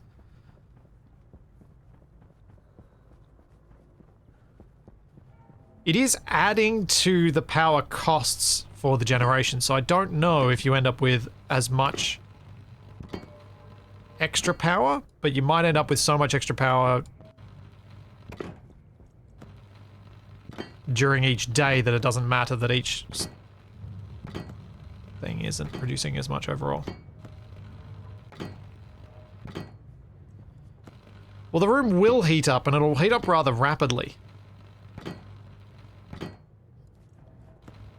And then you need to exchange the gas again to allow it to work, and so it kind of ends up adding a lot of faff. No, Dark Nolo, that would be very, very, very bad. You do not want to use your base's cooled gas that you breathe to dump the heat of a Stirling engine into.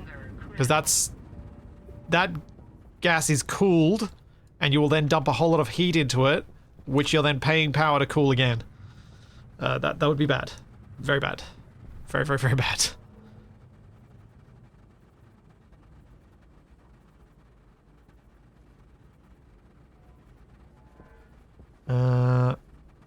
Do I have anywhere? I don't think I do.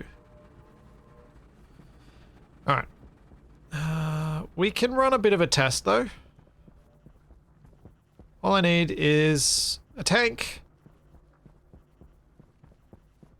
and some cold air. Because that was what we were testing, whether you can pump cold air into Stirling engine to produce power. My spare waste tank is always on my suit. Right there. I put it in my overalls, in my uniform.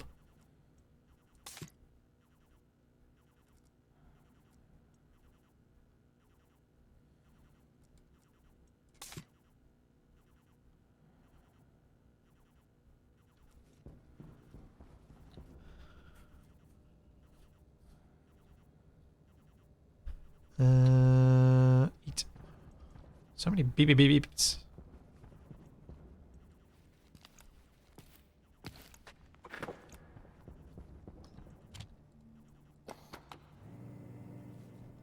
Need to shower. Or at least air my suit out.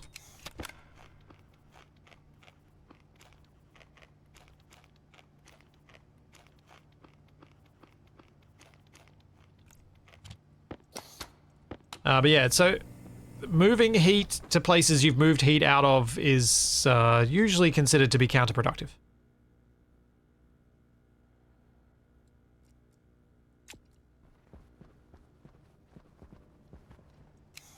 Because you expend heat to move that one way and then you're not producing as much doing it the other way. Because there's always waste in the system. So I need a Stirling engine. Is that made here? Yes. I need some gold. I can leave that running.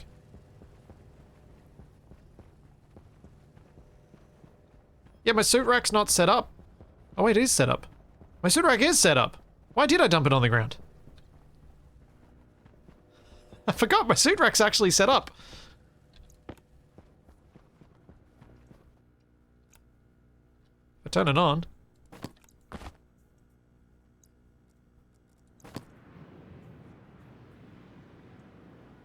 Oh, storm time.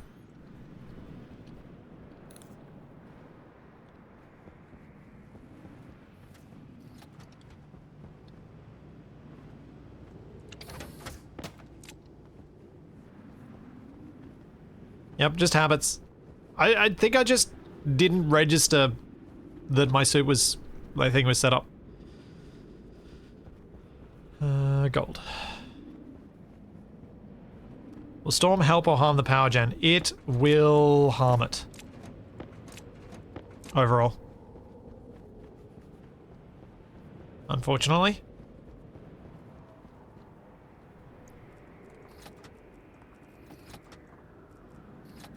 Especially since it's happening at night.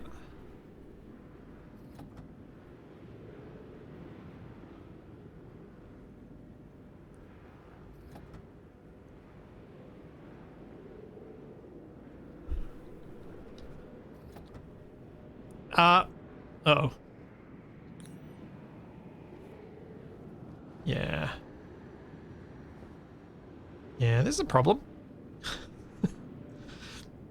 Can you not have a small room that is in vacuum and is as cold as you can make it? Well, vacuum isn't cold or hot. Except in this game, vacuum is hot. In that it is the exact same temperature as the world temperature. But basically, Uncanny Badger, that's kind of what I was saying. If you have a room where you pump in the cool night air, then you have the Stirling engine in there. The Stirling engine is going to dump heat into that room. That gas in that room is going to get hotter. So you need to take the hot gas out and put new cold gas in. So what you probably would end up doing, I imagine, is having a pump pushing cool air in constantly and basically a bleed-off valve, back pressure regulator, set to allow air to go out. So the temperature in the room will be hotter than the cool night air, but hopefully not by enough to reduce the efficiency of the Stirling engines.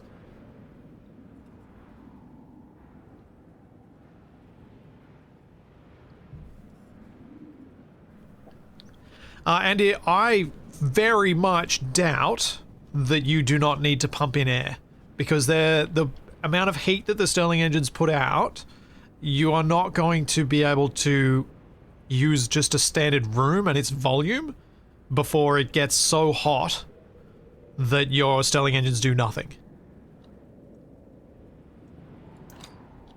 You are absolutely going to need to pump gas with the amount of heat exchange that happens.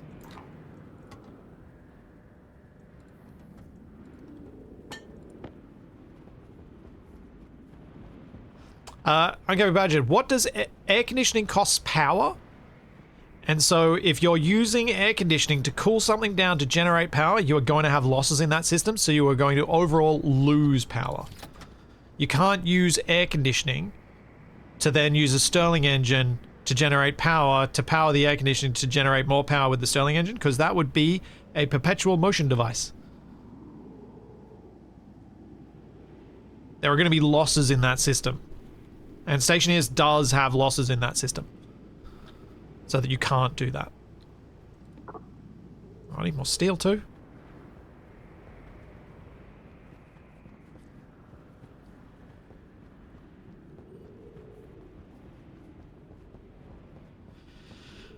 Danny, I don't use my furnace all that much, so I don't think it adds enough to dump the heat through there. 1, 2, 3, 4, 5, 6, 7, 8, 9, 10, 11, 12. 1, 2, 3, 4.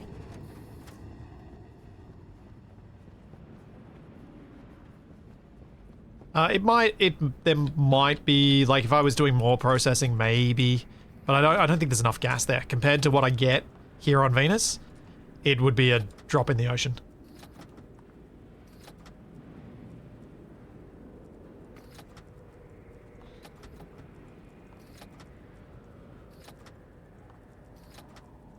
Jonesy, are you messing with me?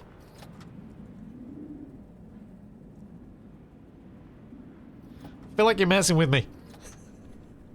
That's what we were just talking about, why that doesn't work.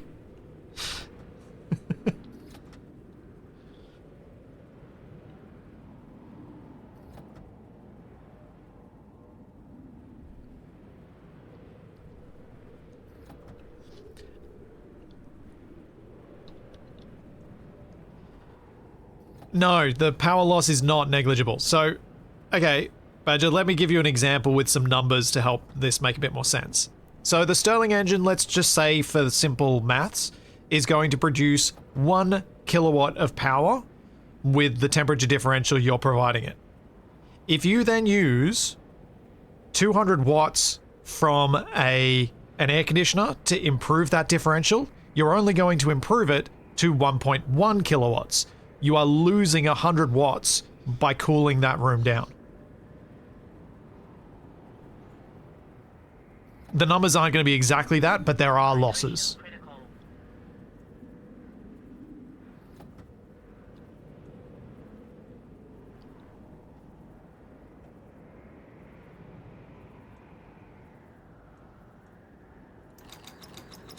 And so you end up with always a negative from using a powered means of moving heat to try and generate more power from your moving heat thing that generates power.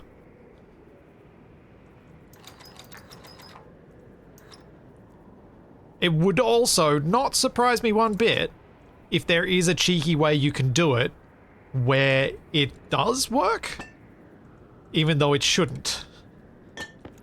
It would not surprise me if there is a loophole somewhere. In the real world, there's no loophole. In Stationeers, there might be.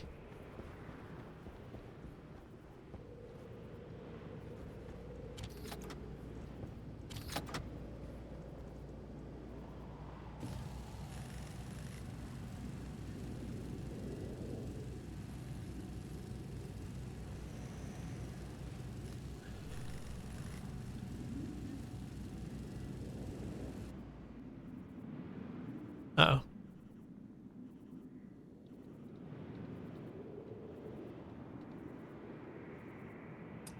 Nuts. was not a good... This is not good. This is actually very not good. Because right now I'm not getting much solar either. Urgh. I was trying to print off more sterling so I can make more power.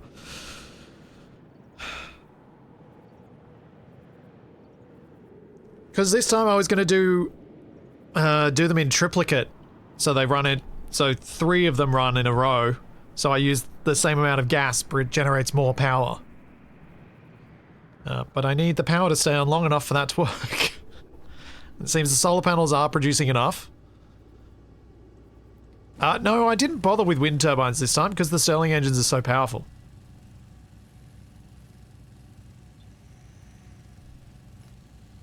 Yeah, my Stirling exhaust comes out hot and I can put it through more Stirlings. The place that I'm going to move it to, I'm going to do either 3 or 4 in a row. So I'll generate even more power. Each Stirling engine will be less efficient than just adding an extra more of them, but for each bit of gas that my powered vent pulls in, I'll get more power. I am not hitting max during the night, no. I think my power production and usage were probably nearly matched. Slightly more consumption than production. Or it may have actually been the other way around, but with the storm it messed things up. But they're nearly matched. The problem with that is, I then plugged a bunch of nuclear batteries in and took all the charge out of the batteries, so it took much less time for me to get to the point where the batteries had no power. So I shouldn't need too many Stirling engines to fix this up to the point where power will accumulate again.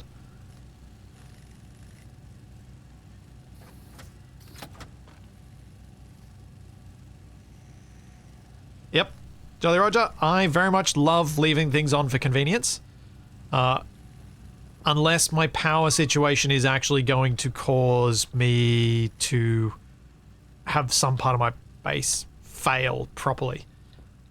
I'm dancing on a knife's edge right now and I'm okay with that. Because things are still functioning most of the day. If it was getting worse, I would absolutely start shutting things off to fix it. And I mean, I've got some easy things to switch off. Like, I really should label these transformers as to what job they do. But like, for example, I can turn off my lights. It's quite easy. I don't want to, but I can do. So I've currently got, let's have a look. How many Stirling engines do I have? I've got 3. So I think I might upgrade this to a 4x4 even setup. So do 1, 2, 3, 4, and then do 4 across that way. But I'll build them over the side there. We'll see if the 4th one actually produces much power. I doubt having any more than 4 in a row is going to be of any use. So that means if I've currently got 6 there, that'll be an extra 10? Yeah, extra 10 that I need. And I may as well enlarge the tank while I'm at it, yeah.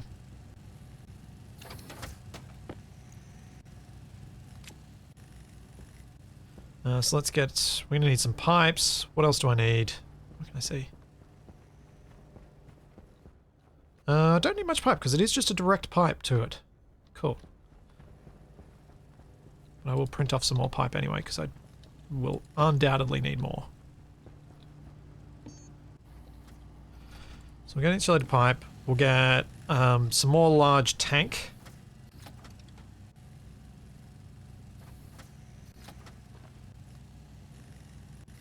Oh yeah, and the canister for each. That's true too. That's going to be the painful bit going in and out, carrying those. Now, tank. 5 kits, yeah. Just had to remember whether that was 5 or 2.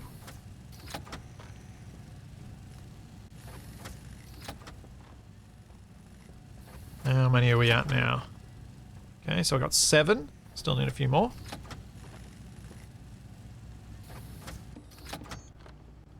That's not how you spell tank.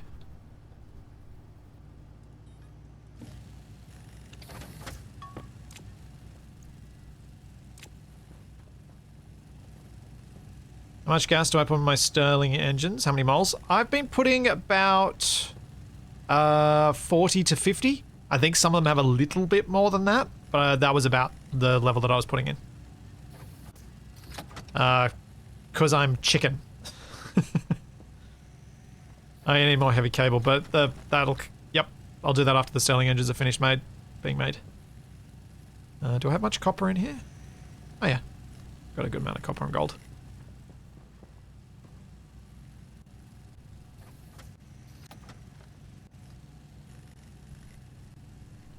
Yeah, Artie, Stirling engines, I'm not sure they would have done a lot for me, really, on Venus, except maybe for my water, cooling off my water system. But people had made me so nervous about them that I was like, eh. But then on Vulcan, it's like, if you don't use Stirlings, it's just silly, because it's free power. There's so much differential between day and night temperatures.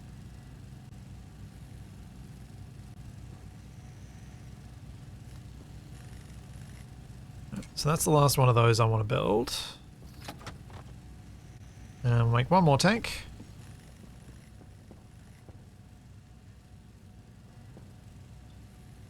Hey, you're welcome, Zon.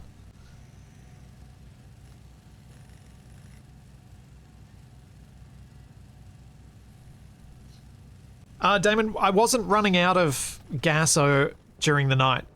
So this one little tank was comfortably providing enough gas for these 6 Stirlings during the night. So I don't need more input at this stage.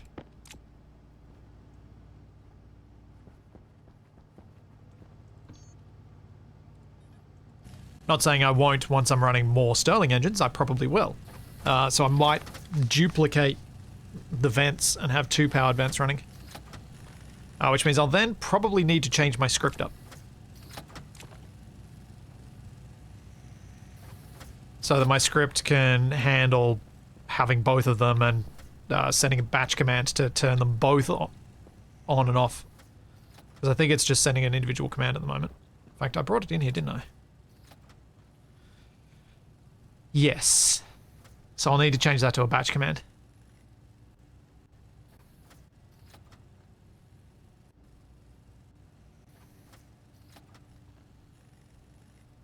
And then I can easily have that running. So what I could do is fix this now. So if I go to define vent, oh, actually it's hvent. What is the hash for a powered vent? Is that? And then I change this to set batch hvent. That should be it.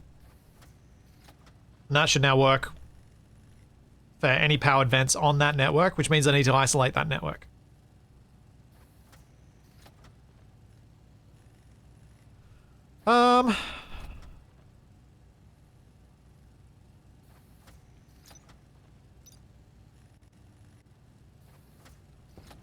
Yeah, do I want to... How did I do the naming thing again? So that I can name those vents. I can call them something. I mean, this won't error because the device will still be set to that. I haven't changed that. It's the same thing, unless I move it. It should still be the same. But yeah, I should clean it up anyway for use elsewhere.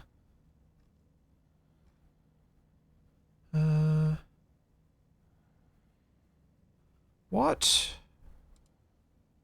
Oh. The Stirling's just kicked in.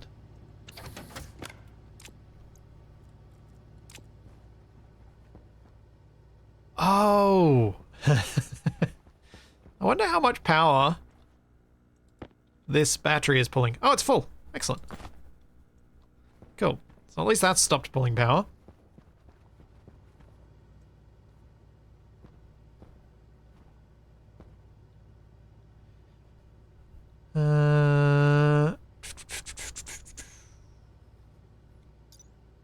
Where's my script? I've got a script. Let's... Vulcan vent cooling. Stirling gases. I think that's the one. So we'll write over that. Overwrite.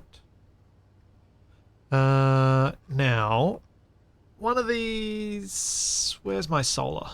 Solar tracker.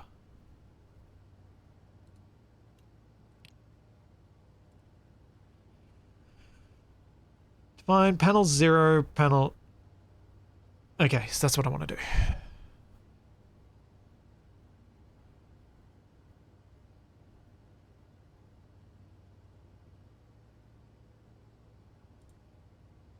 And we go for, where is it? Stirling gases. So what I probably want to do is go define H vent. Wait, how did I do that? I've already forgotten. Burp.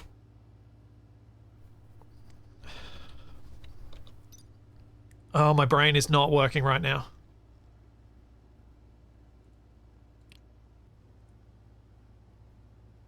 Oh yeah, hash and then the thing. Yep.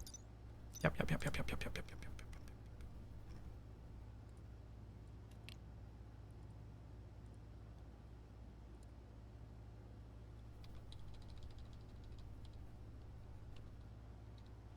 Hash. Stirling vent.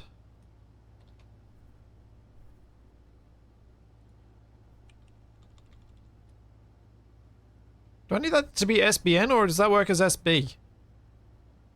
Because I've defined it.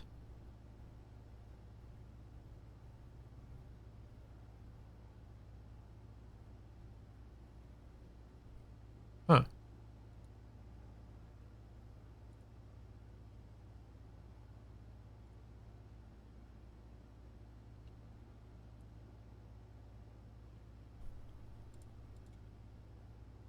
Where did I... Alright, library, let's overwrite this again.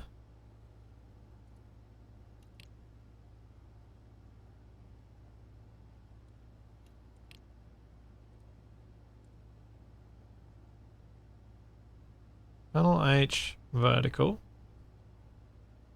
Ah, I do need the define there. Okay, so now this makes sense. Yep. Yep. Okay.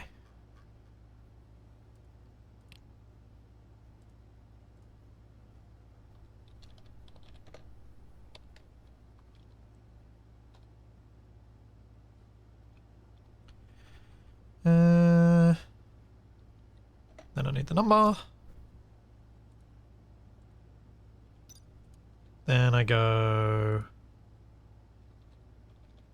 I think that's it. SBN, device hash, name hash, logic, type, register. Yep, that goes. That should work.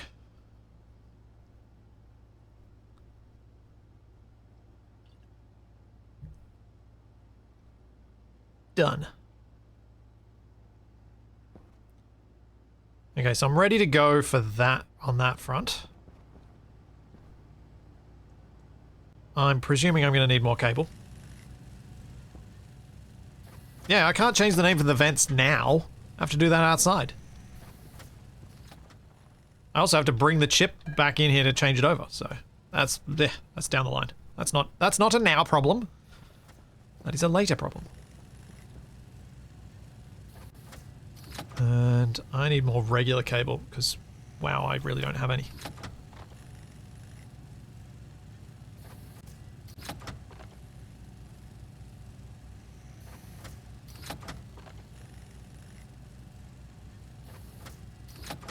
And whatever. Let's get some cable. I need so much cable.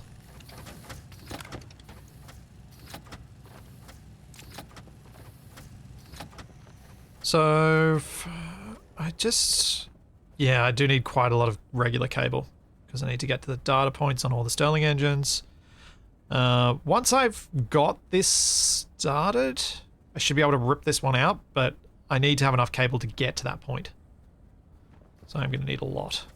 And I have used up all the stacks that I had sitting here. So I'm just going to leave that printing for ages.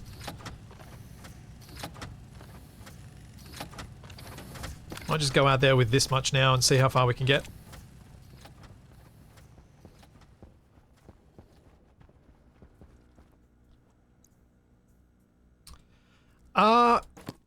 I don't know if it's on an isolated bit of the network. I just know that I killed my last save by doing a command all the vents thing. So I decided that risking reliving past mistakes was a bad idea.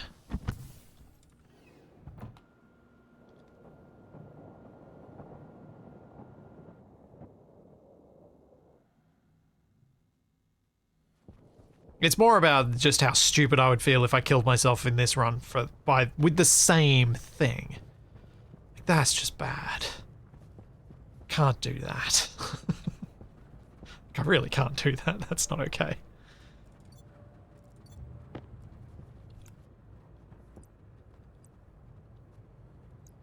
Alright, let's put down these.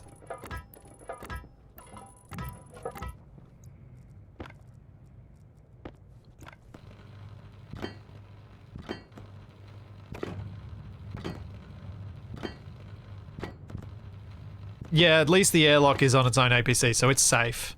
That's a good point. That is a very good point. That is probably the only reason that was a major problem, because I don't use big powered vents in very many places.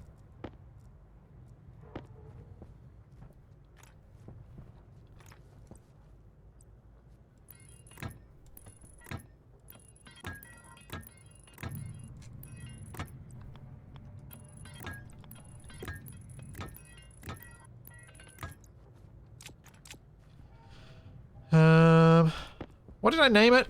Can anyone remember? I've already forgotten what I called it. It was like Sterling Vent, or wasn't it? Something like that.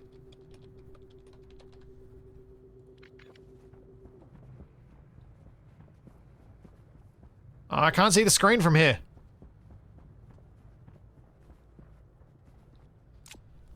Oh, maybe we'll sort that out in a minute. A little bit.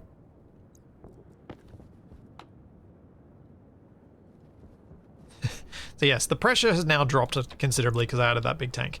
But it also means I can get rid of this small tank while the pressure is low.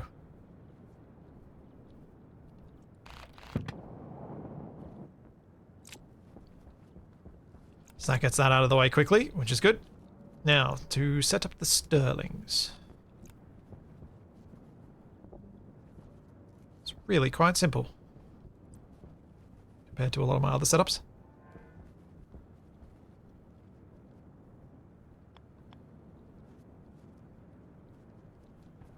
So if I go 1, 2, 3, 4, yeah, should be alright with that.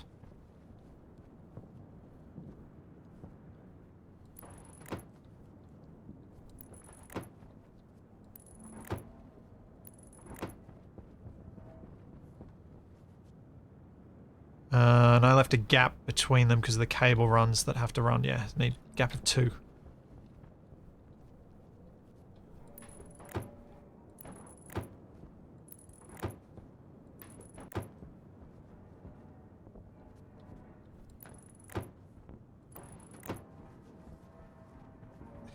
This is gonna be crazy.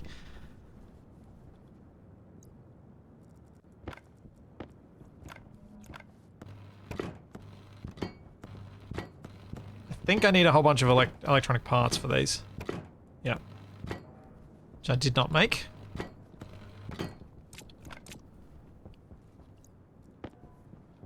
But I'm always with this stuff kind of a mind to just place things down so that I realize what I'm missing, because I always find it so hard to remember everything from the beginning.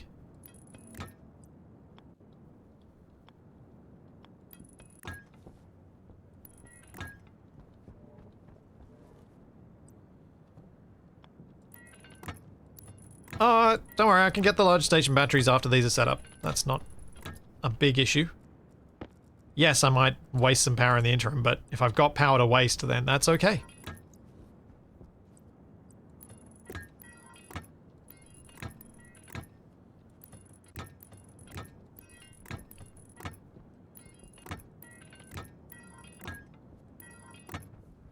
And I was going for... that's 3 banks, I was going for a 4th. So that then goes in there. So then I need the pipes to go in between all of the Sterlings and the pipes for the cows to point upwards.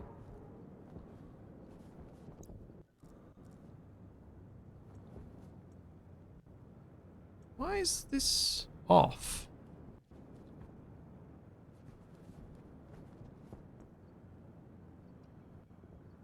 Oh no!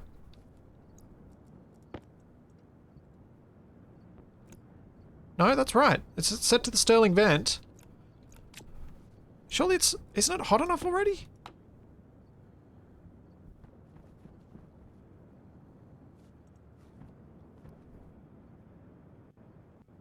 I've had it at 850, don't I? That might be part of my problem.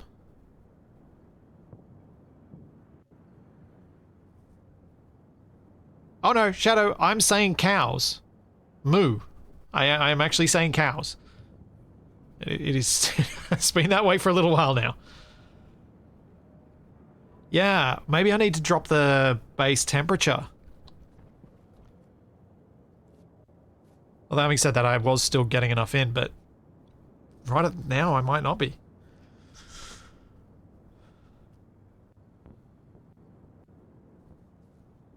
So I think the vent's about to turn on. Yeah, okay. I do think that needs to be 800 instead of 850.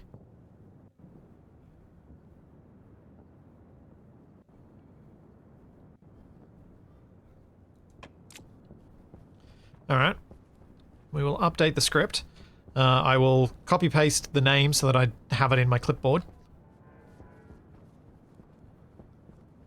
Yeah, I think 800 Kelvin's probably where I want to do the cutoff. And I've just walked the long way around even though I was standing right next to the stairs. Yeah, there are pipe sounds from the volatiles, the fuel for the furnace. That's the pipe cracking sounds. It's the liquid pipes. Unfortunately, they just complain when you're dealing with pollutants at the pressures and temperatures I am. So, need more insulated pipe. I need to edit this script. What I think I need is probably this set at a lowish pressure.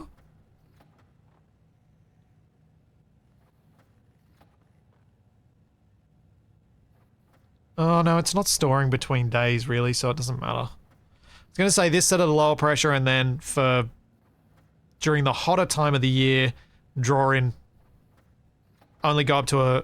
oh, actually, yeah, maybe I do just set it to that. And then I have like a 1000 Kelvin kick in, and if it's above 1000, it pushes it up to a much higher pressure.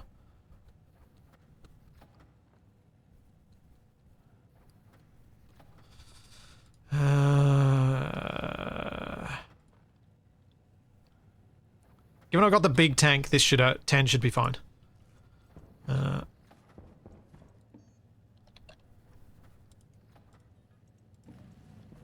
this is going to take a little bit of printing time, so I'm going to put stuff.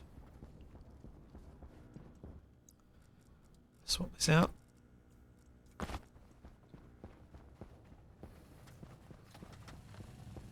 I didn't bring the chip in, so I can't export the code.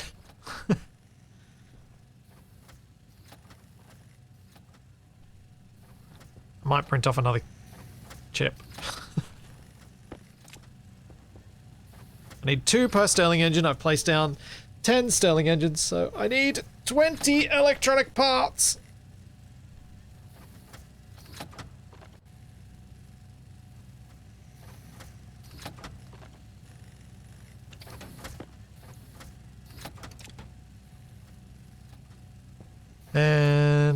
That's some more pipe.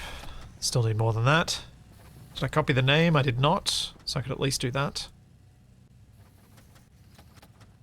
Sterling vent.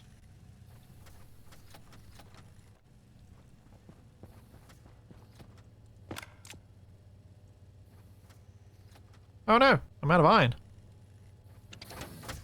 One short, too. How rude. Let's go deal with that.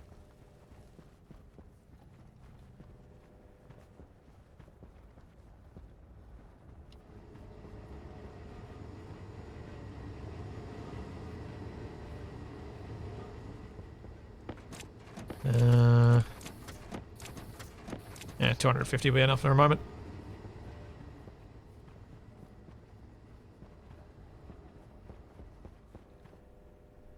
It's not a surprise to me at all that I ran out of power today. I did increase my consistent power consumption by 600 watts. At least. Which is not a huge amount compared to all my lights, but it is something. Actually, how much do lights use? 50 watts. Yeah, it's not a huge amount compared to my lights. I was right.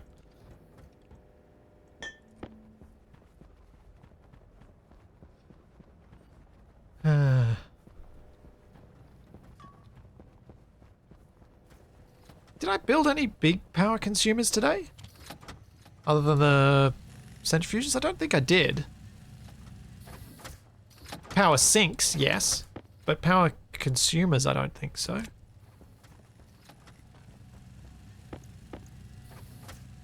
Is there a particular reason to use the electric centrifuges rather than the combustion? There was for a long time. It was very easy for me to set up the electric centrifuges. It would have been very painful when I didn't have an ongoing oxygen supply to set up combustion ones.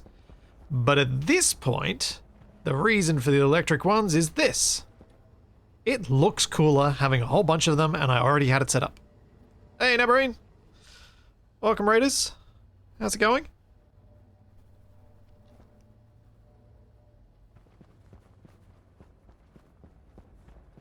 So, yeah, the reason for electric ones is I was already set up for it, and it looks nice.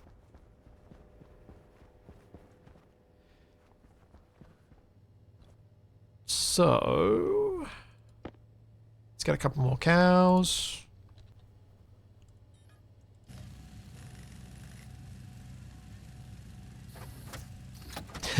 Yeah, and it saves some of the oxygen for the hopeful pool. I do need to start on the water production very soon.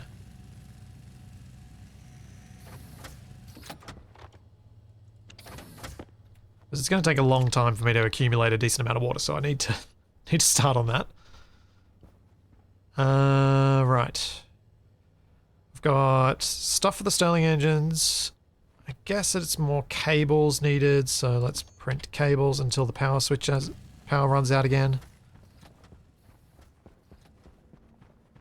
Let's go back outside.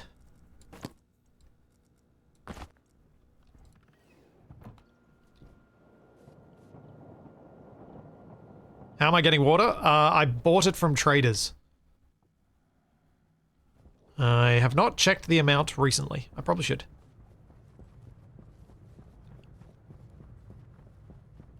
I will check it when I next go back inside, if someone reminds me. When I am already inside. Remind me too soon and I will not do it.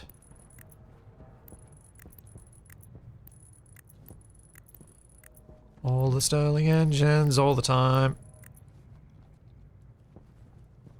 Okay.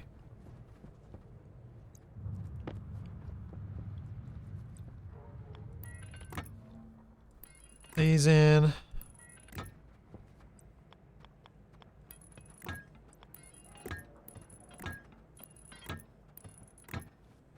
Now I went to probably a little higher than I strictly needed to before, but I think it looks nice.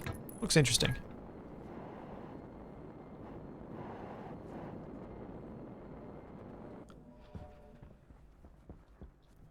Yeah, Carl, I'd never done Sterling's up until this run. Either. Well, no, the previous run. I did it, but that one ended horribly, so we won't talk about it.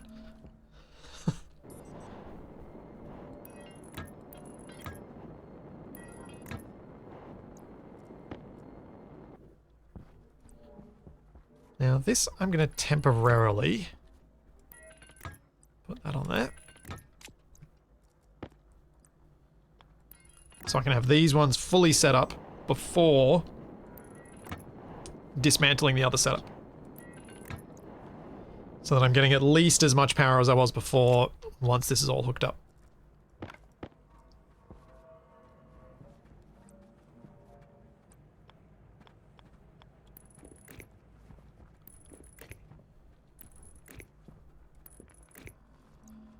Now that needs to connect over to here, so I can probably run the cable from this bit.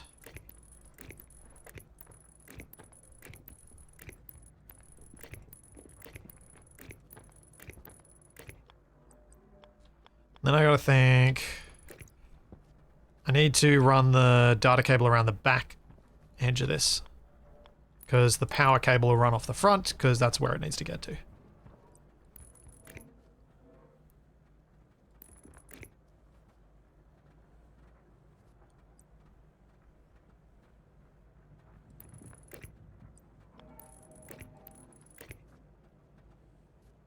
I'm not sure what you were trying to say there, DemonWorks, but I cannot pass it.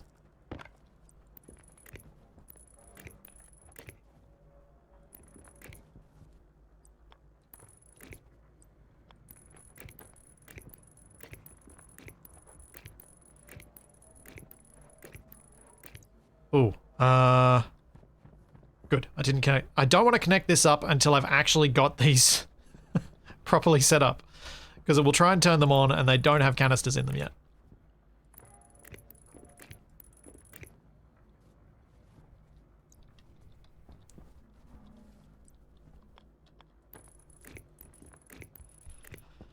Oh, joys. So many cables. And this is why I think anyone who truly believes that this is the sort of cabling we should be doing in Space Engineers is nuts. It's quite okay here, because you don't need to rebuild things constantly.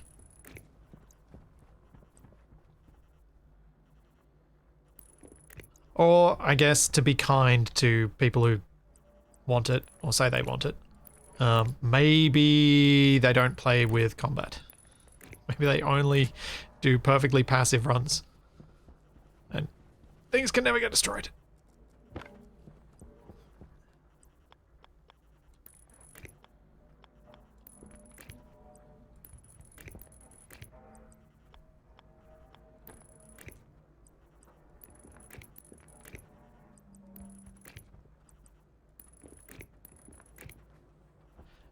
Yeah. If you...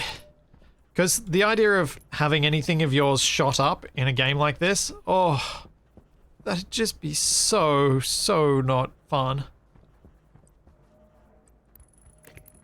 The amount of time you'd have to spend rebuilding your cable networks after a couple of bullets hidden in a bad spot.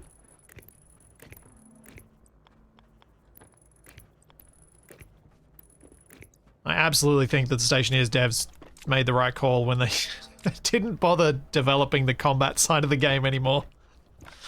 Oops, should have T-pieced that.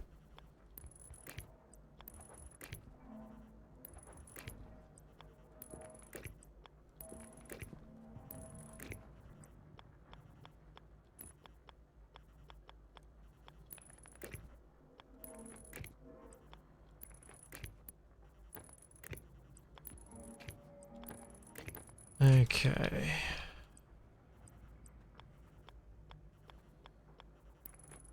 Oh, hang on. Hang on a second. Am I putting too many of these on a heavy cable?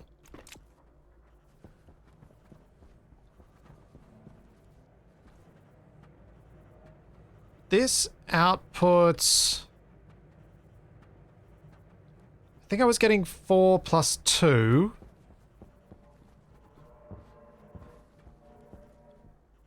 I don't think I could get more than 10 in out of 4 of them. So it should be okay. I think. I hope.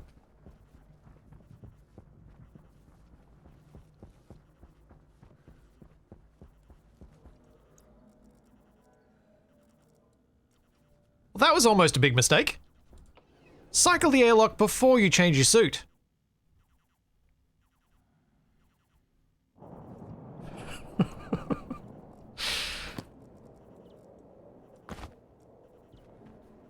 Oh. That was so close to catastrophe. Oh man. Come on. Sterlings, kick in. I need power. Thank you. Nope. Power stay on, please. I want a drink.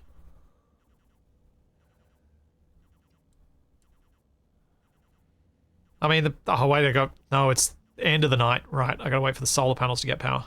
That's the problem.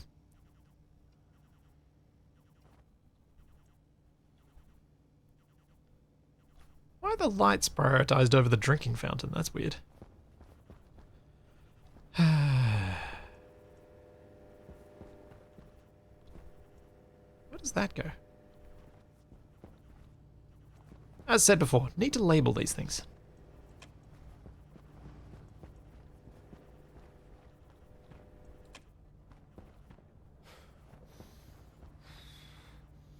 Okay, few things off. Reason to have the suit station indoors proper? Yes! But then equally, if you accidentally go into the airlock and you can't grab a suit, you're dead. At least if I did what I almost did then, I would have been able to quickly put the suit back on.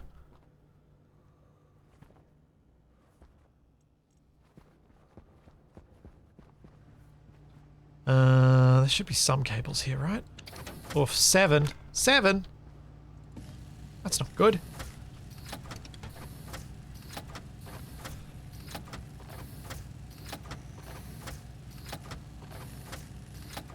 Always put a sign in front of the inside door that says, put on your suit. Yeah. Oh yeah, how much water? Let's go check.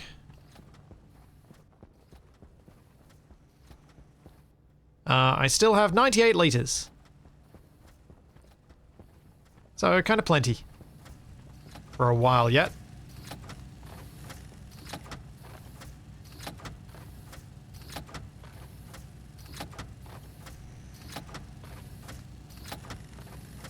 I think I'll save the locking the airlock if your suit isn't on until I'm playing with Capac.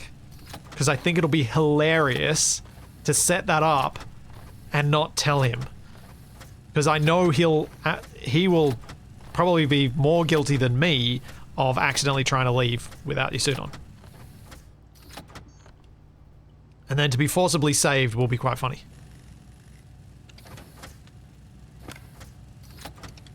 Because he will get irate.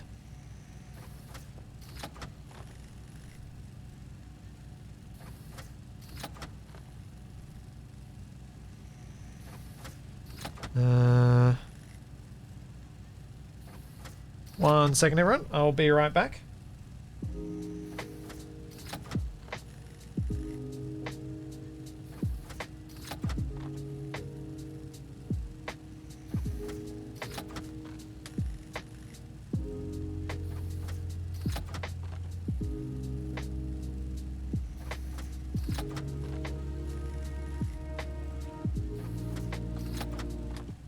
You feel like that might not work as well because of 2 suits being docked? True. That is true. That may not work well at all. it may not work at all. Individual airlocks. Paint one orange and paint one... Yeah, fair point. Only really works for a solitary base.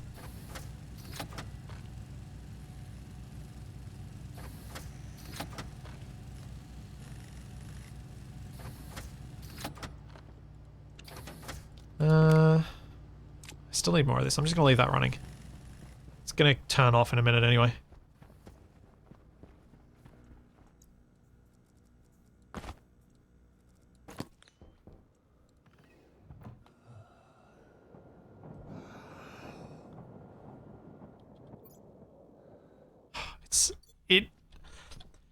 I'm really glad you guys made me learn about this suit storage thing, because it's really nice.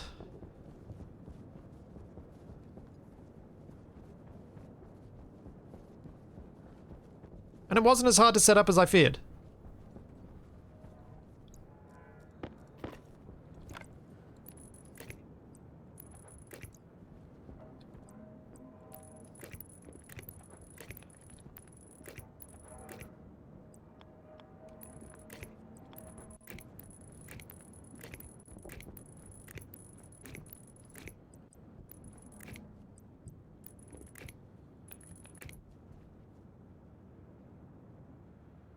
Two airlocks. Oh yeah, two airlocks that cycle automatically, so they both cycle together. Yeah, you could do it with that. You could have that work safely, yeah. So when one airlock is entered, the other one cycles back, and you can only... It has to detect that it's actually present. Yeah, I can see that working. I can see me stuffing it up, but I can also see it could work.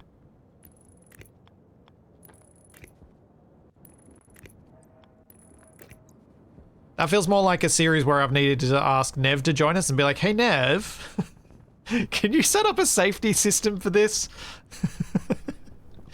So that we both don't kill ourselves? That'd be delightful. Thanks, mate.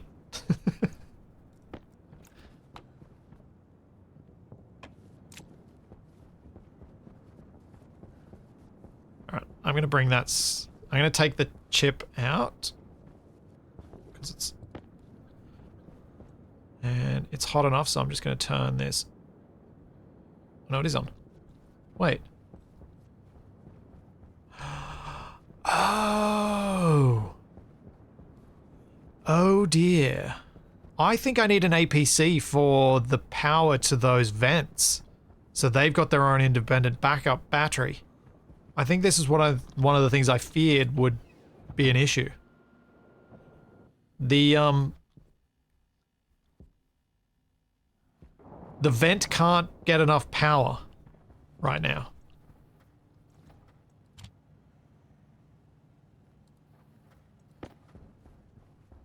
It is on, trying to work, but it can't.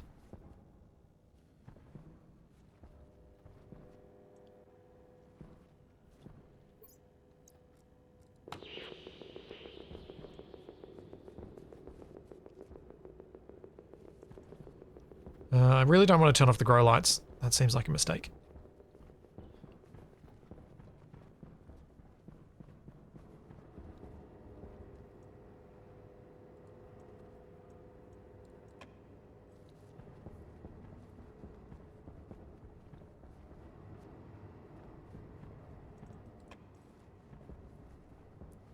Lights go off all around. See you, Shadow. Hopefully that's enough.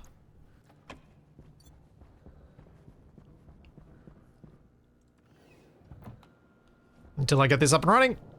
It's so close though. I just need that vent to work.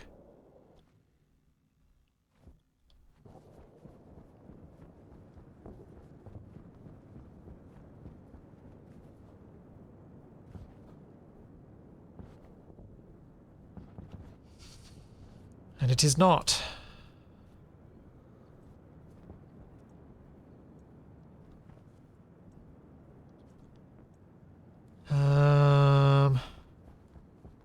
Could just put a base battery in there. That'll steal charge so that vent gets power. Might go do that. That's something I gotta fix now. Because I'm getting no hot air to make the Stirlings run overnight. Which is very bad. I didn't name that vent. I might do that quickly. Because I'm not going to get this battery built in time anyway.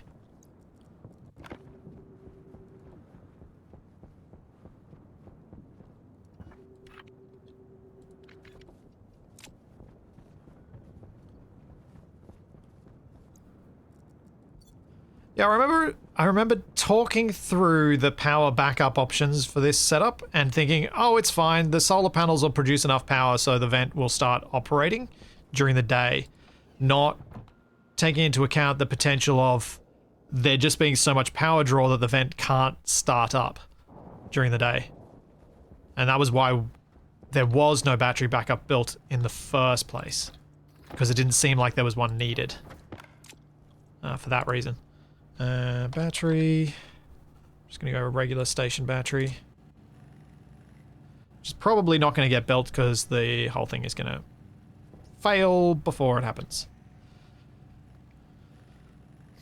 Steal one of your empty batteries and replace it with the last stage battery. Not a bad idea. Caution.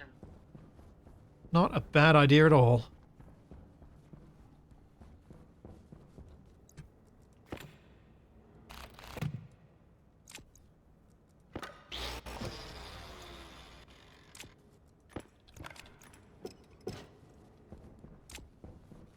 Don't need to print anything that way. And there's no reason to not replace it with a big one after I get this set up. Nice one. Thanks to Cos. Good call.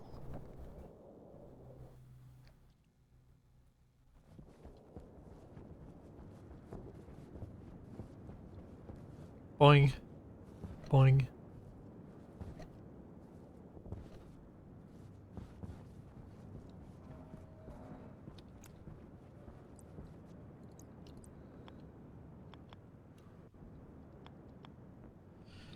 Now,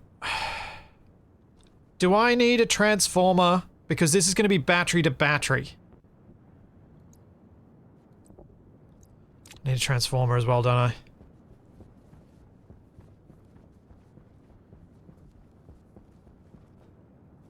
Cusses.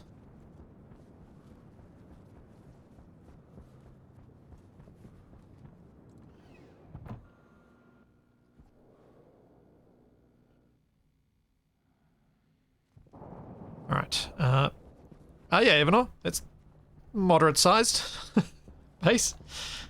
Transformer. What does the medium need? Do I need a medium? I don't think I do. It doesn't need to be charged quickly, this thing just needs to have charge. So I can have a small. And the small... Oh, dang it. I reckon the vent would work if I just put a transformer in there, because the transformer has higher priority of pulling power than the vent does. Therefore, it should balance that vent against everything else, so it should be fine. But I'll put the battery in anyway.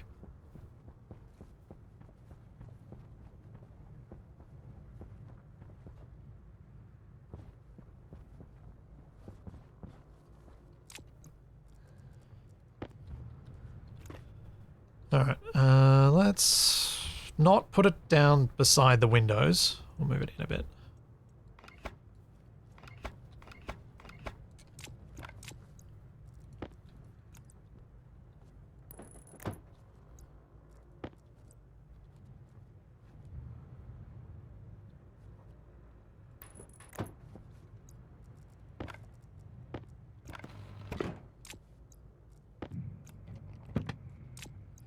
Okay.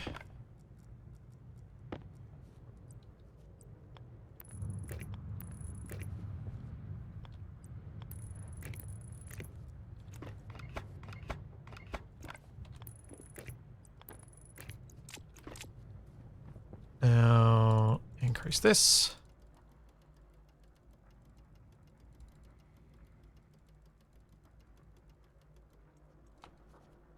Turn that on. And that battery is now going to store charge just for the vents, because I will add an extra vent over this way once I get the system set up. Probably.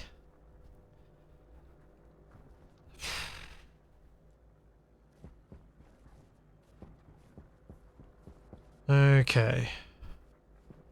We have basically no gas in here. Yep. That's a problem. I'm not going to get much power tonight. But hopefully tomorrow I'll get the vent up and running, and then my power situation may well fix itself, because this might have been the problem all along.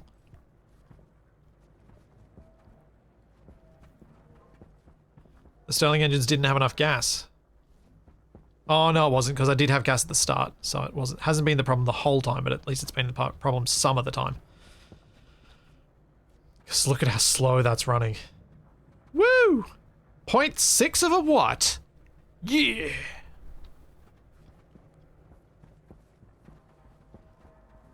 Okay. Let's get the canisters for the Stirling engine so I can start them up. Is this a temporary solution? No. No, it's not. What I just put in there was a safety. Yeah, was a safety. The Stirlings I'm putting in are permanent. Probably.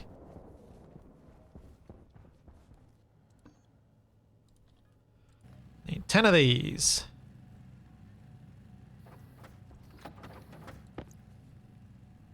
Which means I need to clear up some space.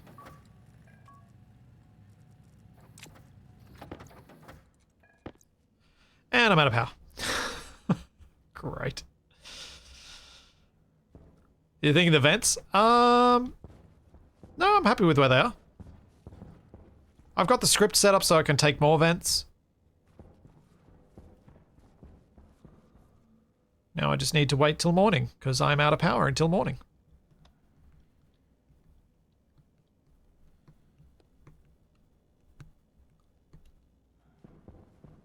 But if that's the case, I can turn off those. Nope, wrong one.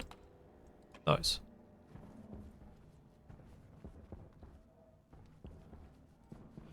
And I probably should, since we are in a bit of a power crisis, turn off all my centrifuges. I don't really need them to be running right now.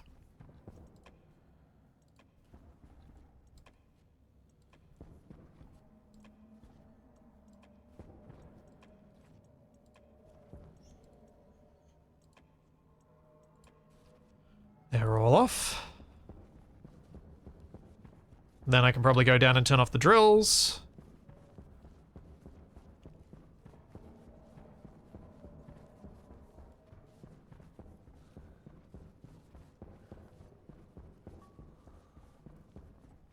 Should probably eat and drink while I've got a safe base to do so. This is actually getting a little bit worrying. You know I'm worried when I'm going around turning off lights.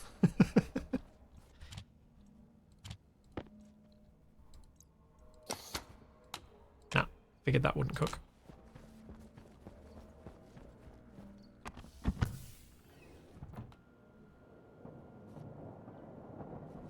No, the battery charger does not backflow for power.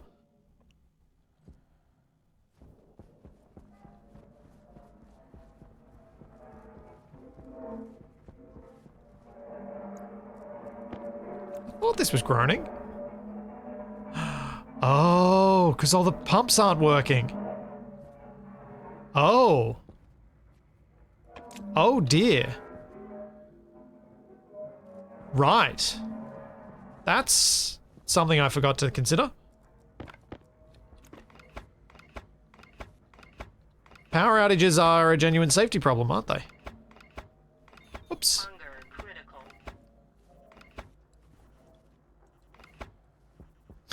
Thanks, Louie. I don't think I'll explode my base.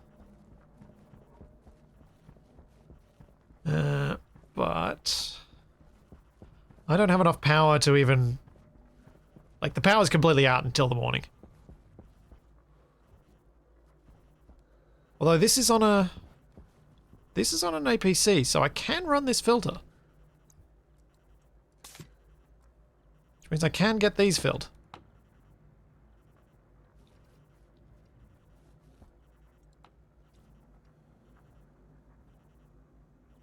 Okay. Thanks, Leafy Bew. Yes. Oh dear, we're in danger.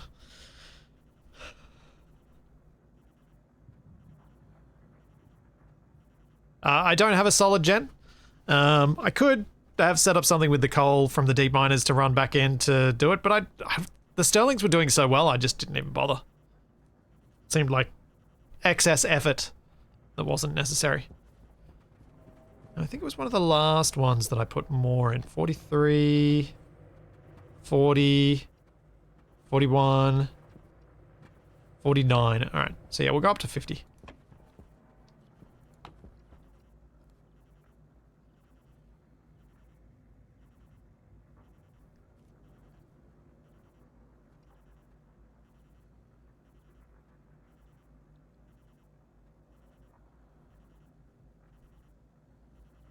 Yeah, I need backups apparently, or just not to let my power situation get this dire before doing something about it.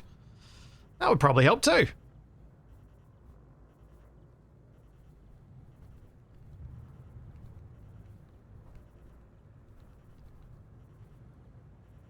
Would make a lot of sense.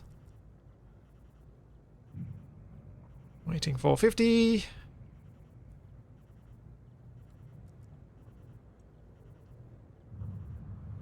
Since this is a fairly slow process, it's good to get this out of the way while I can.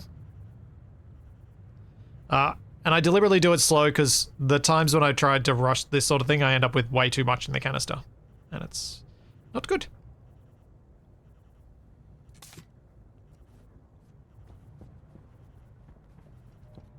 One canister in.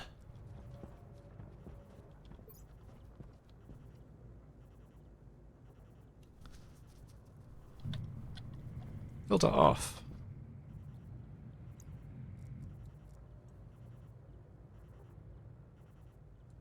Two canisters.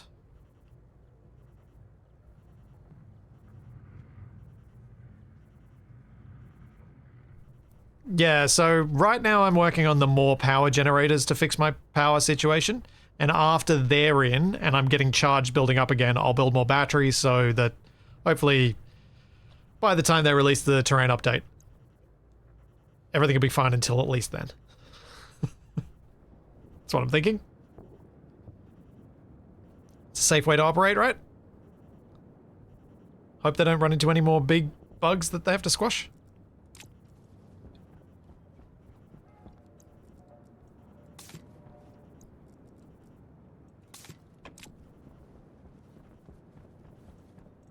So that's got enough power.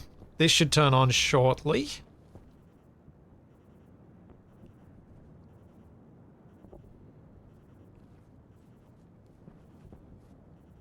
And then that means the next night I will produce power with my Stirling engines.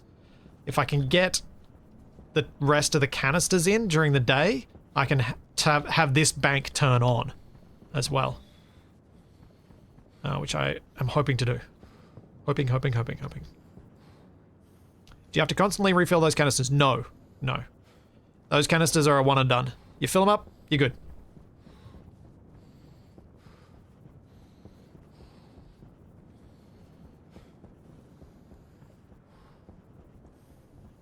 It's a gas that's used as the working gas. So it's the gas that the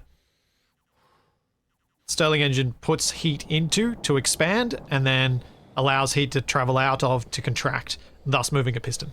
I think that's how it works.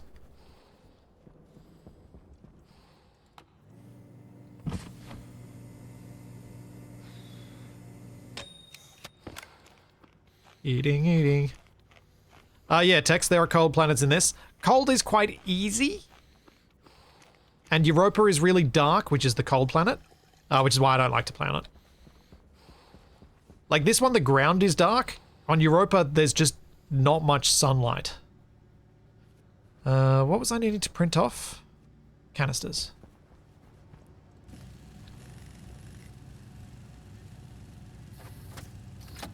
Yeah, so cold has its own challenges in that you can explode pipes quite easily.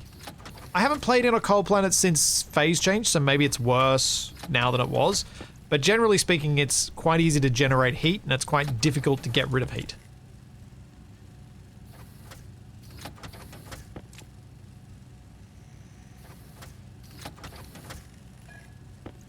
Yeah, I'll check the cables when I go back out there. That's fine.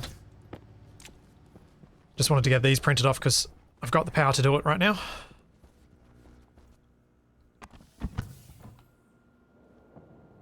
Can you also build ships and rovers like space engineers? No, you can't. The station part of Stationeers is apt.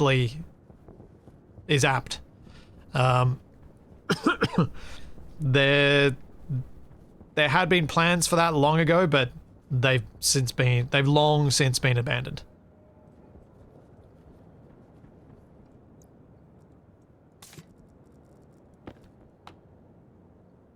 Okay, that's going to take a little while. Let's just check this cabling. Yeah, I was just out of a little bit of cable.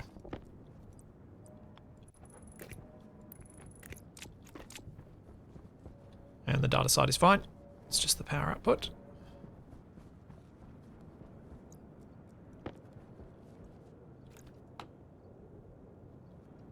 Up to 38. We'll turn the filter on. Speed this up a bit. So the pressure's getting a bit low.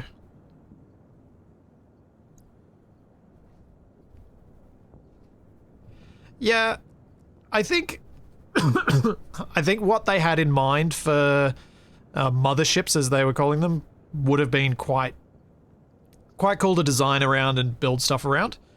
But I understand why it became out of scope.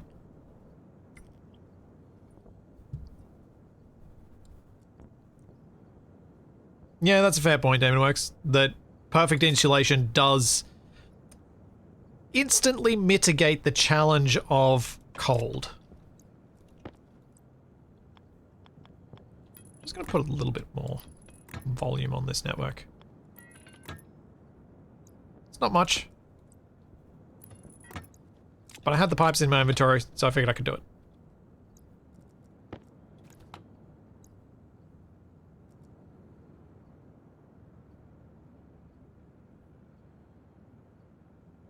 Yeah, the game... The Rocketworks have made... Dean has made it very clear that Rocketworks doesn't really make money off Stationeers. It's used as a training tool, and it's a passion project. So a lot of the bigger scope things have to be managed. Though hopefully once they get the terraforming thing in, hopefully that's enough to attract a whole new audience, and maybe it will be briefly profitable for a bit. So that'd be lovely. As someone who really, really enjoys this game, it would be great for it to not be a tax on the company in any way. So they can just be like, yeah, cool, we can do more with this now.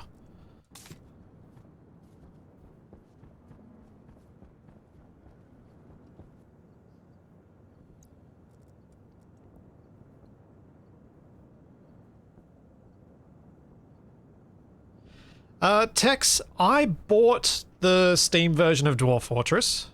I started up the game a few times. I stared at all of the writing, and I kind of was like,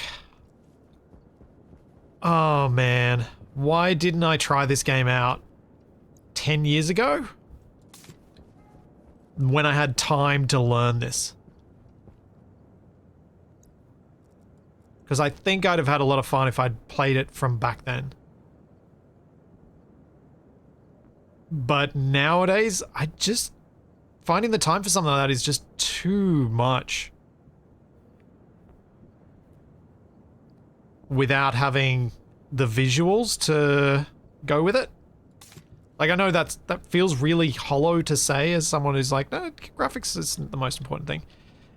In a situation like this, where you need to learn something new, I think having engaging visuals really helps.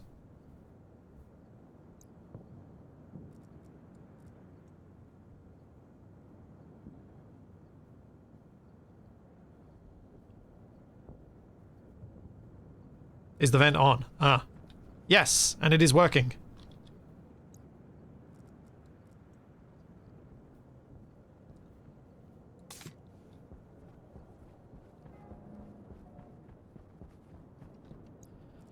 Yeah, I suppose I can top up the other canisters when I move the other machines as well, potentially.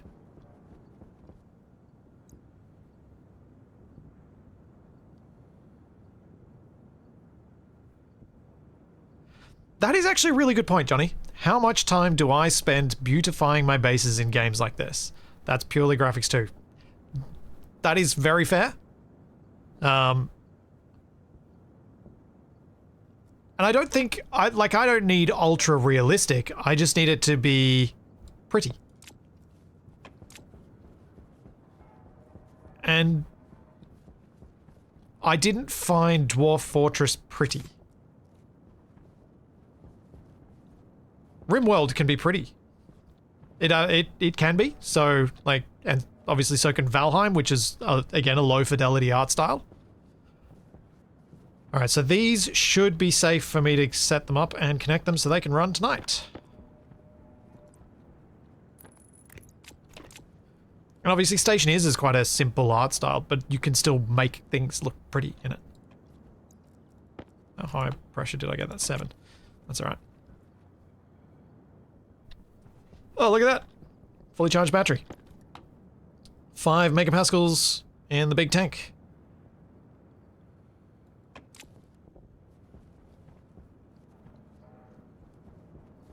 Be interesting to see how high the pressure gets in that tank.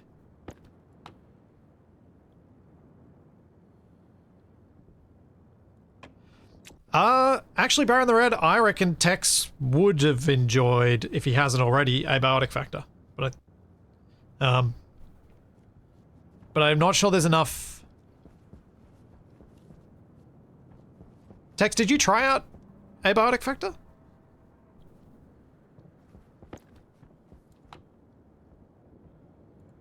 Well, picked it up, didn't enjoy it enough solo. Yeah, I thought so. There's not enough design in Abiotic Factor. Abiotic Factor, you gotta love it for the game design and the things that it does. You can't really make a pretty base in it.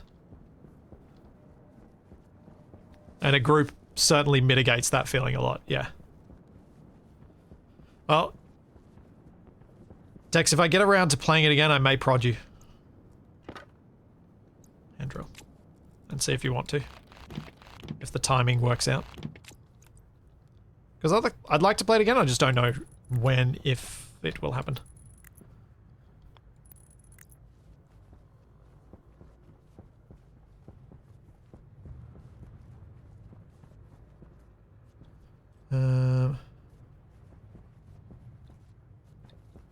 So yeah, if I'd met Dwarf Fortress many years ago, I guarantee I would have played a lot of it. Back when I had the time to bulldoze through an interface and spend lots of time figuring something out.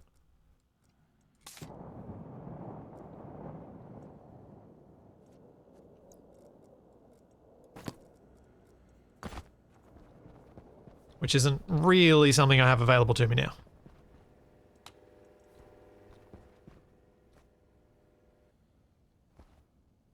Oh, power's out. Let's see if the Sterling's kicked in.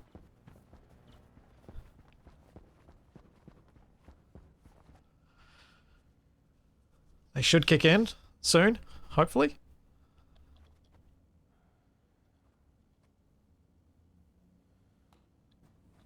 There we go. Oh, that's fast spinning. That's good. Can't see the other ones.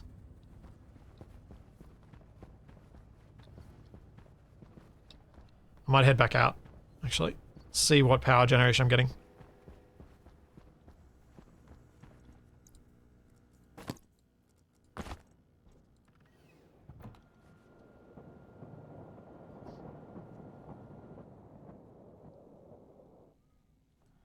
As someone who didn't ever really play Half-Life, the Half-Life similarities in Abiotic Factor and a lot of the callbacks style thing that it does don't really land for me. There are other things the game does well that I like. So 2 kilowatts from that one, 650 watts from that one, 184 watts from that one, and 33 watts from this one. So yeah, the tank isn't super hot. So I'm not surprised that I'm not getting massive amounts of power. That's the downside of having it kick on earlier. This tank's never going to be as hot as it was.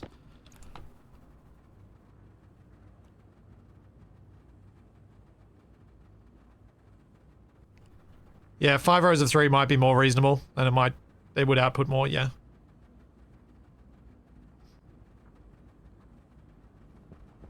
But equally, more vents pulling in only when it's super hot will probably make a difference too, because it's down at 589. That's not particularly hot. Plus, when I can heat exchange with a counterflow heat exchanger from the water to this volume of gas, this is going to get hotter again.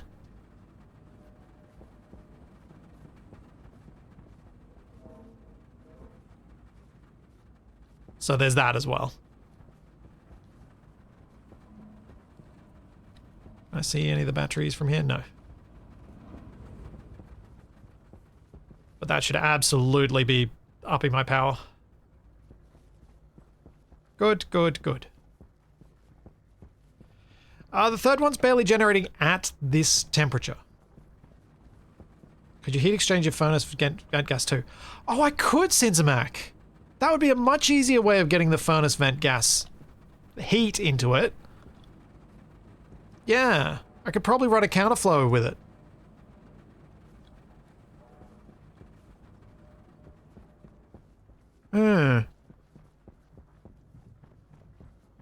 I guess the downside is if the furnace gas is ever cooler than the gas that's in there, it will take heat.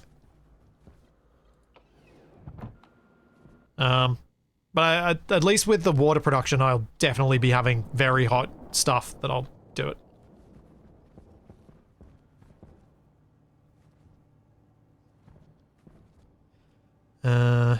So power is iffy.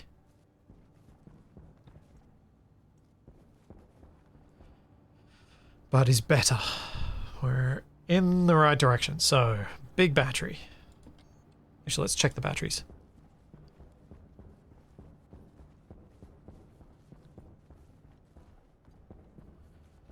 They're all still empty. I think I need more. Unless these get charge in them overnight, like by the end of the night, I need more power. This isn't enough.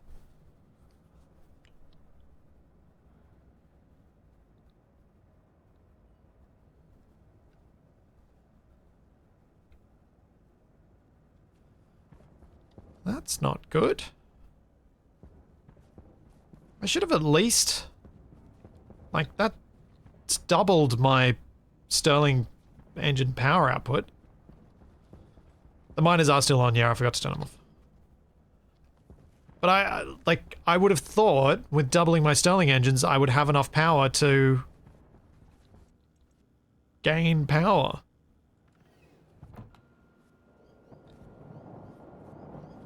But that doesn't appear to be the case.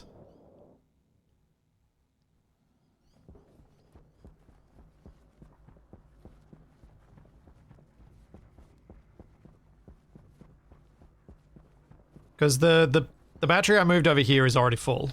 So that's fine. The new and old ones should be identical.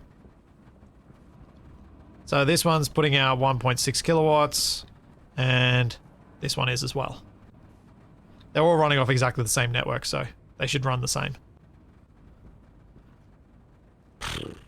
Alright.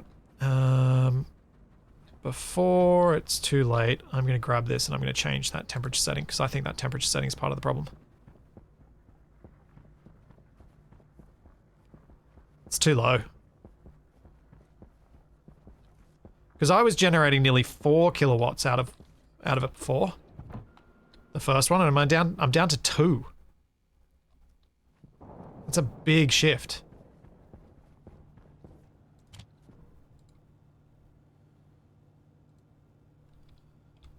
Go 840.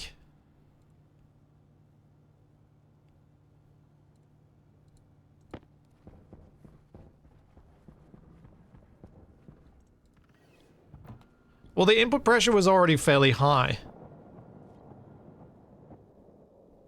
But yeah, I should once I put this chip back in, I'll go and get another vent and I'll hook it up to the system as well.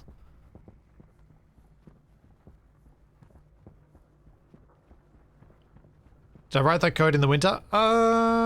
Yes. Maybe? Possibly? I don't remember. Alright, let's go get some steel frames. We'll start putting down some vents and hooking them up.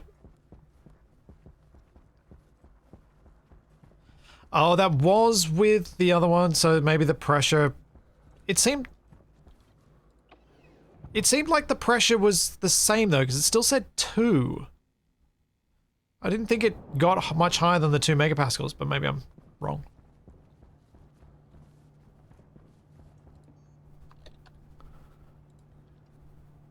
And I need Electrum.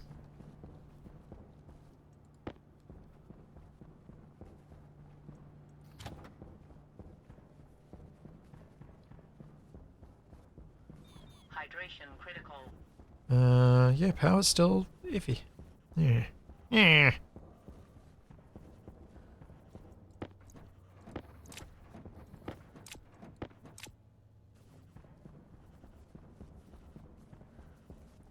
Alright, this isn't stressful power outage. This is just annoying that I'm clearly more power negative than I thought.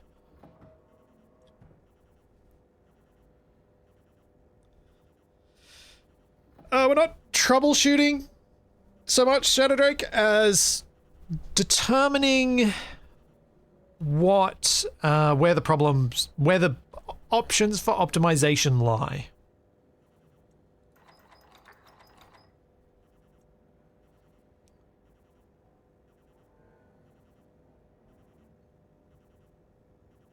And I think maybe the big tank, if the pressure is a problem, then the big tank is a problem that can be solved with big vents and more of them.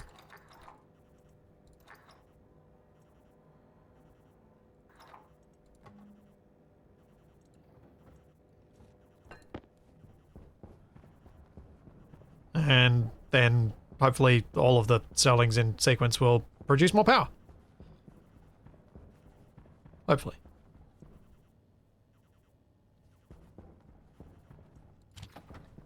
Almost put that in the wrong thing. So the way to graph or see your power demand and production, sort of, but it's over such a short time frame, and the ways to edit it are well beyond my understandings.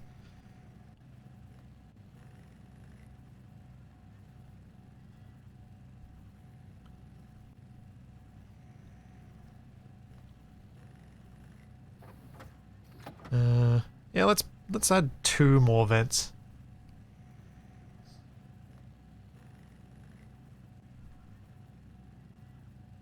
And electronic parts. Do I have some still somewhere? There should be. I don't remember where I dumped them though. So I'll make some more. So check that I haven't put too many. Okay. That'll be the last vent.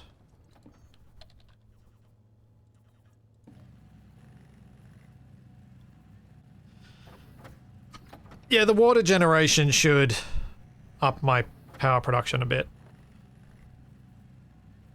But I'm not... I would like that not to be a necessary part of my power production. I would like to have this solved before I do that.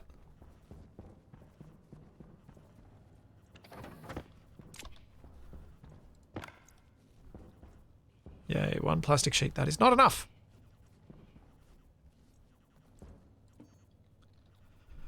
Come on, plastic.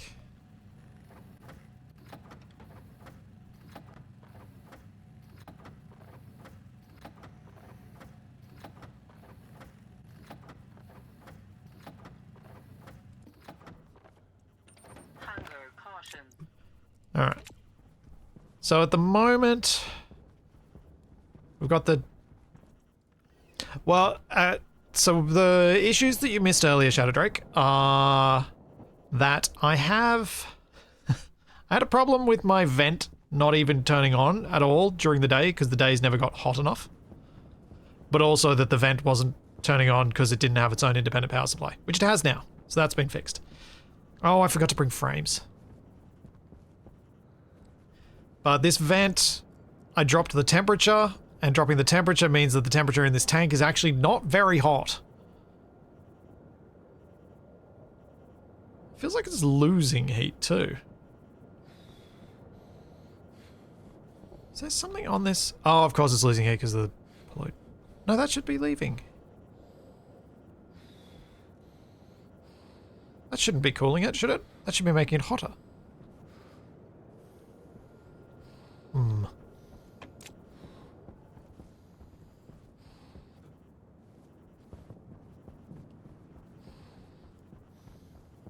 I can't get the second vent down. I don't know. Don't have anywhere to put it. That's exactly what I'm doing, Decos. That is exactly what I'm doing. I just forgot to bring the frames out with me so that I could do it. That's why I'm carrying extra vents right now.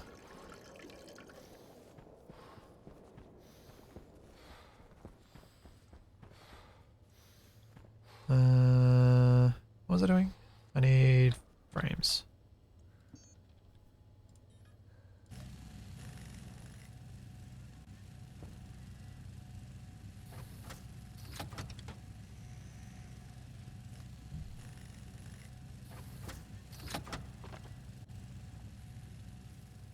No, there are no frames in storage.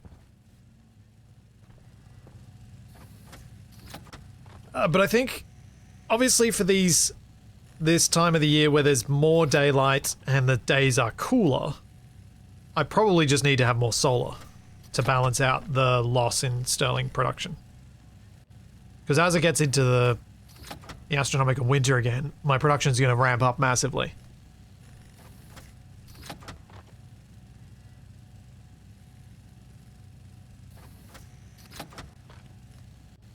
I think 12 frames will be enough.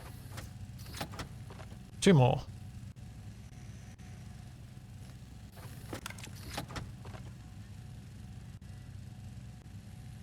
No, the heavy solars don't produce any more power. Exactly the same, 500 watts. I mean, I guess technically they produce a tiny bit more throughout the course of a day because they don't have the roof bits of shadow that are blocking them for a tiny bit of the time, but they produce the same maximum.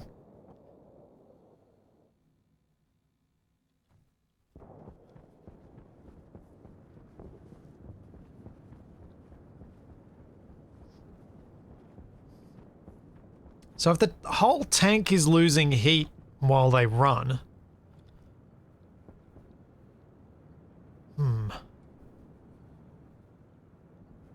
But we get some of the gas flowing through.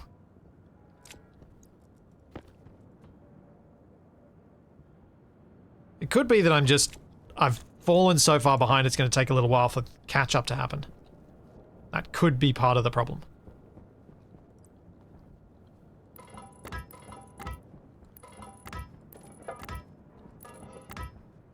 And because I've got so many more sterlings, the cooling is going to happen at such a greater capacity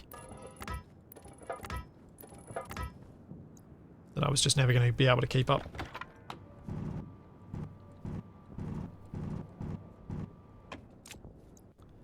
So, we will see if I can get this better.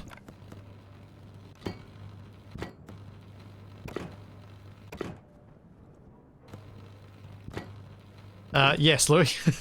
A statistically insignificant amount of difference between the two solars, yes.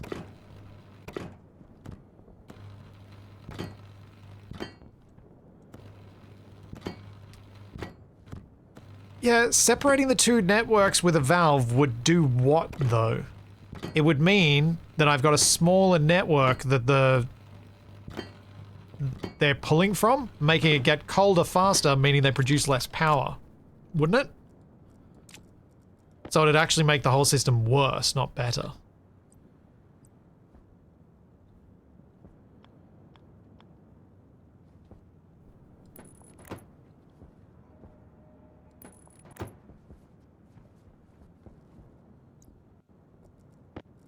I think.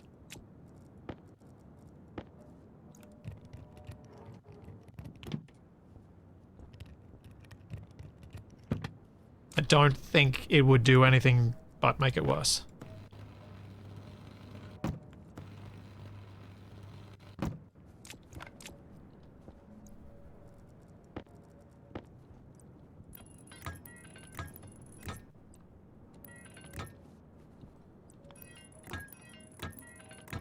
Because you're basically, you're slowing down the heat transfer to the Stirling engines. And ultimately, while that may temporarily, like, I think that's just gonna cut the amount of power they can make. Data. Where's on this side?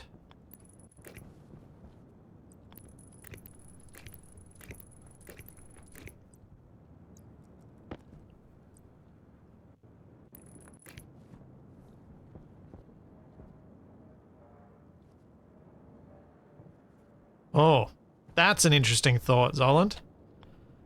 It sounds doable. To maximize the temp pulled in, could you record the max temp for the day and have it start at a set point under that for the next day? So it's dynamic throughout the year and it only pulls... That's quite cool.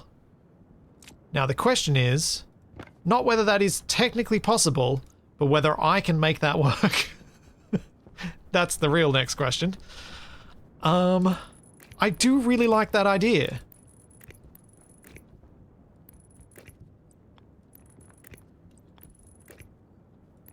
Storms would mess with that. Yeah. You'd have to have a hard, like some hard limits on it to prevent the storms being an issue.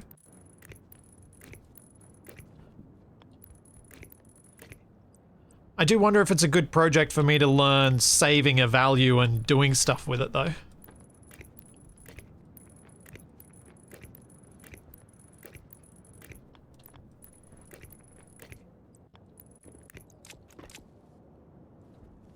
Because it could be a good exercise for practicing that.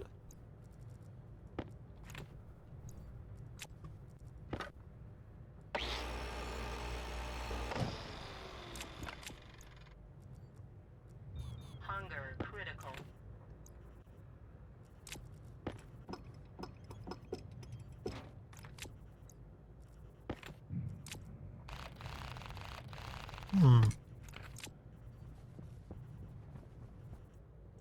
Oh yeah. Will my liquid drain keep up with this? I don't know. It may not. Oh, why is it doing that jittering thing every time I do it? I may need more liquid drains.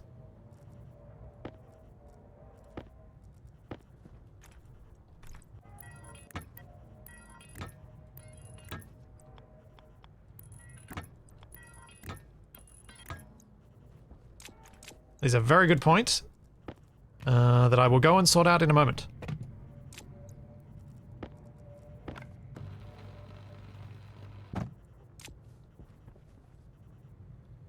Could use a weather station and not record temps during a storm. Okay, yeah. I'm obviously not going to work on that project today, but I quite like it.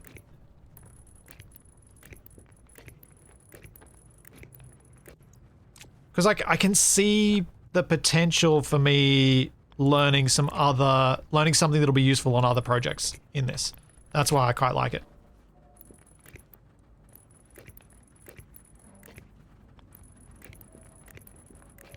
Even if it does move me gradually towards the stack. Okay. Let's go get some drains.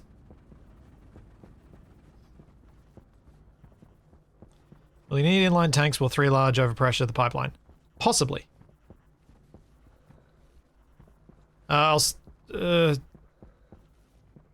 not going to be turning on for a while. It's nighttime. It's okay. I'll set it inwards when I get back out there.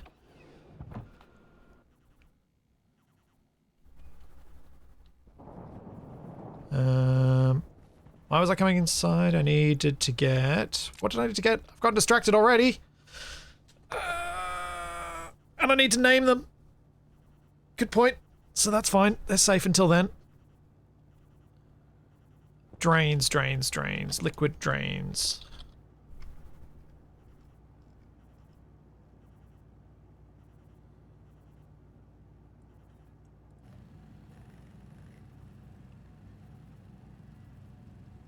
Yeah, and Yeah, and inline tanks. Just in case.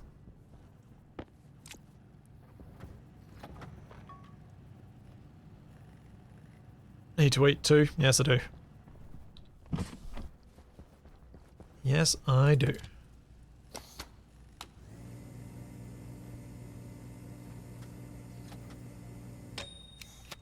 Also, I need to hurry. Turn that off.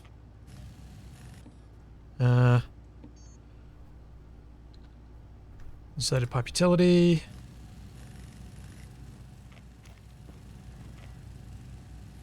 I actually just realized what the time is. I think I'm going to have to wrap up in just a couple of minutes.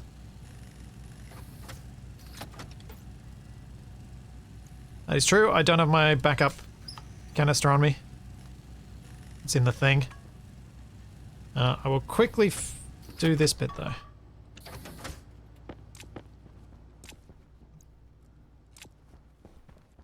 Yeah, I wasn't intending to go this long. I got distracted and I lost track of time in the last hour.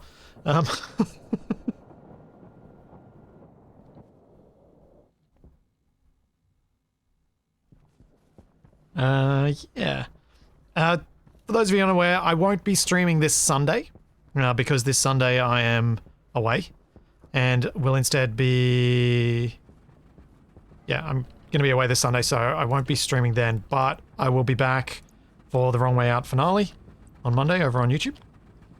And Shaq might be streaming, so keep an eye out. You might see him do some building and probably break some of my subgrid shenanigans that I've built around the place. In our save together. So have some fun giving him grief about that if that happens. And last one, set inward. Set the name.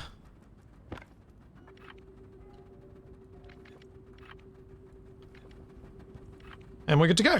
Sweet. Alright guys. I am going to call it there. I will see you all on Monday for the finale of Wrong Way Out. So there's all that and plenty more to come. And I will see you then.